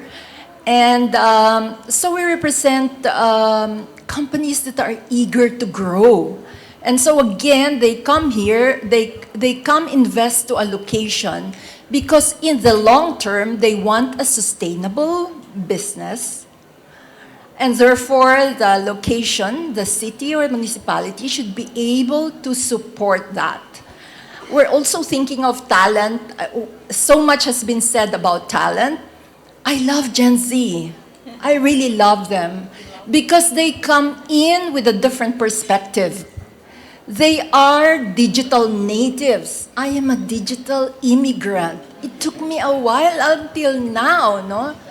So the world is digital. Any business is an IT company. Whether you are HIMAP or government or business, you are digital. No ifs and buts. You are digital. And I believe that that the Gen Z would be a significant influence to facilitate the adoption of digital. Now, what does it mean now for us digital natives or those that are in leadership? We have to look for, one, movers and shakers. Movers and shakers. Number two, influencers who can influence the mindset and the heart set. The skill set, the mindset, and the heart set. All that, the way to manage people now is kind of different. So I'm probably one of the oldest here, so we have to adjust to it. And finally, let me talk about Cagayan. Cagayan has a lot of narratives. We have to identify the storytellers here. Well, you have a Dado Banatao. He had given great influence in the world. Kailangan na siya rin mag-retire. So kailangan natin to identify poster boys and girls who are in the US who can be our spokesperson. I will tell you, one of the best employees I had in my previous company when I was managing IT, his name is Romy Vergara. He is a graduate of St. Paul. And he is one of the most high-performing persons in my previous company. He was adopted, I tell you. Proud, very proud yung Proud. St. Paul, ano? St. Paul. Go St. Paul. You should get in touch with him and make him your poster boy. Number two poster boy is you. You. This guy is as an early adopter of news digital. He comes, you're an Ibanag. Are you? Yeah. Yeah. So you're a poster boy. He is a poster boy. And I have recently hired one person who's a specialist in Lean Six Sigma. His name is Romel Campos. He was studied in CPU. His wife is a military doctor. He should be a poster boy. You should invite him here to teach Lean Six Sigma best practices. Marami pa kayo rito sa Cagayan. And you can influence this, create that group of storytellers that will be your advocate for your brand. Ang ganda-ganda ng brand. You just have to create a cohesive story about what you can offer. You have a lot of good value proposition and focus on the top 3. So I said enough. I think that's ample. Siguro ma'am, doon papasok yung sinabi ni Yusek Giselle, yung market. And magic. And what she said, magic, di ba? The magic. One thing why Cagayan, or specifically Tuguegarao, is thriving as a university town because the people here put a premium on education. It's a way of, sort of stepping stone, or the great equalizer, di ba? To improve their lives. So early on, talagang yung mga bata rito, mag-aral kayo para you can improve your status in life. Yun, so... Ano yan talaga sa Pilipinas kasi we have so much poverty in the Philippines, and education really and academe plays a very important role. I mentioned earlier that it should be academe who should lead the relationship in this helix because they create the pipeline of talents. And not only that, the quality of life. So we have to initiate, grow, give birth to that ecosystem, retain them because they have gone to the cities, to the urban areas. There's such a thing as attraction. Attract those incubators who have had that experience to incubate best practices here. It could help the young people, no? Yung mga, and of course, the quality of life, nutrition, healthcare, because that's important to retain talent. And senior citizens like me should also be tapped to teach attitude, if not teach, influence attitude, and instill deep purpose about nation building. Thank you for that very passionate and very inspiring reply from Ma'am Noye. I share her kindred spirit kasi yung two sons niya are also journalists for sports journalists for Manila Bulletin and Spin.ph, right? Yeah. So mga journalists yung anak ni Ma'am. Okay, let's go. Thank you very much, Ma'am. Then let's go to Miss Lynn Ventanilla. Okay. Meron akong kodigo. Panel 1 has extensively discussed digital workforce development. In IT BPM firms such as yours, what are the relevant skills and competencies that you need? And how do you see our local talents responding to these requirements? I would like to answer that question because you're very specific about the digital skills development. But I would also like to start with values formation. So still soft skills. So while digital skills is very important because it's a need of the times. AI, blockchain. We're thinking of AI, blockchain, design thinking, application, Lean Six Sigma. We all need these things because our work in the operations is very process-oriented. And to a certain extent, we need to follow certain processes. So we will never run out of, learning opportunities and identifying new methodologies to digitize the workforce, to educate the workforce about digital skills. However, what would the digital skills be to if these applications will not be supported by the values that we will be imbibing as we serve our customers? After all, we are a service industry. And one way to do that is, of course, we start with a foundation. And the foundation would be the development of our values. And that's why, again, partnership with the academy is very important, and partnership with the community is very important, and partnership with the families is very important. We need to turn parents or the family members advocates of our industry. Let me just share with you a story about an experience a few years ago. So I was in one of the cities in Mindanao. And similarly, so we went to school, introducing the company, introducing the industry, the opportunities for talent. Employment, career opportunities once the talent or the students graduate. And then we were told that we do not want our graduates who are, have the technical skills or you have a certain technical degree to enter the BPO workforce, because what was going to happen with these students or with these graduates. And of course, we explained to them that it could be a good, could pave the way for a meaningful career for them. May not be how they envisioned it to be. Like, for example, if they want to be architects or they want to be engineers of certain fields, or they want to be, in the sciences. But of course, we want for them to experience what it's like to really be out in the field.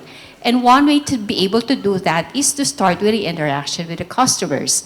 So interaction eventually would lead to, application of the technical knowledge.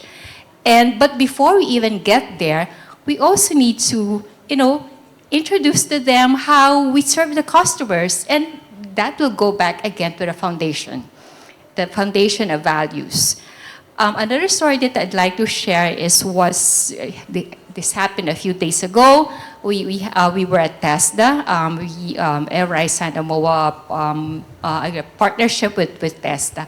And I was just so happy to hear that one of the regional directors also shared the same need, that we need to develop these young people's values. Because what will happen if we keep upskilling them, teaching them the technical knowledge, very process-oriented, but if we don't have the heart and the passion to stay focused, because we're supposed to be solution sellers, and for us to be able to sell, good service is to have the heart for that. We keep talking about the Gen Z, fickle-minded daw. Well, I have two sons, Gen Z stage sila, but I can see them that they're. One good thing that I see about and appreciate about the Gen Zs are they're very passionate. They may change their minds, maybe short attention span, because they're full of ideas. They're full of ideas. And that's why maybe they spend a lot of time, or they change a lot of very quick thinking. But at least they have the values, which I really appreciate, again, with the school that they went to. And of course, the role of the family plays a huge part. That's why it starts with everybody. It's not just the academe, it's not just the industry, it's not just the managers. It starts with the family. It starts with the early years of education, building. So there, sorry, 1 minute na lang, makuha na ako masyado. So, long story short, it's still a collaboration of everything. We build, ano sabi nga, it takes a village to raise a child. So it's really a play of different roles from different sectors, from different parties, from different organizations, to be able to build this bigger village of BPO players. Thank you. Thank you, Ms. Lynn. Pero, but we'll hold on to our commitment na next na sa Tugegaraw, no? Recorded. Ayun, nandiyan si Mayor, oh. Yes. Everything, right, Mayor? Ayan. Speaking of the academe which you mentioned earlier, let's go to Dr. Rick Aquino, the President of Isabela State University. Sir, how do you ensure that you are able to equip people with the skills and competencies demanded today and in the future? And in which areas can businesses and the academe collaborate to ensure that the needs of the industries in terms of talents are met? Yeah, Attorney, thank you for that question. Parang Miss Universe, ano? Oh, Well, to answer that question, maybe I'd like to tell a short story about our journey towards the promotion of IT BPM business in the province of Isabela, specifically in the city of Cagayan. We started with, of course, IBPOP. Jo Marie Mercado is with us. They mentored us on how we can start. So the first thing that we did is we re-engineered our curricular offering to align with the kind of program that we offer with the needs of the industry, specifically on IT BPM. And then here comes Attorney Giselle. She was at the time, I think, with the National ICT Council. We went to Bacolod, and we were told that we have to organize our ICT Council in the city of Cagayan. But you know, at the time, I do not know about IT. You know, it's not of my line of expertise actually, but I was designated as the chairman of the ICT Council. Pero hindi ko naman alam kung anong gagawin ko doon. So basta sinabi lang sa akin, we have to organize this. So we just organized. We have members from the city government, the academe, and from the industry. And then we tried to, we started, you know, conceptualizing our roadmap. And from there, we evaluated our curricular offerings. And then it's good that at that time, the Commission on Higher Education has an approved guidance already, no? Leading to the BPO track. So our big campuses, the Cagayan main campus, Cagayan, and I think the other one is in Cabagan campus, that offered a BPO track. And I have a question in mind that how can I, you know, I have to tell this story. This is very important. No? But I was given 3 minutes. No, sir. Go on. It might not be enough for me to tell the story, you know. Napaka-importante kasi ito eh. If you allow me, Madam. Sige, sir. Yeah, go on.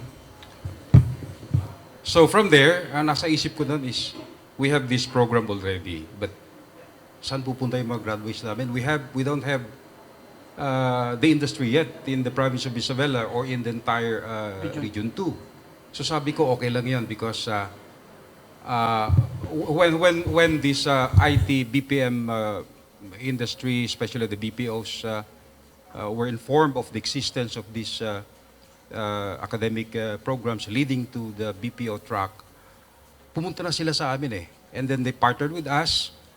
And of course, our graduates, we were allowed to have their immersion with them. And then most of our graduates were employed. So, in my mind, let's just allow them to graduate and have their immersion with these companies. And then maybe in the future, if ever there will be a company who is willing and interested to come to Region 2, then the graduates, our alumni, will come back and be employed as part of these BPO companies. And we are so lucky that, you know, we started in 2012, 2013. That's, I think, more than 10 years ago. Hindi ko alam kung paano mangyari ito, but now we have the first BPO in Isabela, the Everrise, supposed to be the DOS one, but because of pandemic, It did not materialize, but we are talking again if we can possibly committed na daw si Sir Gary, no? Pero sabi ko magkaiba naman yung Everrise at saka yung DOS1. Hindi na wala namang duplication doon in terms of the services that they offer, no? So, yun. And then, naisip namin, how can we promote the locality?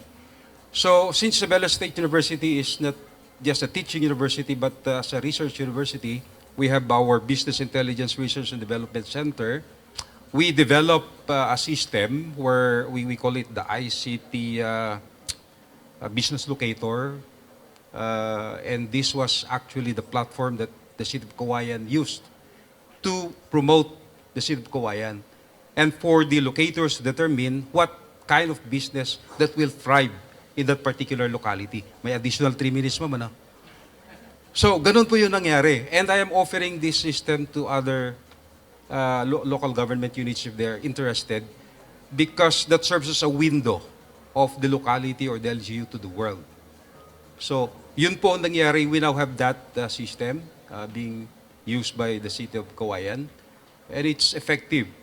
I think Everrise saw that. Nakita po ninyo yung ICT business. Thank you po. So, yun po. So, ang daming dapat gawin, no, for Region 2. And I hope that the IT BPM industry will thrive and prosper. Region 2 is a good place for this business. We have a pool of talents. Isabela alone, ISU alone, we produce more than 6,000 graduates, no, every year. So this will allow our students to maybe have an option to stay and not to go away and to settle elsewhere. So I think it's high time for us to really focus on this kind of undertaking to really provide more opportunities for the people of the Cagayan Valley. Thank you, Attorney. Attorney, if I may? Yeah, yes, I please. would like also to share some of my insights. This humble representation being the youngest and most near age with the Gen Z. I am a millennial po kasi. So in response with the statements a while ago of Sir Cloyd, my friend, and of course, Ma'am Nora and my brethren, Sir Rickmar, kasi sa amin po sa Gen Z, or yung ibang mga kasama namin in the youth sector, yung Gen Z, what Sir Cloyd a while ago has said was partly true. Yung ginagawa kasi minsan yung job hopping, and somehow it is true. But here in the province, in Region 2, in Cagayan Valley in particular, the culture here is different. Because the people here and the youth here, what they are seeking for is stability. Naghahanap po sila ng stable na mga trabaho, and at the same time, they seek a workplace where they could grow their skills, their values, and of course, the opportunities that they have. And I am somehow thankful for being here in partnership with the ICT, kami po mga LGUs. We are very, very glad that we were given this opportunity to be here because dito po, marami kaming natututunan like on how we could promote and help ways on how we could help and strengthen the ICT business and on how we could support our learners for them to enhance their skills. So dito po kasi sa LGUs, ang pinaka pwede namin gawin po is yung PPP, partnerships with the business sector, with the academe, and the LGU itself. And dito po kasi sa forum and conference natin at the moment, for us to learn and improve, bottom line kung bakit kami nandito is for us to convince the business sector to enter our LGUs. Dahil dito, sabi ko nga, nandito yung talents, nandito yung values na kailangan nila because the children or the youth is very, very hungry for stability and for experience. And at the same time, when they attain that or when they have that kind of opportunity, when the business sector enters or the BPOs enter our respective LGUs, kami mga LGUs po na nandito, definitely with all means, we will do our best. We will commit ourselves Kung kailangan namin magpatayo ng building, magpapatayo kami as long as may commitment na may papasok ng mga BPOs sa kanilang mga LGUs na nandito, as long as kaya po ng LGU, gagawin po namin lahat. Para rin po kasi yun, ma-improve yung economy namin, mabigyan ng trabaho yung mga learners namin nag-graduate dahil marami na rin po mga IT graduates sa amin. So that's an insight from a person within the youth sector. So thank you, sir.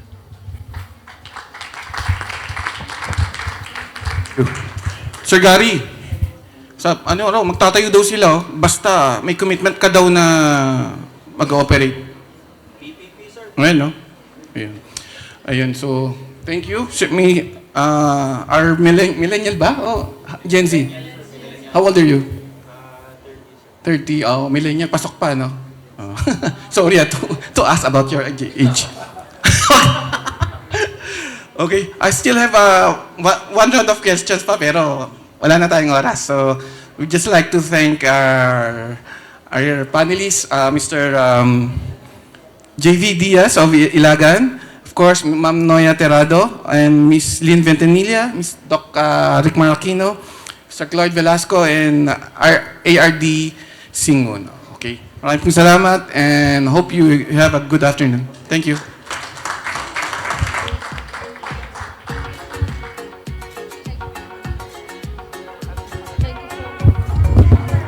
Thank you so much to our moderator and to all our panelists for your insights on the business environment. At this point, we shall be awarding them the same certificate and token of appreciation. Once again, we request our beloved Undersecretary for ICT Industry Development of DICT, Attorney Giselle Batapa Sige, together with our Regional Director, Engineer Pinky T. Jimenez, to please do the honor of awarding our tokens and certificates.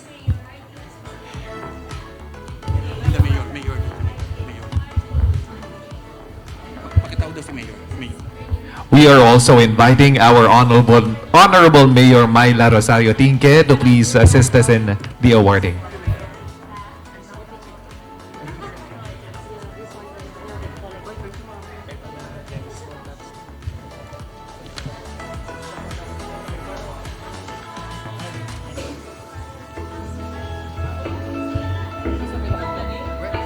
Once again, ladies and gentlemen, please give a round of applause to our moderator and our panelists.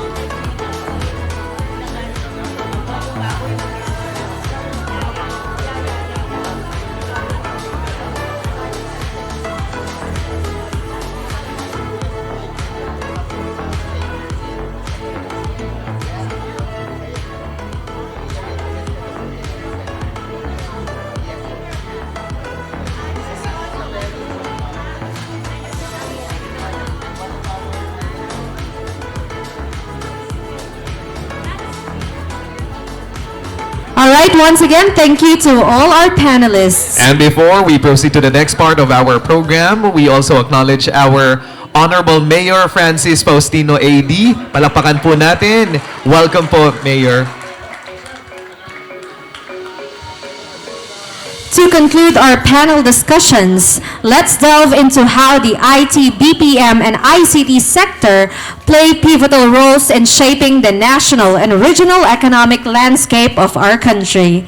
As these industries continue to evolve, there is a pressing need for regional collaboration and synergies to ensure sustained success and innovation. Our moderator is currently serving as the director of the ICT Industry Development Bureau at the Department of Information and Communications Technology.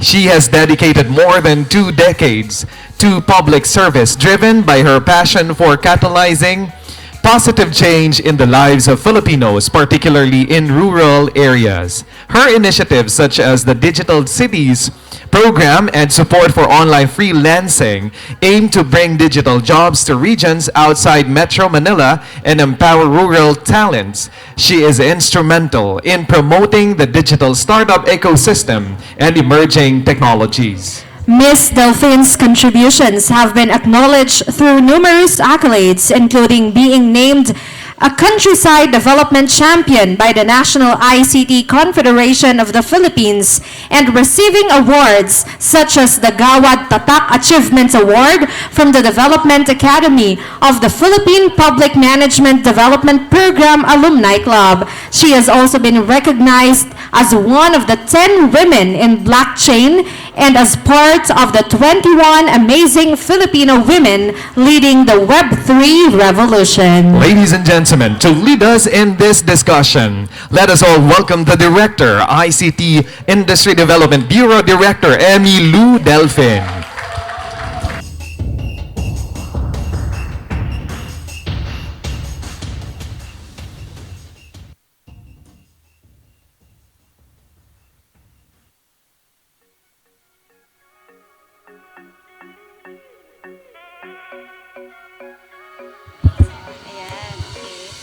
Hi, good afternoon, everyone. It's great to be here. I was just here 2 weeks ago, and last December I was here twice.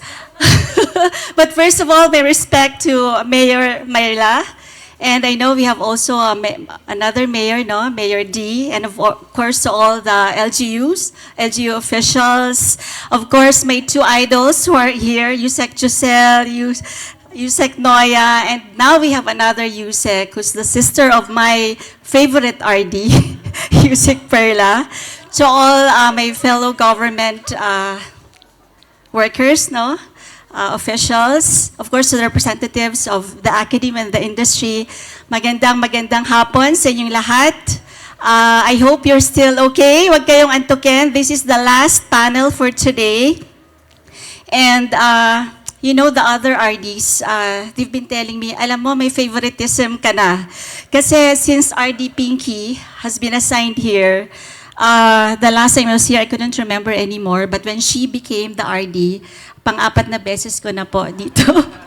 But anyway, of course, because you've also seen the very proactive mayor, Mayor Myla, kaya ilang beses na rin, because we're also, as mentioned nga ni Yusek, pag very active, committed ang LGU, doon din po kami pumupunta because we've seen the commitment. So anyway, I'm supposed to present, no, I have 21 slides and for 15 minutes, but don't worry, the Digital Cities program, digital ecosystem that you've seen earlier, perfectly presented by one of my team members kanina. Asa na si Jay?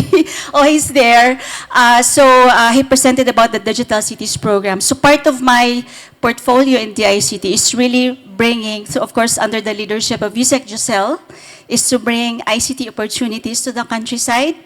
So we've been implementing the Digital Cities program for what? For more than 15 years already, and I've been part of that since its conceptualization in 2007, and I've seen the entire journey. So in 2004, 2007, with just how many? Less than 10 or only 5 cities all over the country. Now I would like to tell you that there are now 38 cities all over the country employing almost 500,000 jobs, no, in the different parts of the country. And I've seen that journey because I've been part of that journey. And so I'm happy that it's so great to see different multi-stakeholders, no, from the academic, private sector, and LGUs. Okay, so during that journey, so from just 100,000 jobs in 2004, because I've been in the government for 25 years. I started my work when I was 10 years old, joke lang. But anyway, since ICT was a special concern, as part of the Department of Trade and Industry. So I've seen the entire 25 years journey of the ICT, no? So particularly the BPO industry. So anyway, of course, working with USEC Giselle, we're still part of the NICP and the local government official. So talagang nakita po namin yung buong journey. So now, we have 1.1 million jobs all over the country with 1.7 na pala, end of 2023, right? So additional 1.1 million jobs in the next 5 years, 54% or 500,000 jobs should be coming from outside of Metro Manila. So that's been our advocacy, of course, with USEC Giselle. And 3 minutes na lang, okay. But anyway, so I've seen the different journey of the different cities. And if there's one critical ingredient that I've seen going around the country for more than 20 years, there's one critical ingredient that is really collaboration. And the panel today is about collaboration. So that's the third panel. This is the last panel for today. And you've heard USEC Giselle. Lagi yun yung aming talagang, yung advocacy, which is magic, making the academe, government, industry collaborate. And has also been highlighted by USEC Noya through her triple helix model. Because that's really, if kanina na-mention ni Jo Marie that one of the ingredients, no, to become a successful hub is market to market. But another very important ingredient is really collaboration. And I'm telling you that for all those cities or locations that I've been to, makikita po talaga that if there's one important ingredient is that the three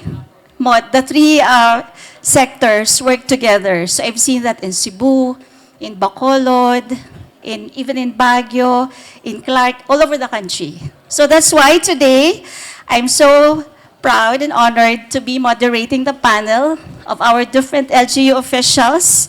We have 6 panelists for today.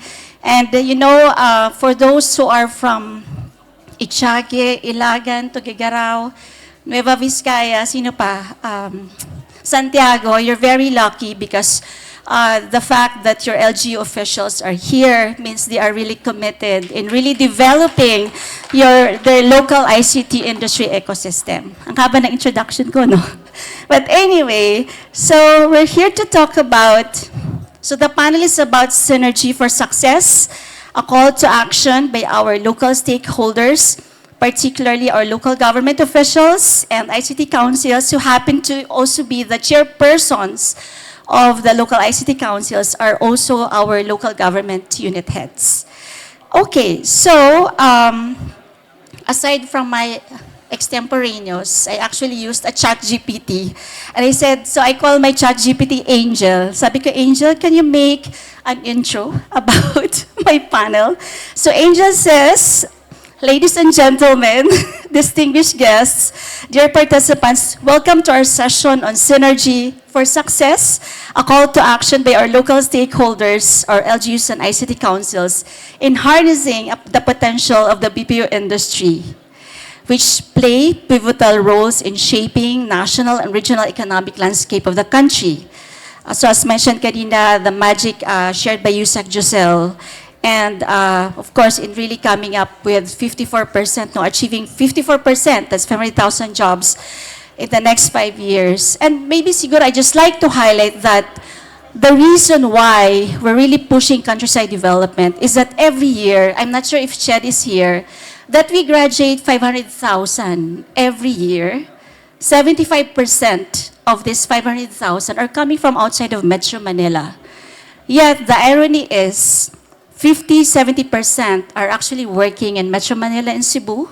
So the goal really is to go, to bring those opportunities to where the people are, meaning to where the graduates are. So since yesterday, RD Pinky has been telling us that Tuguegarao has been producing thousands and thousands of graduates every year. They are IT graduates, engineering graduates, yet they end up having jobs, either going out to Tuguegarao or staying here, but pasensya na pero talagang sinasabi ni RD Pinky nagiging tricycle drivers. Sayang yung pinag-aralan nila, right? So, yun nga, through the ICT, with our help, through Yusek Josel and RD Pinky, we're here to really help bring those opportunities to Region 2.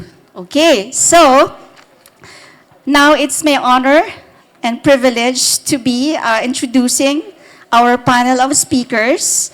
Let us start with the first panelist, who is actually the mayor of Santiago City, Mayor Alisa Sheena Pitan, but will be represented by the chairperson, by Mr. Jonathan Uy, who's the team lead of Smart City Santiago Rice Center. So ladies and gentlemen, put your hands together for Mr. Jonathan Uy.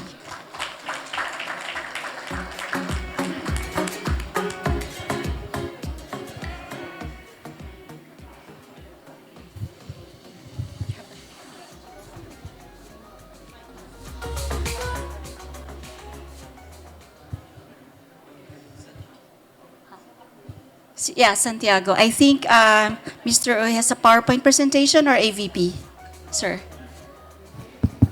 We have an ABP. Do you have the files? Pa-play na lang. Thank you. Multi-awarded city in the field of governance, entrepreneurial development, environmental management, and disaster resiliency, the city of Santiago proves its primacy among local government units in the Philippines. Santiago has continually sustained its remarkable performance across the core and essential areas of local governance. The city is the leading commercial hub and trading capital of Region 2 and one of the biggest distribution centers in the country. The city serves as the financial and trading district to more than 20 nearby municipalities and hosts the biggest medical facilities in the region, one of which is a designated referral hospital. The local Disaster Risk Reduction and Management Office has adopted ArcGIS program for the in-house development of vulnerability risk assessment and response for various hazards affecting the city. Using the household profiling and skills mapping data of the city, the visualized location information, the LDRRMO can predetermine households with their members affected by flooding or other hazards in a specific area in the city. With this information, evacuation procedure and preparation of food packs and other supplies for evacuees are accurate and efficient. Digital information dissemination and community engagement. The city government of Santiago designated as official information source.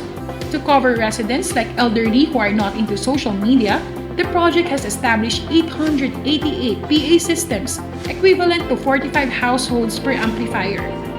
Urgent and important announcements are fed on a regular basis with specific schedule of airing.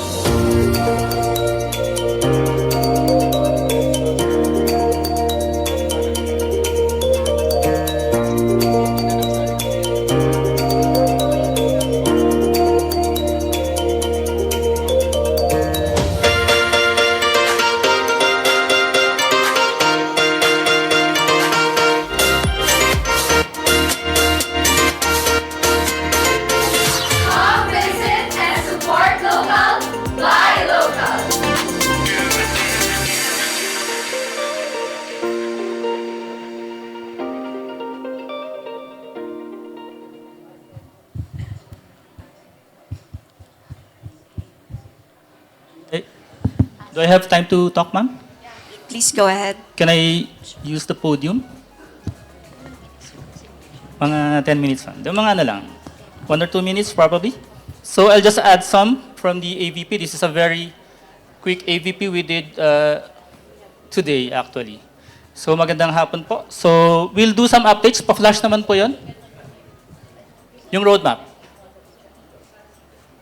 Yan. This was the Santiago Smart Sustainable Innovative City Roadmap was produced around 2020.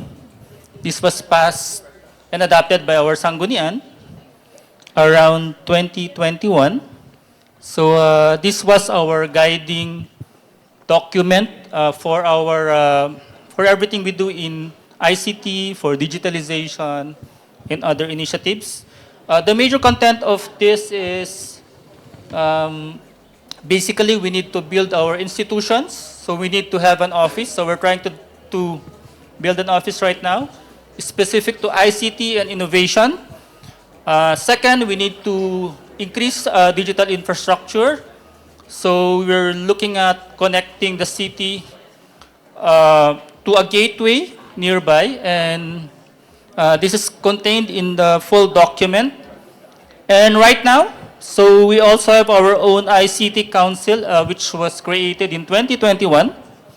And the most recent development in partnership with the Department of Science and Technology, and si Doc Ricmar, and Isabela State University, we already have created the Research and Innovation for Sustainability and Empowerment Center.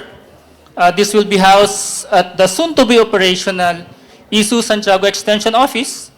This was supported by our Congressman, Joseph Salvador Tan, and our City Mayor, Attorney Eliza Shine Pitan.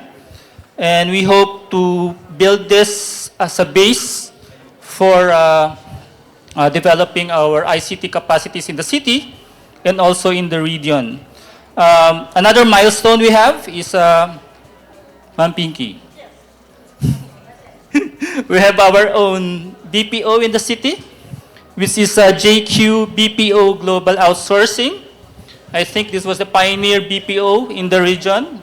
Palakpakan naman po natin.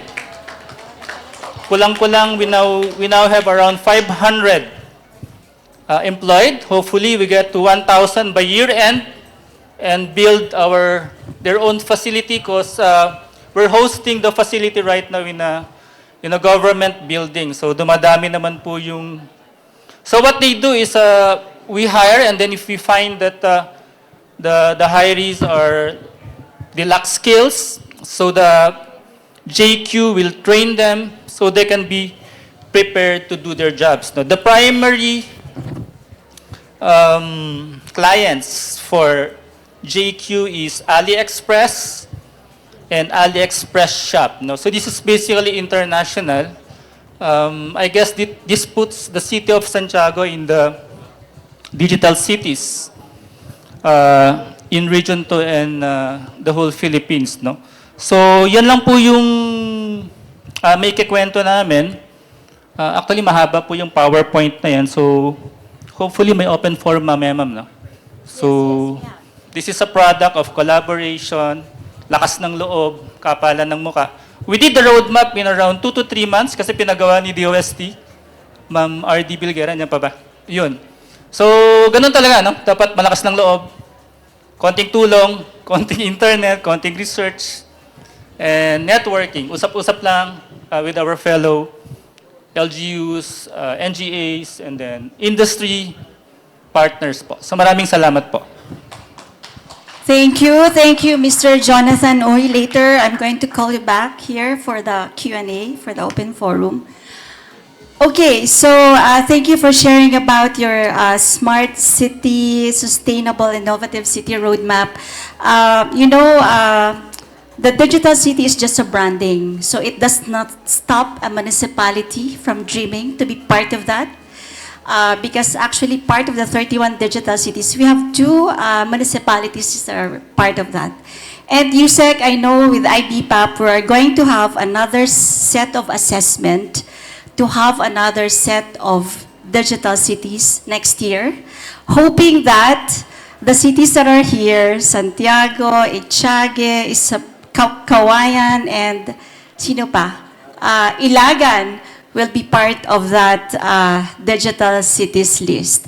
And as you know, pwede rin namang Metro Cagayan, Metro Isabela, because actually, there are only 25 digital cities, but there are 31 because there are 3 metros that are part of that. So we have Metro Rizal, composed of Antipolo, Taytay, and what's the other one?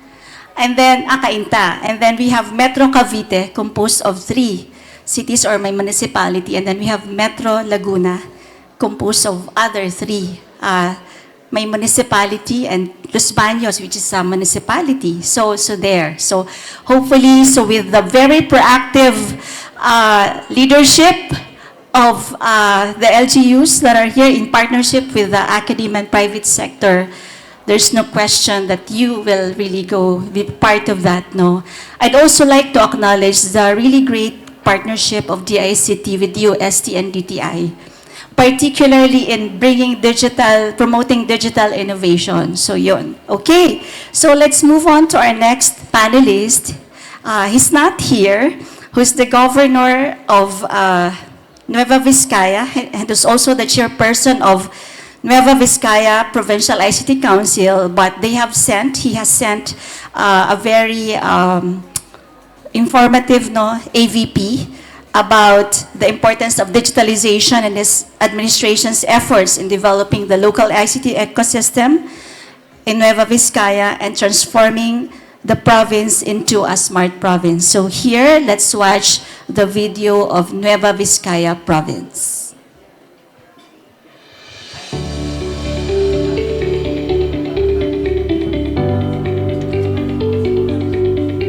Nestled in the heart of Luzon, Nueva Vizcaya blooms as a hidden gem where technology meets tradition. A province not just known for its breathtaking landscapes, but also as a burgeoning hub for information technology.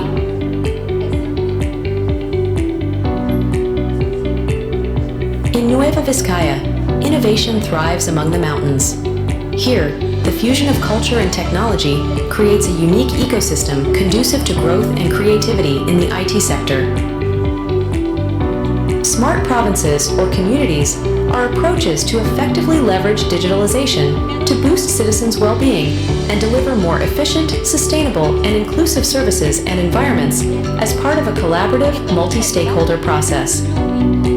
The current administration expressed the priority to target seamless engagement of information and communications technology in all government services, leading to digital economy and digital empowerment.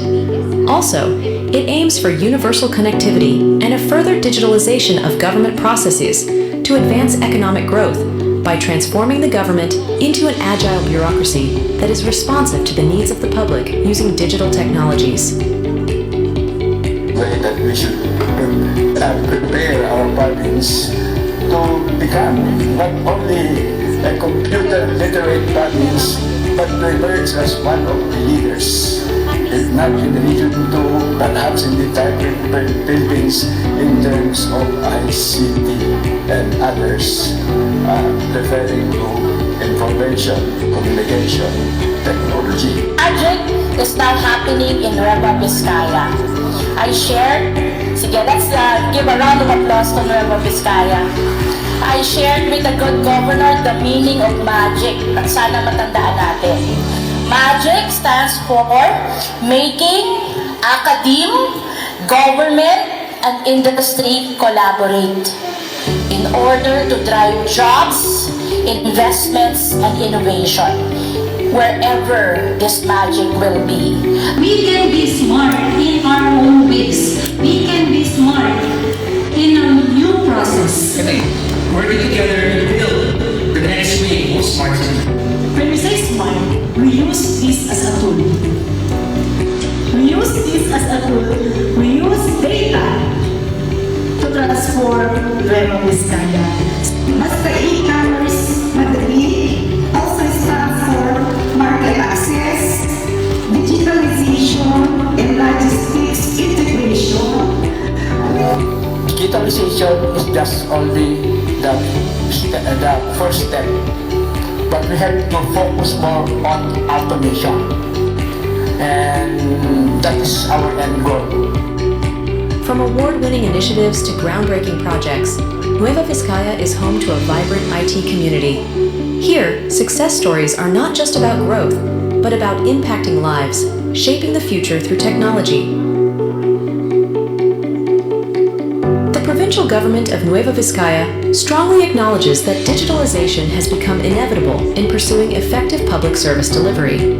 It affirms that there is no better way to increase efficiency, provide more transparency and accountability than using available information technology tools. The rapid and stable adoption of digital technologies, or digitalization, will greatly contribute to overcoming the impact of the pandemic and delivering better services. The provincial government will serve as the core service provider, which will be integrated to the municipalities and barangays, in which this will significantly transform the province into a smart province.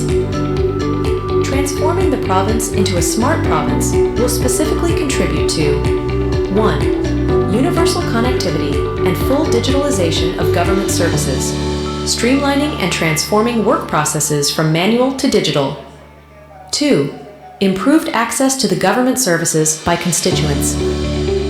3. Retooling of HR competence on a dynamic ICT environment. 4.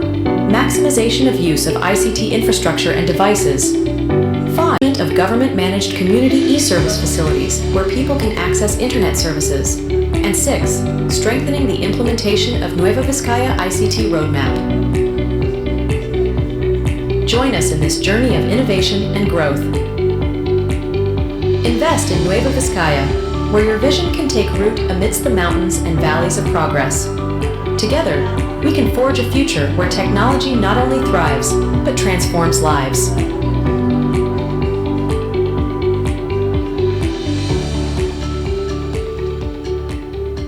Okay, let's give a round of applause for the province of Nueva Vizcaya. I'm not sure if we have representatives here from Nueva. Oh, they're there. So congratulations po sa inyo. You know, it's great to know that our LGUs have started embracing digital transformation in terms of providing services to the public. Okay, so let's move on to our next panelist. Itong next location, full force sila. Because earlier, we had the mayor of Itiague, Isabela, who's also the chairperson of Itiague Isabela ICT Council, but I know he had to leave. So he actually sending two representatives, one who will present about Itiague, at the same time, one who will represent the panel discussion later. Okay, so I would like to call on now Ms. Daniel Rebolios, the Information Officer of LGU Itiague Isabela. A round of applause for her. Thank you, ma'am.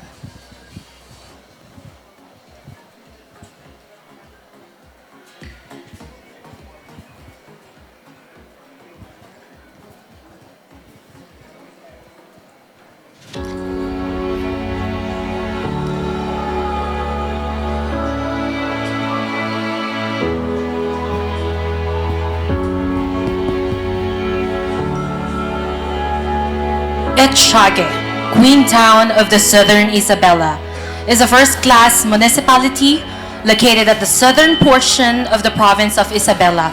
Itiague is located between the cities of Santiago and Cagayan, making Itiague a strategic location for innovation and development.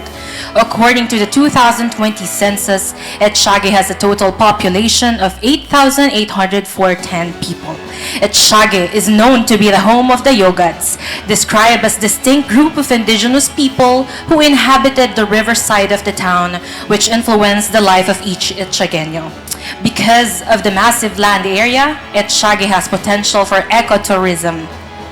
It has its own potential adventure destinations like the Calabagin Falls, the Pamisanan Falls, the Panyong Cave, and many others waiting to be explored in the 24,000 hectares land located at Barangay San Miguel, Itiague, in the foot of Sierra Madre, as we venture to be a premier ecotourism adventure destination in the north.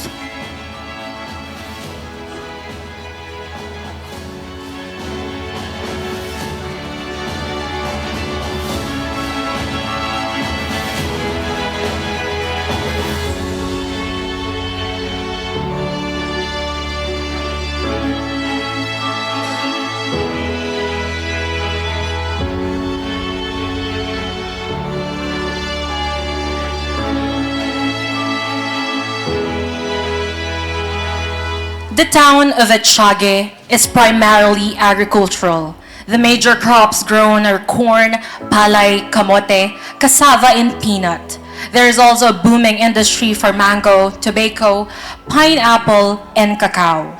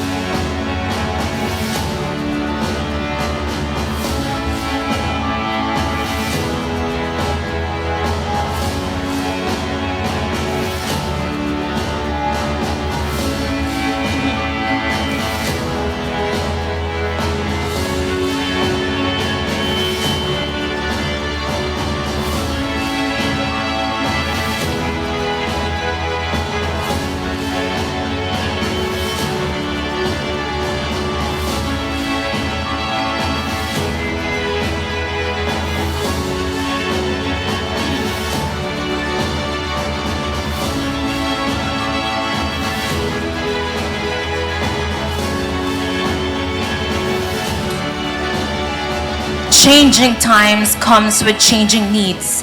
Etchage partnered with the Isabela State University as a continuing effort on the collaborative process of technology transfer, an investment portal capstone project for tourism, culture, and arts has been established where technology meets tradition in a captivating fusion of cutting-edge solutions and cultural celebration that will produce mobile and web-based applications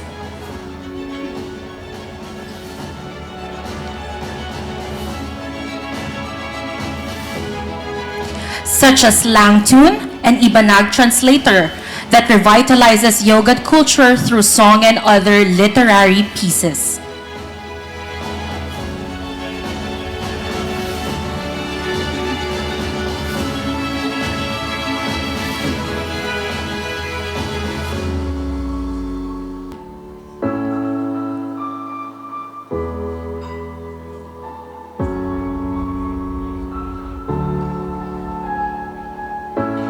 Yoga or Yogad culture application, specifically in beliefs and rituals.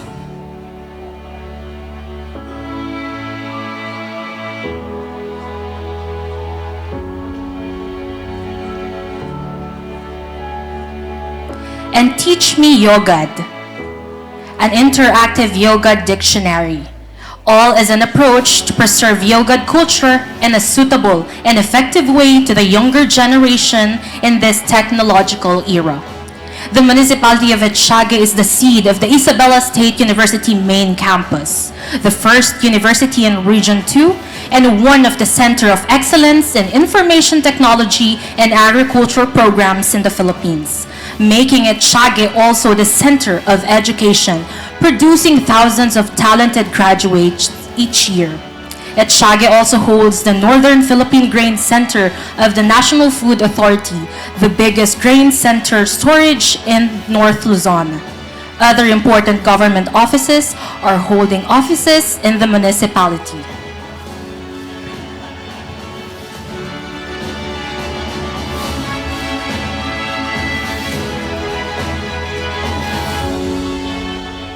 Etchage is fast in becoming an agro-industrial community, evidenced by the proliferation of multi-million peso establishments, which greatly help generate income and job opportunities to local residents.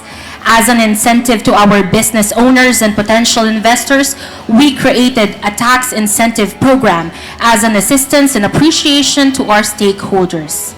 With its ambition to bridge citizens in evolving technology, Etchage collaborated with Google Philippines in connecting every Etchagueño to the internet. Etchage has also been championing its disaster risk reduction and management and has been extended through satellite offices to help even more with the efficiency of delivery of service to every Etchagueño. Project Comet, or Community Operations for Mobilized Emergency Teams, was launched in partnership with Isabela State University, a disaster monitoring app in response to the problems in terms of mapping incidents and rescue response rates, especially in far-flung and disaster-prone areas.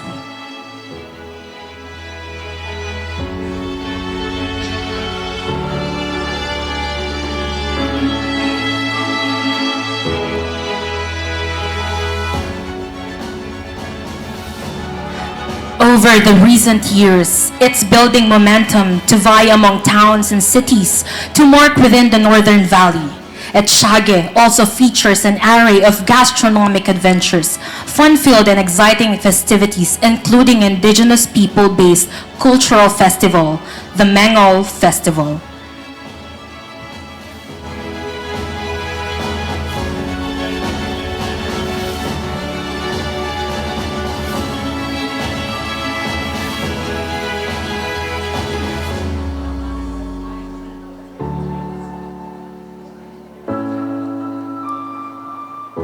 Etchage is one of the premier agro-industry centers in Isabela, envisioned to transform into a science and ecological city of the North in the coming years.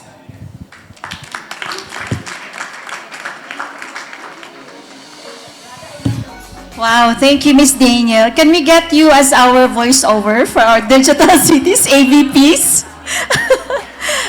Ang galing, no? In the middle of the AVP, I thought part siya ng AVP. Yung pala, she was here. But yeah, galing. So, we hope to, ayan, nanguna na si RD Pinky. But anyway, moving on. So congratulations to Ichage for a very informative, very impressive programs for Ichage. Okay, let's now move on to our next panelist, who should be the mayor of Ilagan City, whom I met 2 weeks ago, when they conducted the very successful Ilagan Business Forum. So congratulations. So I was asked by Yusek Giselle to represent her in Ilagan. So Ilagan City is a very vibrant business ecosystem as well. Okay, so our next speaker, panelist is Councilor JV Diaz, who's going to represent the Honorable Mayor Jose Marie Diaz. Jo Marie, hindi lang ikaw ang Jose Marie, because the Mayor... Okay.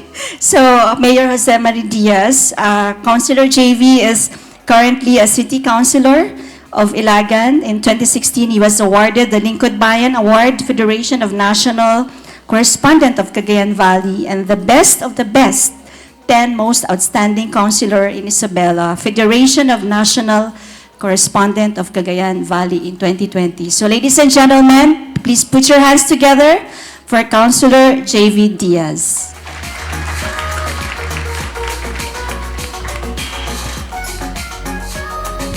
Thank you so much, ma'am. To our USEC of DICT, Attorney Giselle Batapa Sige, our Bureau Director ICT Industry Development Bureau, Ma'am Dr. Emilu Delfin, ma'am. Of course, the Deputy Administrator of Cagayan Economic Zone Authority, if I'm not mistaken, former board member USEC Perla Tumaliwan, ma'am. Our Regional Director of the ICT, si Ma'am Pinky, ma'am, na nakaka-chat ko lagi para sa mga follow-up projects namin. Director Jonicio Lerdes, our Director of NEDA. Ang ating mga officials from the ICT councils, the local chief executives who are here, ang aking ninang po, Mayor Myla Tinke of Tuguegarao City, and kanina po yung aking brethren sa fraternal brother, Honorable Faustino Kiko D. from the municipality of Echage. Of course, lahat po ng mga public servants na nandito, business sector, line agencies, isang magandang sumusulong na hapon po sa ating lahat. Foremost, I would like to thank the DICT for this opportunity to present our city at this summit. To my fellow public servants in the panel, kanina, ICT councils, academe, industry leaders, sa ating lahat po, magandang hapon po. Ladies and gentlemen, imagine a city where innovation thrives, talent flourishes, and possibilities are endless. This is the city of Ilagan, poised to become the newest IT BPM hotspot in Region 2. And join us as we unveil the boundless opportunities that await you in the vibrant landscape of our city. In terms of infrastructure, the city of Ilagan, the capital of province of Isabela, is strategically located in the heart of Region 2. Nabanggit ko nga po kanina, kami po yung nasa gitna ng Cagayan and Tuguegarao na syudad, and kami po yung center ng Isabela North, and stands as the convergence of trade and commerce in the province. It is one of the fastest growing economies and the 18th most competitive component city in the country, and the recipient of the ASEAN Clean Tourist City Award for 2 consecutive years now. Ilagan serves as a second home to expatriates and young business professionals alike. Marami pong mga young professionals and business sector po sa amin. As the 4th largest city in the country, the city invested in its comprehensive land use plan by tapping the world-renowned services of the famous architect Felino Jun Palafox. Together, we laid the groundwork for a livable city where accessibility and quality of life are paramount. Kami po, we have 91 barangays of Ilagan. We are concreted and walkable. And a significant portion of the city's budget is dedicated to infrastructure development, supporting seamless connectivity and accessibility across its bustling landscape. The city's road network allowed it to be the first to implement a local public transport route plan in a bid to strengthen modern public transportation systems. Ilagan has a number of DOT-accredited hotels and accommodations, providing comfort, convenience, and world-class hospitality to business travelers and visitors. The city is also making significant strides in real estate development, with several villages and subdivisions already established. Recently, Avida entering the competition. In partnership with the DISUD, Ilagan is currently on takes with the construction of 4PH or yung pambansang pabahay para sa Pilipino program housing projects across 4 locations, further providing diverse options to meet residential needs and preferences. Kasi pag natapos po ito, almost 5 to 10,000 people po ang pwedeng maka-avail dito sa amin, which is a big opportunity for market and possible employees from other municipalities to enter our city. Our City Civic Center, ito po yung plan namin, which we are currently implementing. The home to satellite offices of several government agencies will soon house our state-of-the-art Coliseum. So most likely, within our plans as well, dito din namin possibly ilalagay yung mga possible IT park po namin if ever we find some commitments with our business sector who are here with us today. We will soon house our state-of-the-art Coliseum and housing project. This is also the proposed location for the establishment of an IT park, an emerging township within the city where digital infrastructure will be the centerpiece. Ito po yung aming plan from Architect June Palafox. In addition to its robust telecommunications infrastructure, which includes existing digital and fiber optic networks along with public areas offering the ICT free Wi-Fi access, a DICT Tech for Ed Center, and the presence of Manila Water and telcos such as PLDT, Smart, Globe, Converge, and Dito ensure reliable utilities, connectivity, and communication services essential for business and the industry. Ilagan also features a robust healthcare infrastructure with 2 private and 3 public hospitals, including the San Antonio Hospital and the City of Ilagan Medical Center, a Level 2 facility with 100-bed capacity, both owned and operated by the local government unit. Looking ahead, the city's power infrastructure is set for a major boost with Total Energies of France undertaking the construction of a 440-megawatt solar energy farm, which will be put up on 2025. Scheduled to commence operations in 2025. The significant investment will not only bolster Ilagan's energy sustainability but also position it as a key player in renewable energy production, aligning with the vision of becoming a leading IT BPM hotspot in Region 2. Because we may all know, kapag meron pong mas makakatipid tayo in terms of electricity, mas makakatipid tayo sa expenditures natin in terms of business.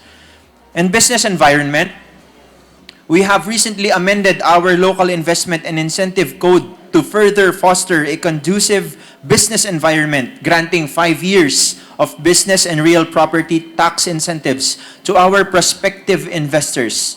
We have a dedicated Local Economic Development and Investment Promotions Office, which we institutionalize, yung LEDI po namin, that is keen to provide non-fiscal incentives and assistance for ease of locating and doing business in the city and facilities business matching. Sabi nga ni Ma'am kanina, 2 weeks ago, we conducted our business forum wherein, in partnership with the ICT, we partnered to have, we have invited other business sectors to enter para po magkaroon ng matchmaking, and the LGU may assist possible investors to have their business proposals in our city. As proof of this, we have generated 18 billion pesos in capital investments in the year 2023.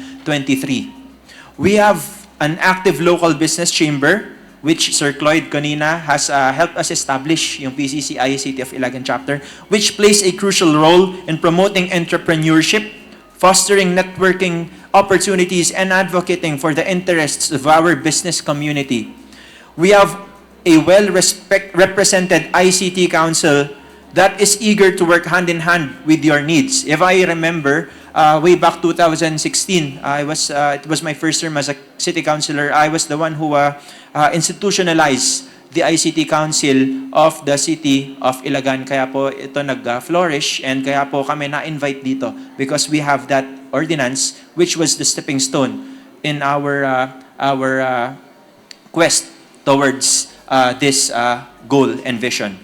We are also proud to announce that the City of Ilagan recently hosted the first ever LGU-sponsored Innovation Forum in the region, attended by the likes of the Board of Investments, the IT and Business Process Association of the Philippines, the ICT Bureau Director, Ma'am Emilio Delfin, and other government agencies and renowned businesses, showcasing our city's dedication to fostering collaboration and creating opportunities for industry players to network and explore new ventures.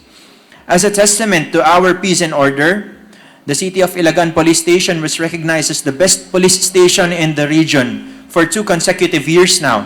And we are also awarded as one of the top-performing police station in the country, achieving crime solution efficiency of 67.59%.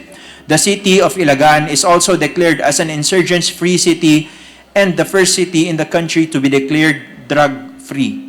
So the City Council, or the City of Ilagan, is also declared as an insurgency-free city and the first city in the country to be declared drug-cleared as well.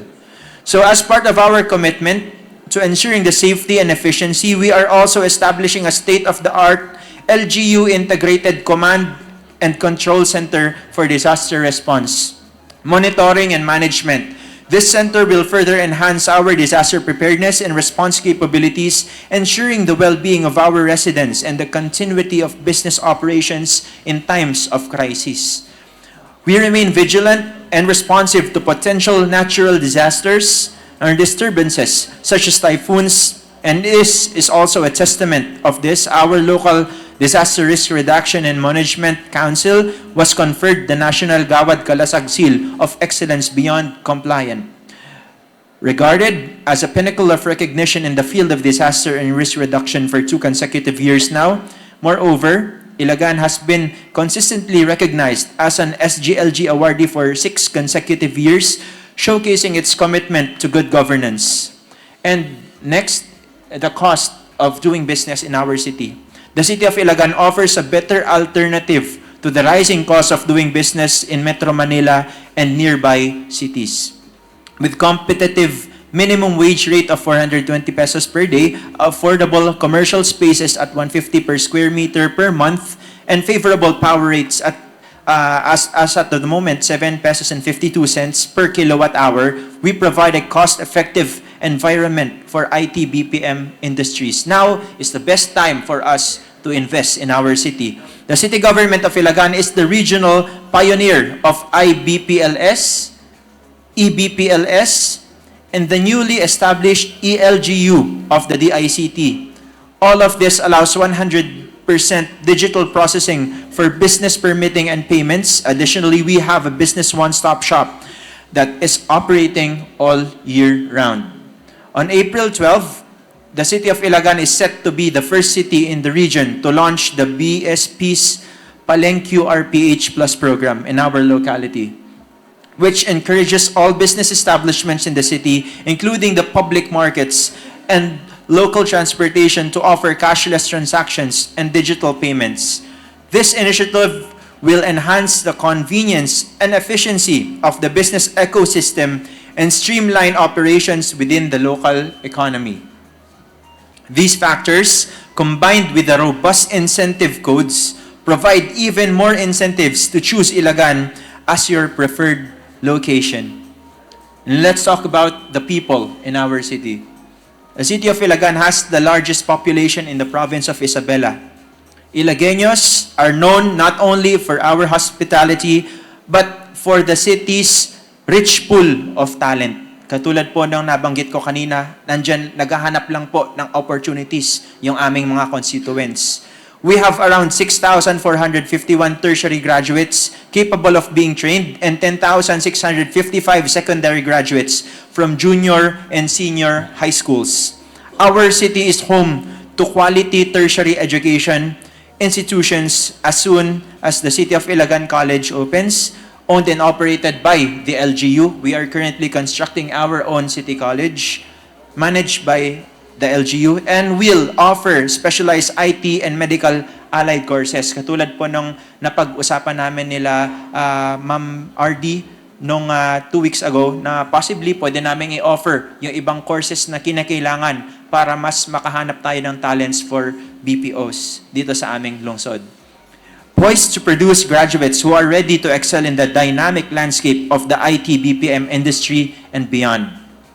Moreover, our tertiary schools have consistently produced top-notchers in several fields, showing the caliber of education and talent development in the city. Yung aming PESO po, Public Employment Service Office, recognized as the best in the country, has successfully facilitated employment for numerous graduates in leading IT BPM companies like Concentrix and the first BPO in the city, MDF BPO. We have provided 25 million pesos in 2023 and allotted another 25 million pesos this year to finance various scholarship programs of the LGU aimed at enhancing workforce skills and capabilities. There are more than 5,000 graduates of technical vocational skills in Ilagan under TESDA, yung aming manpower skills and training program, a tech voc training program of the LGU, also generated 3,740 graduates for 2021 to 2023, 400 of which are graduates of Computer System Servicing NC2 in partnership with TESDA. As a 49th wealthiest city in the country, the city of Ilagan is a beacon of prosperity and opportunity. We are a city that takes pride in our resiliency, the tradition of excellence, guided by our vision, City of Ilagan towards a livable city on the year 2030. Yung pillars kasi namin dyan, survivability, sustainability, mobility, and mainly innovation. Whether you are an investor, a professional, an employee, or a student, we always say, sa lungsod ng Ilagan, lahat ng pangarap ay may katuparan. What I have presented today is only the tip of the iceberg. I invite you to visit the city and explore the whole depth of what the city of Ilagan has to offer. Let's make it happen. I hope we could see you in our city. I am here so that I could give a manifestation that our city is ready, our city is hospitable and welcoming and inviting the BPOs to join our business community. Isang magandang sumusulong na hapon po sa ating lahat. Whoa, what a pitch. Very impressive pitch. Parang nakikita ko yung ating potential investors. Nalilito na sila kung saan sila mag-locate. I was looking at you, Sec Noya. But yeah, actually, pati po ako bumilib. You know, si Councilor JV is one of the very good-looking and hardworking sons of Mayor Diaz. I met the three during the Ilagan Business Forum. So alam ko full force din sila dito. But don't worry, we still have 2 more. Baka lalo pang malito ang ating investors. Because, so our second to the last panelist, I know she's going to also invite our investors to locate to CESA. Our next panelist is Yusek Perla Tumaliwan, the Deputy Administrator of Cagayan Economic Zone Authority. She's a very proactive leader and scholar who finished reputable education-relevant trainings that enhance her role in local governance and people-oriented public policy. She believes in the importance of quality education and training as a key to liberation from poverty and ignorance. And Yusek Perla was an international scholar by the U.S. State Department of Transparency and Accountability in Local Governance in Washington, D.C., USA. Marami pa. Sorry, Yusek Perla, we had to cut your CV, but and among others, no, among other achievements. So, ladies and gentlemen, please put your hands together for Yusek Perla Tumaliwal. Thank you very much, ma'am, for that generous introduction. This afternoon to the whole day, we have reached the afternoon. I am equipped with only rice. Rice of information, rice of cholesterol, maraming pagkain, and rice of opportunity. I have seen, and I'm very, very much elated and very proud to say, yes, I am from Region 2 and my sister is the regional director. Kidding aside, definitely, thank you so much.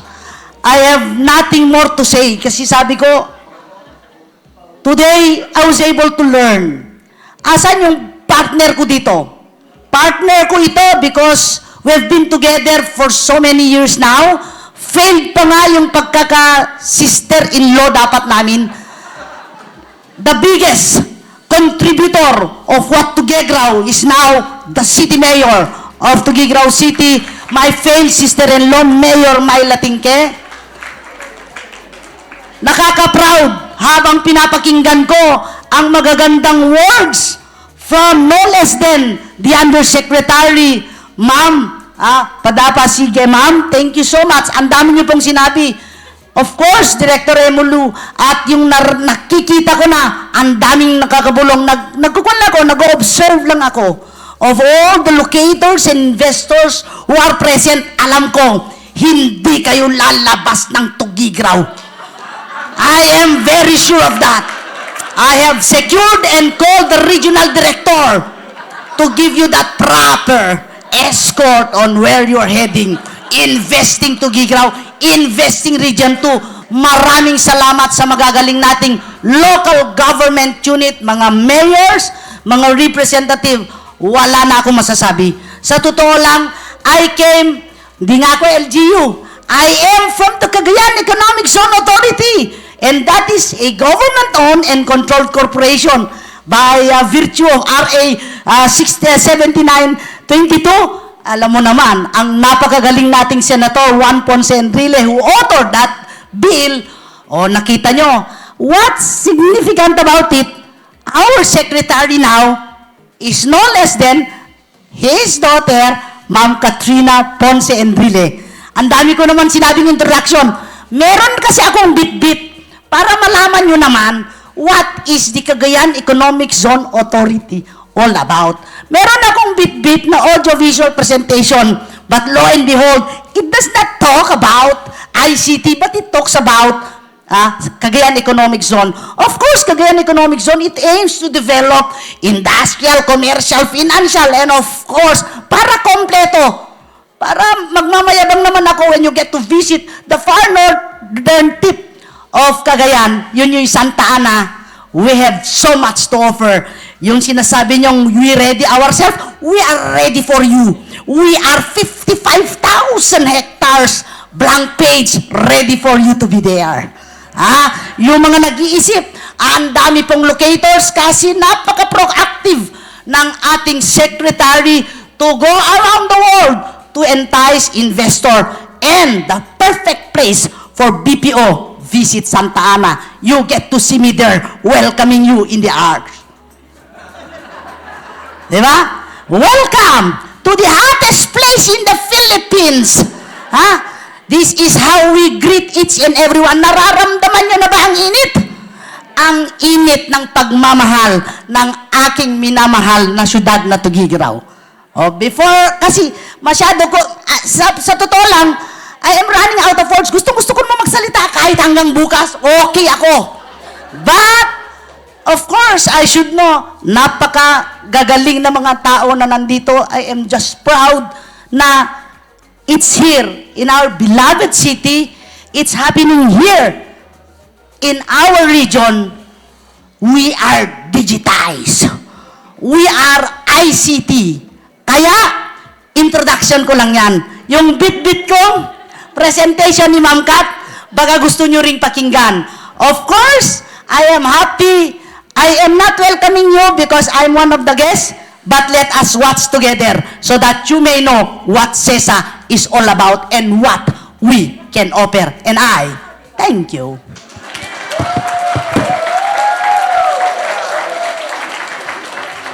Ladies and gentlemen, distinguished guests, partners, entrepreneurs, industry experts, and fellow participants, it's a pleasure to share with you the remarkable potential of the Cagayan Economic Zone Authority, or CEZA. As Administrator and CEO of CEZA, my mission is clear: to develop a future-proof special economic zone and free port in the crossroads of the Asia-Pacific region. CEZA boasts an impressive area of over 54,000 hectares, equivalent to the size of Singapore. It's strategically situated to be the most accessible Philippine free port to major East Asian cities such as Taipei, Tokyo, Hong Kong, Shanghai, and Seoul. Moreover, it holds the distinction of being the closest Philippine port to the U.S. West Coast. The Cagayan Free Port holds a special place in my heart due to its historical significance, as our charter, Republic Act 7922, also known as the Cagayan Special Economic Zone Act of 1995, was authored by my father, then Senator and now Chief Presidential Legal Counsel of the Philippines, Secretary Juan Ponce Enrile. CEZA is not just poised for growth. It's actively investing and embarking on an exciting initiative that has the potential to make the Cagayan Free Port a major logistic hub, the new manufacturing center of the Asia-Pacific, a premier gaming and leisure destination, and the city of the future. In terms of logistics, we have an operational international port infrastructure in Port Irene, with plans for expansion that will significantly enhance our capacity to accommodate large marine vessels. Furthermore, we're dredging our navigational canal and turnover basin to further ease the movement of these vessels. For industrial development, CEZA offers extensive land designated for industrial parks.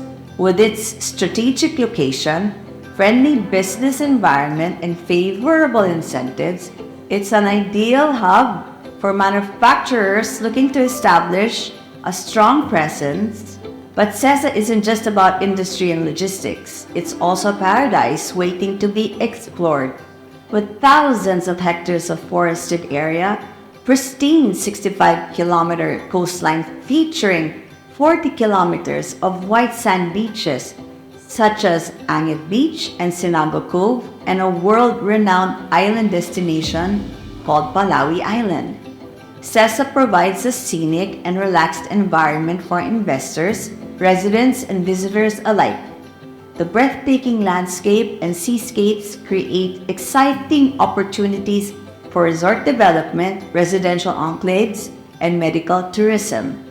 CEZA is a haven for outdoor enthusiasts, offering activities like surfing, kiteboarding, game fishing, scuba diving, cycling, and trekking.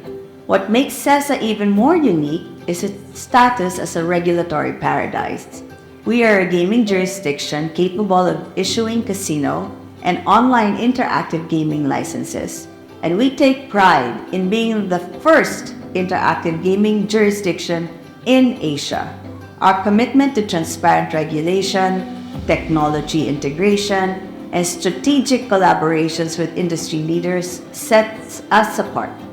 CEZA has also pioneered the fintech industry in the Philippines. We grant licenses for financial technology solutions, offshore virtual currency exchanges, and digital asset token offerings, providing a regulatory sandbox for blockchain innovators. As CEZA prepares for its promising future, we're actively seeking partners to provide sustainable energy solutions. CEZA has the power to undertake the establishment, operation, and maintenance of public utilities, services, and infrastructure. I firmly believe that with CESA's vision and mandate, together with our foresight and expertise, we can build a future-proof industrial and economic zone at the crossroads of Asia and the Pacific. Together, we can drive economic growth, create jobs, and establish a new hub for both profit and pleasure in Southeast Asia. I wholeheartedly invite each one of you to visit our area, explore the boundless opportunities, and engage with us in building this promising future. Thank you very much, and I wish you all a wonderful day ahead.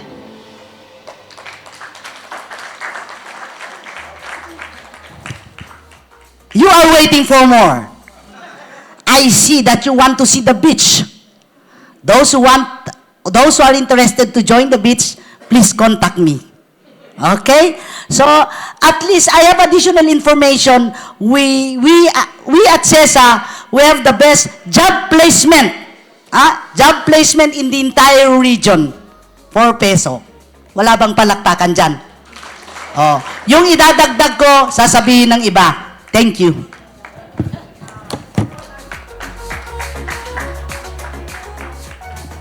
Yusek Perla, I'm speechless. I thought si RD Pinky, yung kanyang energy to the highest level na. And then I realized, mid-level lang kalapay kayang energy. But anyway, a round of applause again for Yusek Perla Tumaliwan. Okay, the last but not the least, I've been told several times, Miss Emmy, pwede ba last na ito? Siya na yung last speaker. So anyway, our last but not the least speaker hails from a family deeply rooted in public service in the province of Cagayan. With a successful track record as a businesswoman and distinguished career in local governance, she now serves the revered mayor of Tuguegarao City. Known for her visionary leadership and unwavering commitment to progress, she continues to spearhead initiatives for the advancement of Tuguegarao as a thriving, smart digital city. Ito ma'am, susundin ko lang yung binigay sa aking script. Ladies and gentlemen, please let us put our hands together to the beautiful, very able, indefatigable, and dynamic City Mayor of Tuguegarao City, the Honorable Mayor, Mayor Myla Rosario Estinki. Thank you, Ma'am Emmy. Good afternoon, everyone. I won't be so formal. My executive assistants actually prepared a speech for me, but as always, I would rather speak from the heart rather than read to all of you. I am Myla Rosario Seratinque, first time and first termer mayor. I was a councilor for 9 years and was also an ex-officio board member along with my very good failed sister-in-law, Perla Tumaliwan. We used to work together for 6 years. In the council as well as in the board. So first off, I'd like to welcome David, ARD, of course, Sir Melvin, Sir Gary, Sir Joms, of course, andito po si Ma'am Noya, I'm sorry. Yes, pinaka-last ko na yung, forgive me, pinaka-guwapa na sinasabi natin, ano. Of course, Ma'am Lynn, and then we have Attorney Josel, and my favorite, supposedly, sister of my failed sister-in-law, Perla, RD Pinky. You know, in Tuguegarao City, we're very proud because we are the only city in the region that is actually a digital city. Diba? And it took us years to create that. I'm friends with the other LGUs in the region. Inaanak ko po yung ating napakagwapo doon na konsehal from the city of Ilagan. Pero kanina, sabi ko, anak, nagbubulong ako doon. Sabi ko, dami-dami nilang video. Wala silang airport.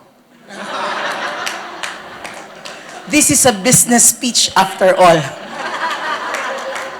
With everything that was said, wala silang airport. But they have a very good city like Tuguegarao. And I know for a fact that a lot of you here are here for the first time. And I won't talk to you about what else we have to offer later on. Kaninang umaga po, nakita nyo na daw yung aming mga presentations. And later, we'll show you a video. But let me first speak about the things I heard a while ago while I was sitting there having my lechon lunch prepared by my failed sister-in-law, Perla. You know, ma'am, sir, sabi kanina ni Ma'am Noya, you have to have the passion, you have to have the heart, and you have to have that innovation. We have that here in Tuguegarao, ma'am. Because in Tuguegarao City, we believe in magic. Sabi ni Attorney Giselle kanina. What is magic? Making academe, government, and industries collaborate. We have all the schools here. That's collaboration. We have all the businesses here right now with you. That's collaboration. You have all the governments here. That's collaboration. That's magic. Tuguegarao City has magic. We've been going around, not only in the country, but as well as international countries. We've been with St. Paul, St. Louis, CSU, to China, and to other places, to Dubai, because we're trying to sell Tuguegarao City. We're actually concentrating on 3 tourism investments: medical, tourism, there's educational tourism, and there's food tourism. Pumunta po tayo sa medical. We have the best, the biggest hospitals in Tuguegarao City, in the region. Nandito po ang CVMC, nandito ang St. Paul, CUDMC, at napakarami pang iba pang mga ospital. People from 5 provinces come to Tuguegarao City to have their medical checkups, to have their rests and their recreation. We have the best foods in Tuguegarao City. Pag nagpa-hospital po kayo, nagpa-check up kayo, nagpaganda kayo, you come to Tuguegarao, paglabas mo, madami kang makakainan. The food is wonderful. The food is incomparable. That's our food tourism after the medical tourism. Ang BPOs po, health yan eh. Hindi po ba? We have that here in Tuguegarao. Nagpa-practice na po yung aming mga health-allied students and graduates. We have more than 7,000 of them in the city alone in one school. UCV has them already. No? Isang eskwelahan pa lang ho, more than 7,000 graduates na. We have more of them. Now we talk about educational tourism. Why? Because again, Tuguegarao City is the regional center for academic excellence. Nandito po lahat ng mga napakalalaking mga universidad. Cagayan State University, UCV, MCNP, St. Paul, and St. Louis. Alam niyo po, sa amin dito sa Tuguegarao, we're very, very proud. Kasi ho, araw-araw nakakarinig kami. Congratulations, CSU. Top-notch kayo. Congratulations, St. Paul, St. Louis, UCV. Lahat na ng eskwelahan namin, nakapag-produce na ho kami ng top-notch graduates in all fields. No? So, that is what we are concentrating and what we are offering all of you. Kaya ang sabi po namin, ma'am, ang magic that Attorney Giselle was talking about, we already have it here in Tuguegarao. The passion, the innovative ideas, and the heart is also already here in Tuguegarao. Let's now go to what Ma'am Lynn talked about, and that was values. Tuguegarao City is now inspired to work harder and better because we have been espousing, sinabi po kanina sa inyong lahat ni Ja Lim, that we have that shared responsibility mantra. What is shared responsibility? Government will never be perfect. Government is not perfect. Government will always need the help of its people, the help of its stakeholders, and the other agencies. That's why we espouse shared responsibility. If you want a better life, you better make sure, as a citizen of your community, you have to have that shared responsibility in making sure that your city is the best of the best. If you want your children to grow up, be kind, be nice, and be productive members of society and community, then as a parent, you have that shared responsibility of making sure you teach them the right values that they need in order to survive the challenges of the modern world. So yung pong tatlo na na-discuss natin sa taas kanina, aside from the ready infrastructure that Tuguegarao City already has, the open spaces, the buildings that are just waiting to be occupied by businesses coming into the city, we have all those three that you were talking about. So we ask all of you to please open your eyes, go around the city, and feel what Tuguegarao is all about. And I can assure you that the government is now a transparent and proactive one, which I know a lot of you have already felt. Meron po kaming tinatawag na battle cry sa Tuguegarao City. Serbisyong nakikita, serbisyong nadarama, at serbisyong maaasahan. The services that the public deserves to have from their leaders. And that is what Tuguegarao City will offer all of you. Let us watch our video, please. Thank you.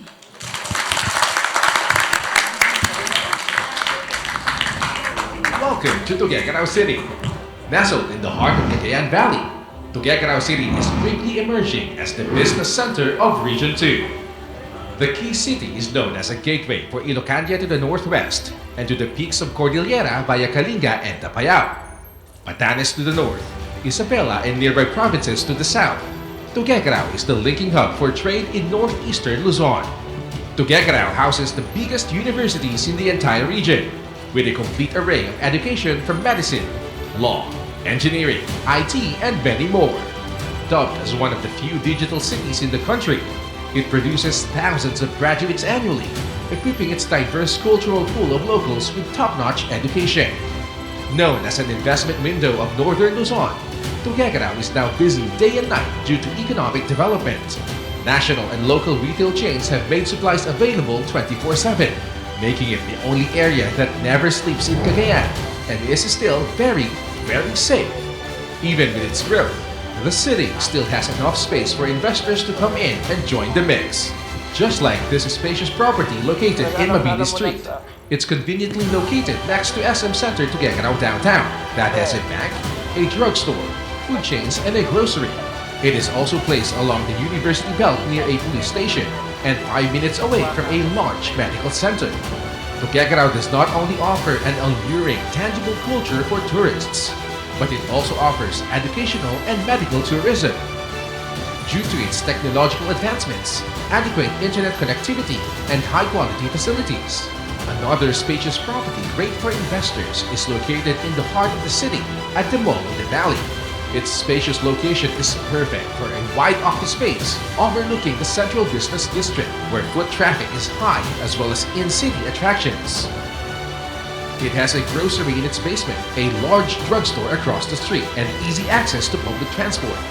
Getting around the city is easy with the hefty numbers of tricycles, taxis, and even the traditional calesas, an added tourist treat.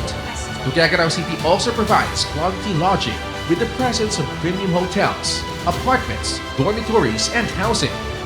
This next property near the city center houses rooms ideal for office and residential potential.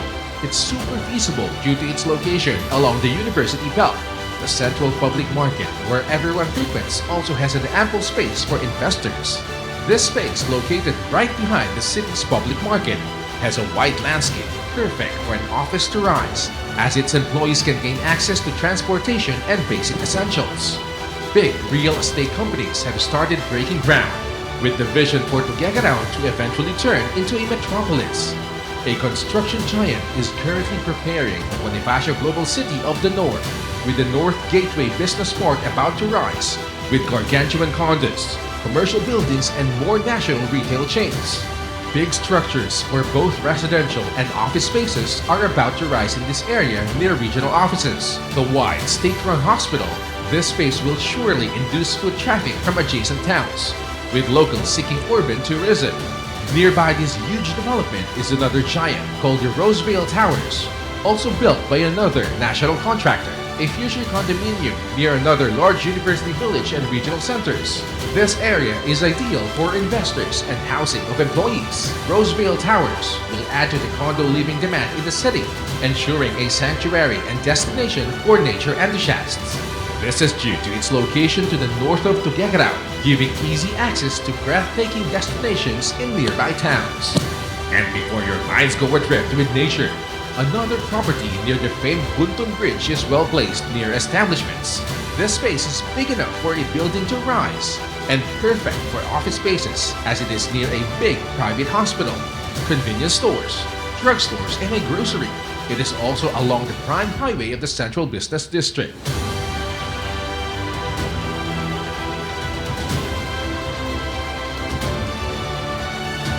Cagayan today has almost everything available for Region 2. Yet its excellence still awaits your prestigious offices to thrive in it as well. Thank you for taking this tour of the Gateway City of the North. This growing city has so much potential to eventually become a metropolis. Whoa! Wow! Congratulations! Grabe! Shared responsibility, proactiveness, commitment, passion, and the presence of magic. Grabe, let us really give a round of applause for Mayor Myla Tinky. Grabe. Okay, so you know the people of Tuguegarao here are very lucky to have her as your leader. Okay, so I've been told that we only have 10 minutes for the panel discussion because we still have the last session for today, which is a roundtable discussion where you can share the challenges, strengths per your location. No? So after this, after 10 minutes, we'll go for the breakout session. So again, ladies and gentlemen, I hope you're all okay. Are you all okay, guys? Okay, good. Sige. So again, I'd like to call on our dear panelists here on stage. First, I'd like to call on Mr. Jonathan Uy from Santiago City. We have Mr. Saan na yung aking kodigo? Mr. Simbi from Echage, Isabela. And of course, Councilor JV Diaz from Ilagan City. And Yusek Perla. And of course, Mayor Myla. We'd like to ask everyone to please come on stage. Ayan.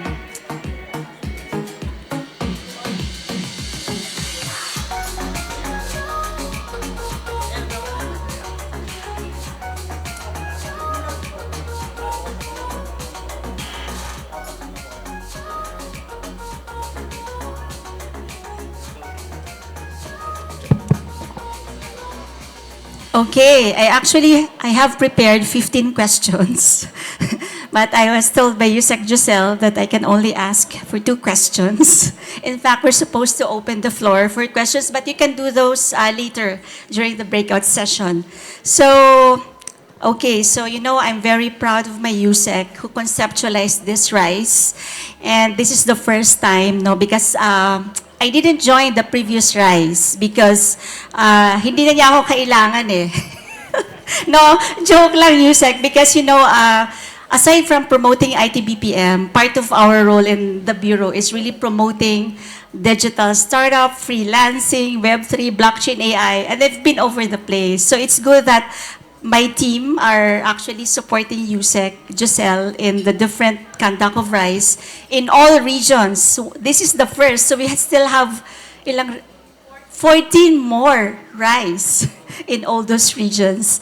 Okay, so again, thank you to our dear panelists. Very impressive. And Yusek, maybe we can encourage all of them to join the Digital Governance Awards because all of them have already embraced digital transformation. Okay, so I have two questions. And so the first question is, what forms, because the panel is about collaboration, the magic, no, making academe. Siguro lahat ng participants dito memorize na nila what magic stands for. So making the academe, government, industry collaborate.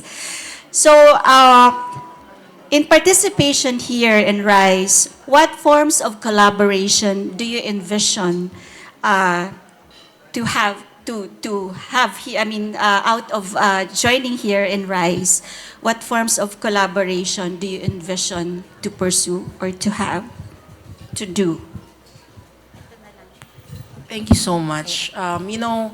This is a form of collaboration already that we've done. This is the first RISE in the city and I believe in the region. And we've been having collaboration with the different sectors, the different industries in the city. For example, hindi nga going forward, we've already started it. Last year, we went with the schools to China to sell the schools, no, for Tuguegarao City. There's UCV, there's CSU, there's St. Louis, there's SPUP. Lahat po yun kasama na namin. And we've been having memorandum of understanding and contracts with the schools when it comes to the researches that their students want to do, and we've been agreeing on all sorts of things to actually push for the work to come together and to create the things that we need to do for the city. Kasi parang hindi lang naman sa amin yun, ano? So that's on the school's part. We're heavily involved and we're heavily supported by the business community of the city as well as the different sectors. When I came on board, we issued executive orders left and right to institutionalize the organizations, the CSOs, the different sectors in the city because we wanted to really come together and work. Hindi po kami yung tipo ng LGU sa Tuguegarao ngayon that this is what we want. What we do is we go out, we ask them, ano yung gusto nyong makita sa amin?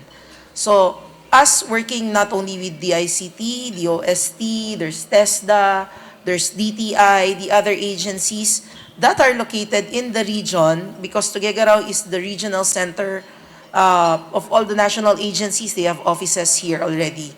We've been working very hard towards having partnerships with them to support where Tuguegarao envisions itself to be, not in the far future but already starting towards now. No? So, yung mga ganitong klase, ma'am, talagang we're very thankful for the ICT for bringing in the investors to at least have a look because the trust would come in through you. No?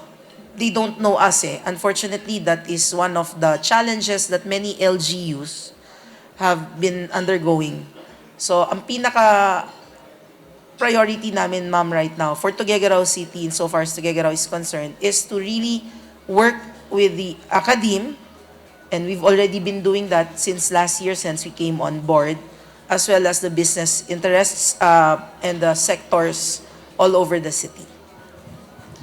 Thank you, Mayor Myla. So truly, magic is happening in Tuguegarao. Yeah, and more. Definitely, the ICT will support you being at the digital city. So marami pa yun, ma'am, aside from the AVP that we've outsourced, no, produced for Tuguegarao. Yusek Perla. Yes, ma'am. We talk about collaboration and that is what CESA is all about. Being an economic arm of the national government. Parang tuwang-tuwa kayong tumingin sa akin. Yes, I am a character, a cartoon character in Tuguegarao City.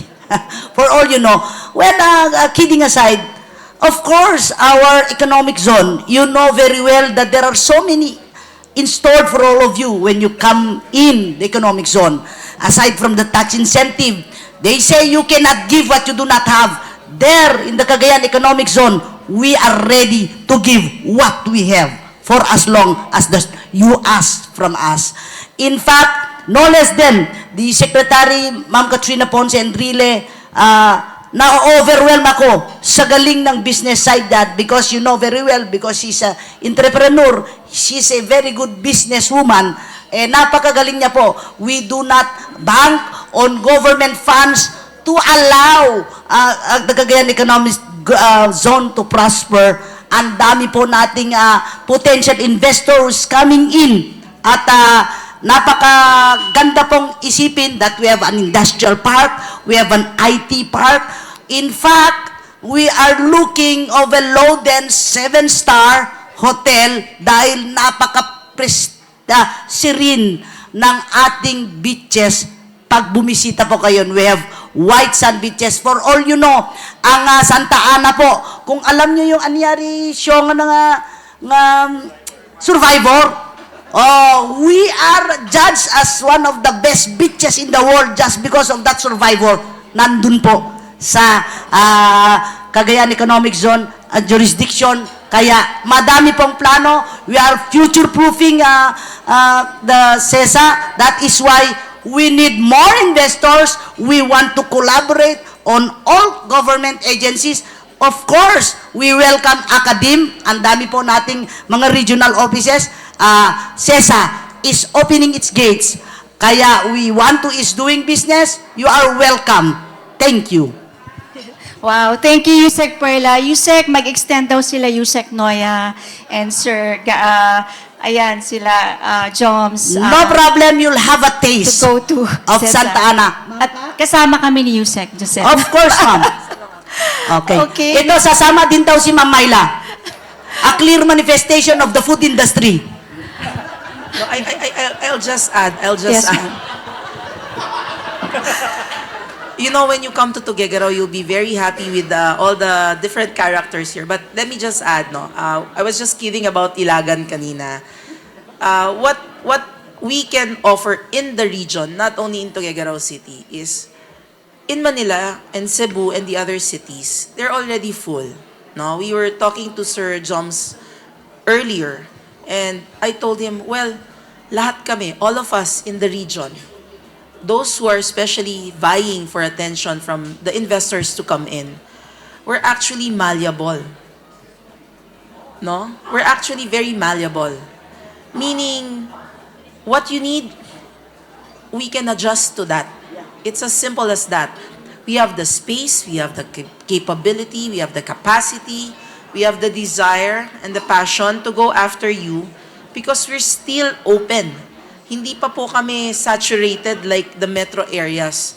And what's good about us, you can choose between the cities in the region because we're all friendly and we work together at the same time.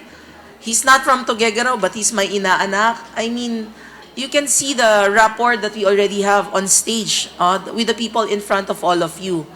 So that is one difference that we have. We are adjustable, we are malleable, we are welcoming, and we can do whatever it is that you need for us to do. And for whatever you're looking for, we have the space. We still have the spaces, the open, huge spaces and land for you. We have the buildings, the infrastructures already prepared. Traffic is not as terrible as it is elsewhere. The cost of living is still competitive and cheaper than that of the metropolis areas. So you come and try us out, all of us. No? It's not just Tuguegarao, but of course, sabi ko nga, if it's a business speech, whatever is going to be left can be shared to the other cities and the other municipalities as well. Very strategic. Ano ma? Okay, let's hear from Mr. Jonathan Uy. Sama po ako sa Santa Ana. Kidding aside po, we have laid out the policy structures and the legal basis for the entry of investors in the city. We're laying out the infrastructure. Siyempre, medyo abante ang CESA and Tuguegarao City being the regional center for so long. So the synergism would be bigger and earlier adopters will help smaller cities probably synergism should be a more apt term than collaboration. So we do Southern Cagayan Valley along with Echage and other areas along the Nueva Vizcaya, sir, and probably Quirino. Malapit naman kami sa Luzon bypass infrastructure ng Facebook. This is in Aurora. Kasi if it's digital infrastructure, medyo yun yung malapit, no? Gumagana na po yan. It's what do you call that, eh? Tumatawid yan sa US mainland, no? It's a gateway na ginagamit po yan ng Clark tsaka ng Subic, no? Kaya lang dadaan kami ng Quirino. So, the projects we're thinking about, nakalagay po sa silop namin yan, are really collaborative because we cannot really grow if we don't engage other municipalities and other cities in developing strategies on how to invite investors, how to improve human capital in the city and around us, and provide protection as well to our ecology kasi problema rin natin yung maraming bagyo, baha, at kung ano-ano pang calamities around, no? So this is the strategy we're adopting.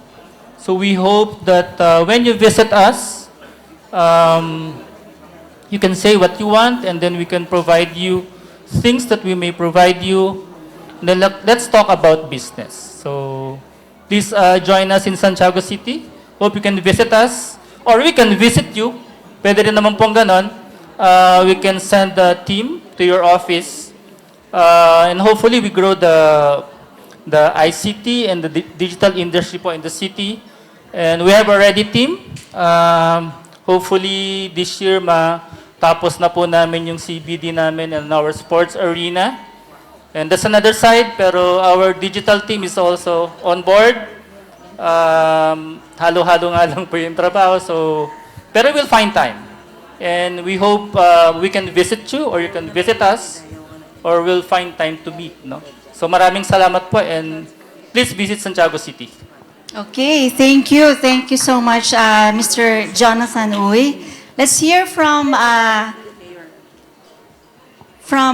Councilor JV. Thank you so much, ma'am. I really concur with the statement a while ago of my ninang, si Mayor Manila, in regards of Metro Manila being very populated. Because, you know, every vision of analytics in the national government is to decentralize the metro. Kaya nga, we are giving, there is an idea that we must give opportunities to regions, particularly dito po sa amin sa Cagayan Valley Region, Region 2. Sabi ko nga, we have our own respective talents and our own respective markets. Halimbawa, dito po sa Cagayan, sabi, Tuguegarao is the center of Cagayan province. Therefore, halos lahat po ng mga talents, learners, students go straight to Tuguegarao City na mag-aral ng college and then the opportunity will be there. Kaya nga nakaback up ang SEZA sa kanila and the market would also be there. But in the province of Isabela, so that there would also be balance, the good idea here is that we could have, for balance, is the creation of inter-city ICT councils, which there could be discussions with LGUs and stakeholders to create synergism. My idea here is to have, or maybe we could create, as like in Cagayan, yung SEZA, maybe we could create Metro Isabela sa amin, sa probinsya namin, kasi andyan ang Echage, andyan ang Kawayan, andyan ang Santiago, and andyan yung Ilagan, which yung sa amin naman is on Isabela North. We are the center of Isabela North. So that's the idea, that maybe we could have a collaboration and whatever the business sector needs or wants, they could, you know, just have a meetings with that certain Metro Isabela Council in terms of ICT na kung ano yung kailangan nila, yun yung pwede naming i-provide para magkaroon din ng balanse. There would also be balance of talents, balance of businesses that may enter, balance of spaces in case one city or one municipality doesn't have any availability of space, maybe the other has. So, yun naman yung idea ko po dito sa ating conversation. So, thank you po. Nice. Very great proposition, suggestion, because that's actually possible. As I mentioned earlier, there are several metros, no? So Metro Isabela can happen like cities of Itiague, Santiago, Ilagan, and Cagayan, of course.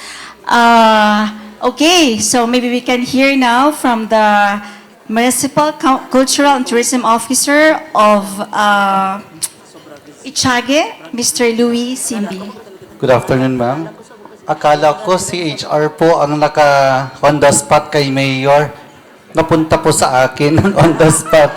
Anyway, when it comes to collaboration in the municipality of Itiague, we have a strong relationship and good collaboration with Isabela State University, the Academe. Kung nakita niyo po yung presentation kanina ni Ms. Daniel, all of the mobile applications are for free because of we really grab the opportunity to work with the students of ISU.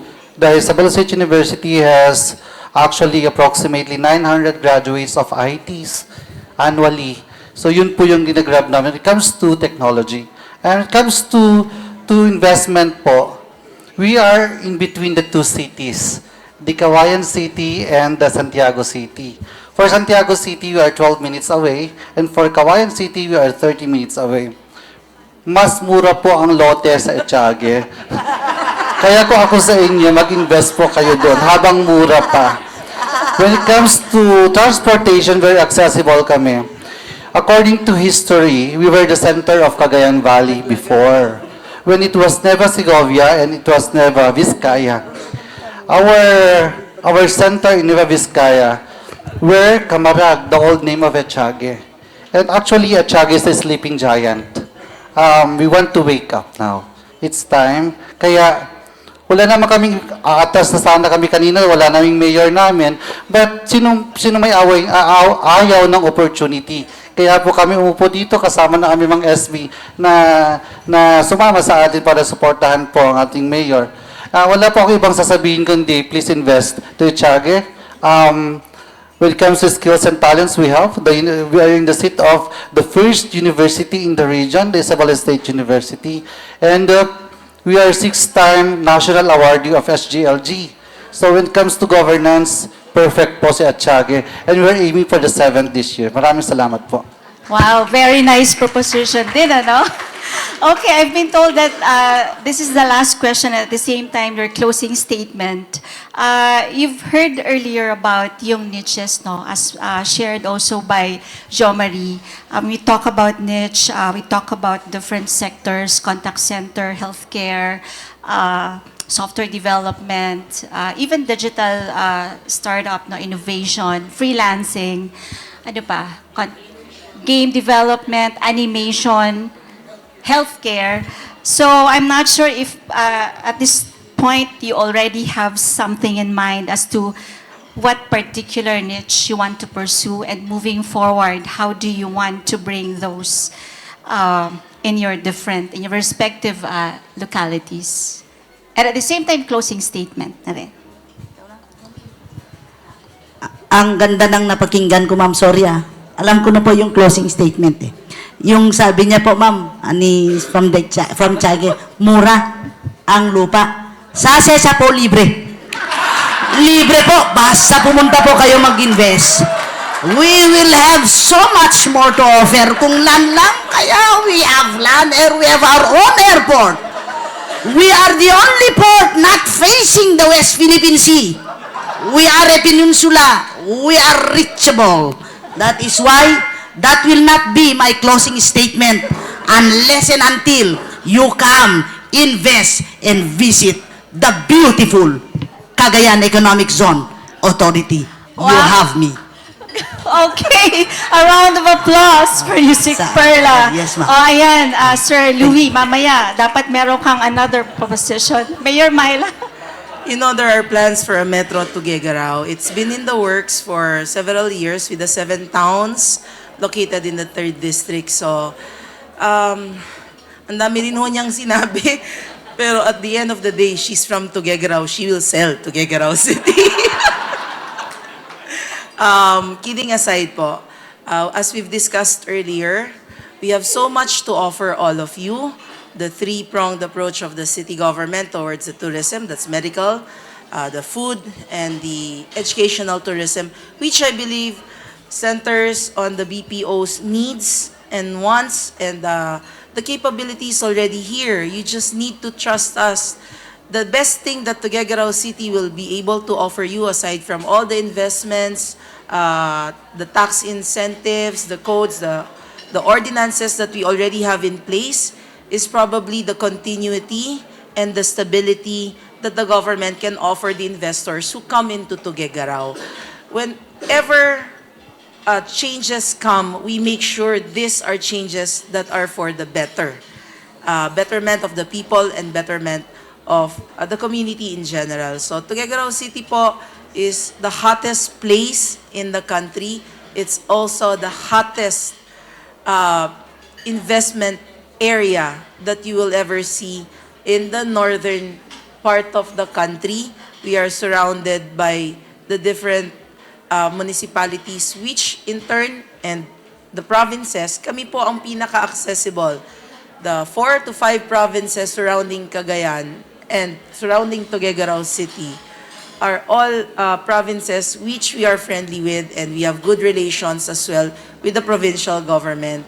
And whatever challenges we've already encountered, we are a resilient city, one that will offer you everything that you will ever need to find. That's why we say in Tuguegarao, Tuguegarao is a home for you and for me. So please come try us out, and I hope that what you've already seen, I think it speaks for itself. You're all here in Tuguegarao conducting the Rise to Challenge. Di ba, ma'am? So thank you so much. Favorite digital city, Region 2. So a round of applause for Mayor Myla. Okay, let's hear from Councilor JV. Thank you so much again, ma'am, for this opportunity to be here. Our local government unit, on behalf of LGU Ilagan, we are very glad that you have invited us here with you guys here today, because marami po kaming natutunan, and at the same time, meron kaming opportunity to present ourselves in case na makasungkit naman kami ng konting investments na makapasok sa aming lungsod. Again, each and every one of us, our respective LGUs, has each and every dream, goal, vision, and mission.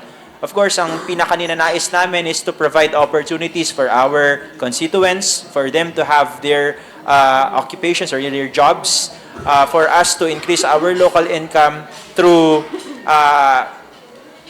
sa paghatak ng mga investments and investors na makapasok sa aming kanya-kanyang munisipalidad at kanya-kanyang lungsod po.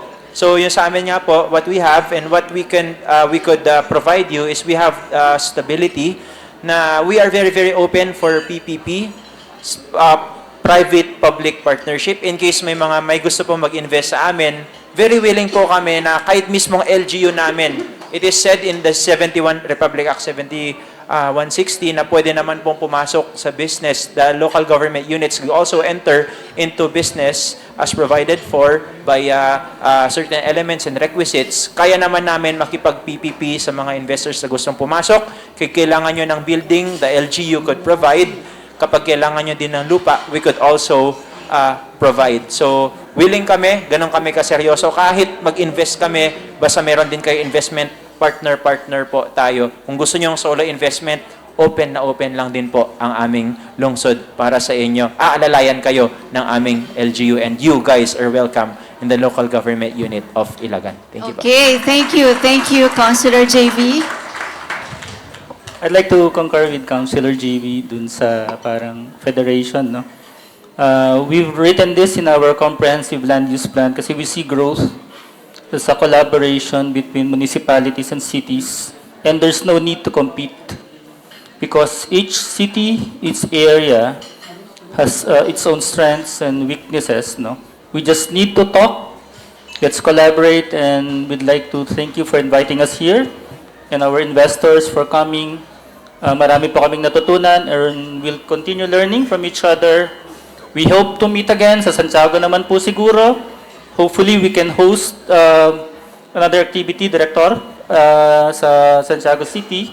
We're planning on that. And then, ano pa ba? So, please visit our city and let's see what we can work on. We also have a PPP code. We also have revised our incentives code. We have fiscal and non-fiscal incentives. And we're building our infrastructure for the future. No? And hopefully, investors will come. And salamat po, and please do come to Santiago. Thank you, Mr. Oy. The last but not the least, Mr. Louis. Parang hirap sagutin yung sabi ni Ma'am kanina.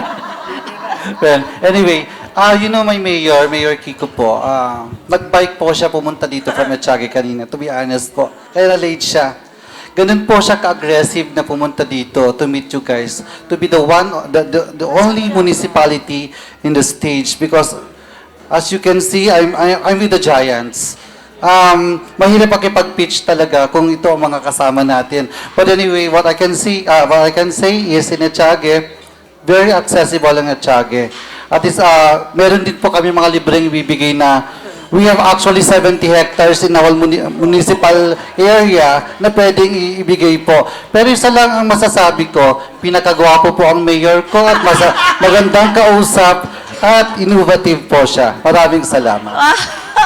Okay, thank you, Sir Louis. A round of applause for our panelists. Thank you so much for a very engaging, very meaningful discussion. Okay, ayan, may pahabol ang aking boss. Yusek Giselle.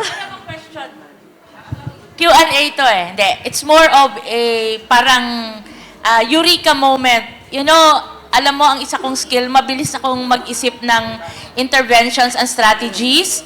So, my realization today, listening to the third panel is, sorry, Director Emmy, dagdag trabaho naman sa'yo. I want to create a RISE Philippines because we will be doing 15 RISE events across all 15 regions. In December, I will bring all the LGUs, and I think it goes for all of you here, to Manila to pitch to international investors.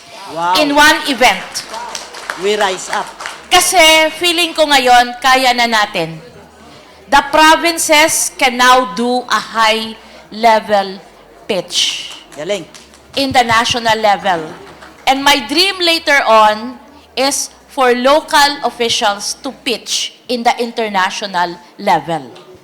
Kasi ang nangyayari, the one that's pitching for the Philippines in terms of jobs and investment are national officials. And more often than not, when we go to the international conferences, the investors say, where in the Philippines? And the default is always Manila. And that's what I hate. So that's why when I go to international conferences, nagugulat na lang sila. I would say different cities because I know the niche of all cities. And then suddenly, for example, in Nevada, somebody will say, uy, taga Bulacan ako. Uy, taga Capiz ako.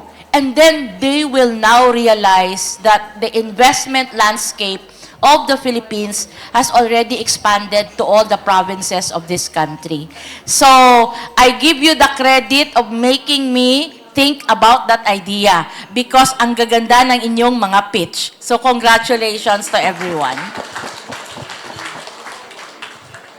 Thank you, Yusek. Oo nga, additional work na naman to. But it's fine if it's for the country.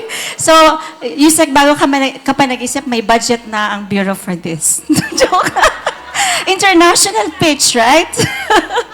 Anyway, so once again, thank you, congratulations to RD Pinky. Pero hindi ka pa magko-close. No, we just have to thank again our dear panelists, for this very, again, engaging, meaningful discussion. And okay, so for everyone, may we move forward now with a renewed purpose, unity, and resolve, empowered to create a brighter future for all, because what we're doing is really for our fellow Filipinos. So once again, a big round of applause for our panelists. Thank you so much, Director Emmy. And to all our panelists, once again, please give them a round of applause.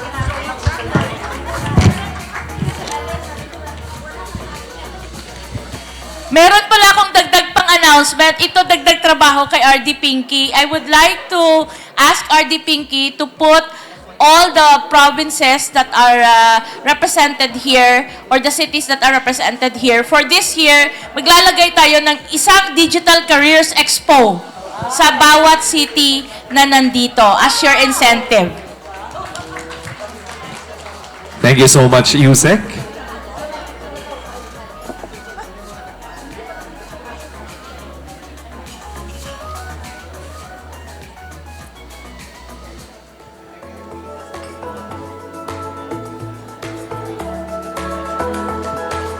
Muli po, bigyan natin ng masigabong palakpakan ng ating panelists and of course our moderator.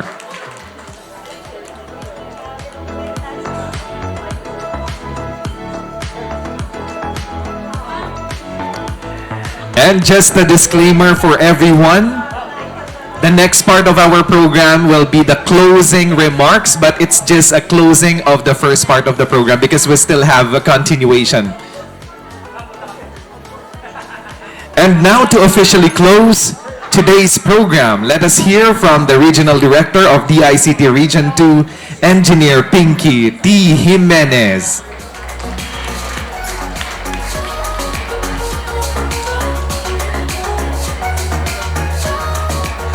Hello, good afternoon, ladies and gentlemen. Mabuhay! Mabuhay, DICT Region 2. Mabuhay tayong lahat. It's so hard for me to close something that is now open.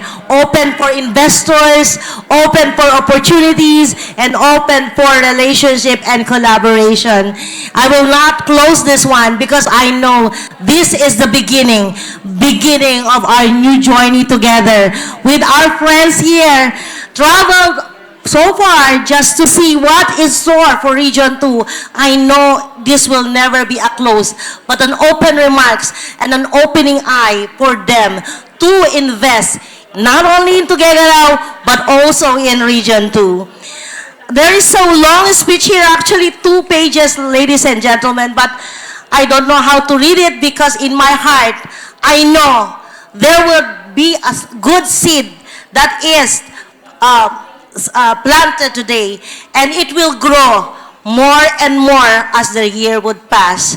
So together, let's enjoy this very good beginning of our friendship, collaboration, and let's make magic together. Mabalo. Thank you so much, RD Pinky. Truly, this platform has highlighted the immense potential of our region to be a bustling IT BPM hub.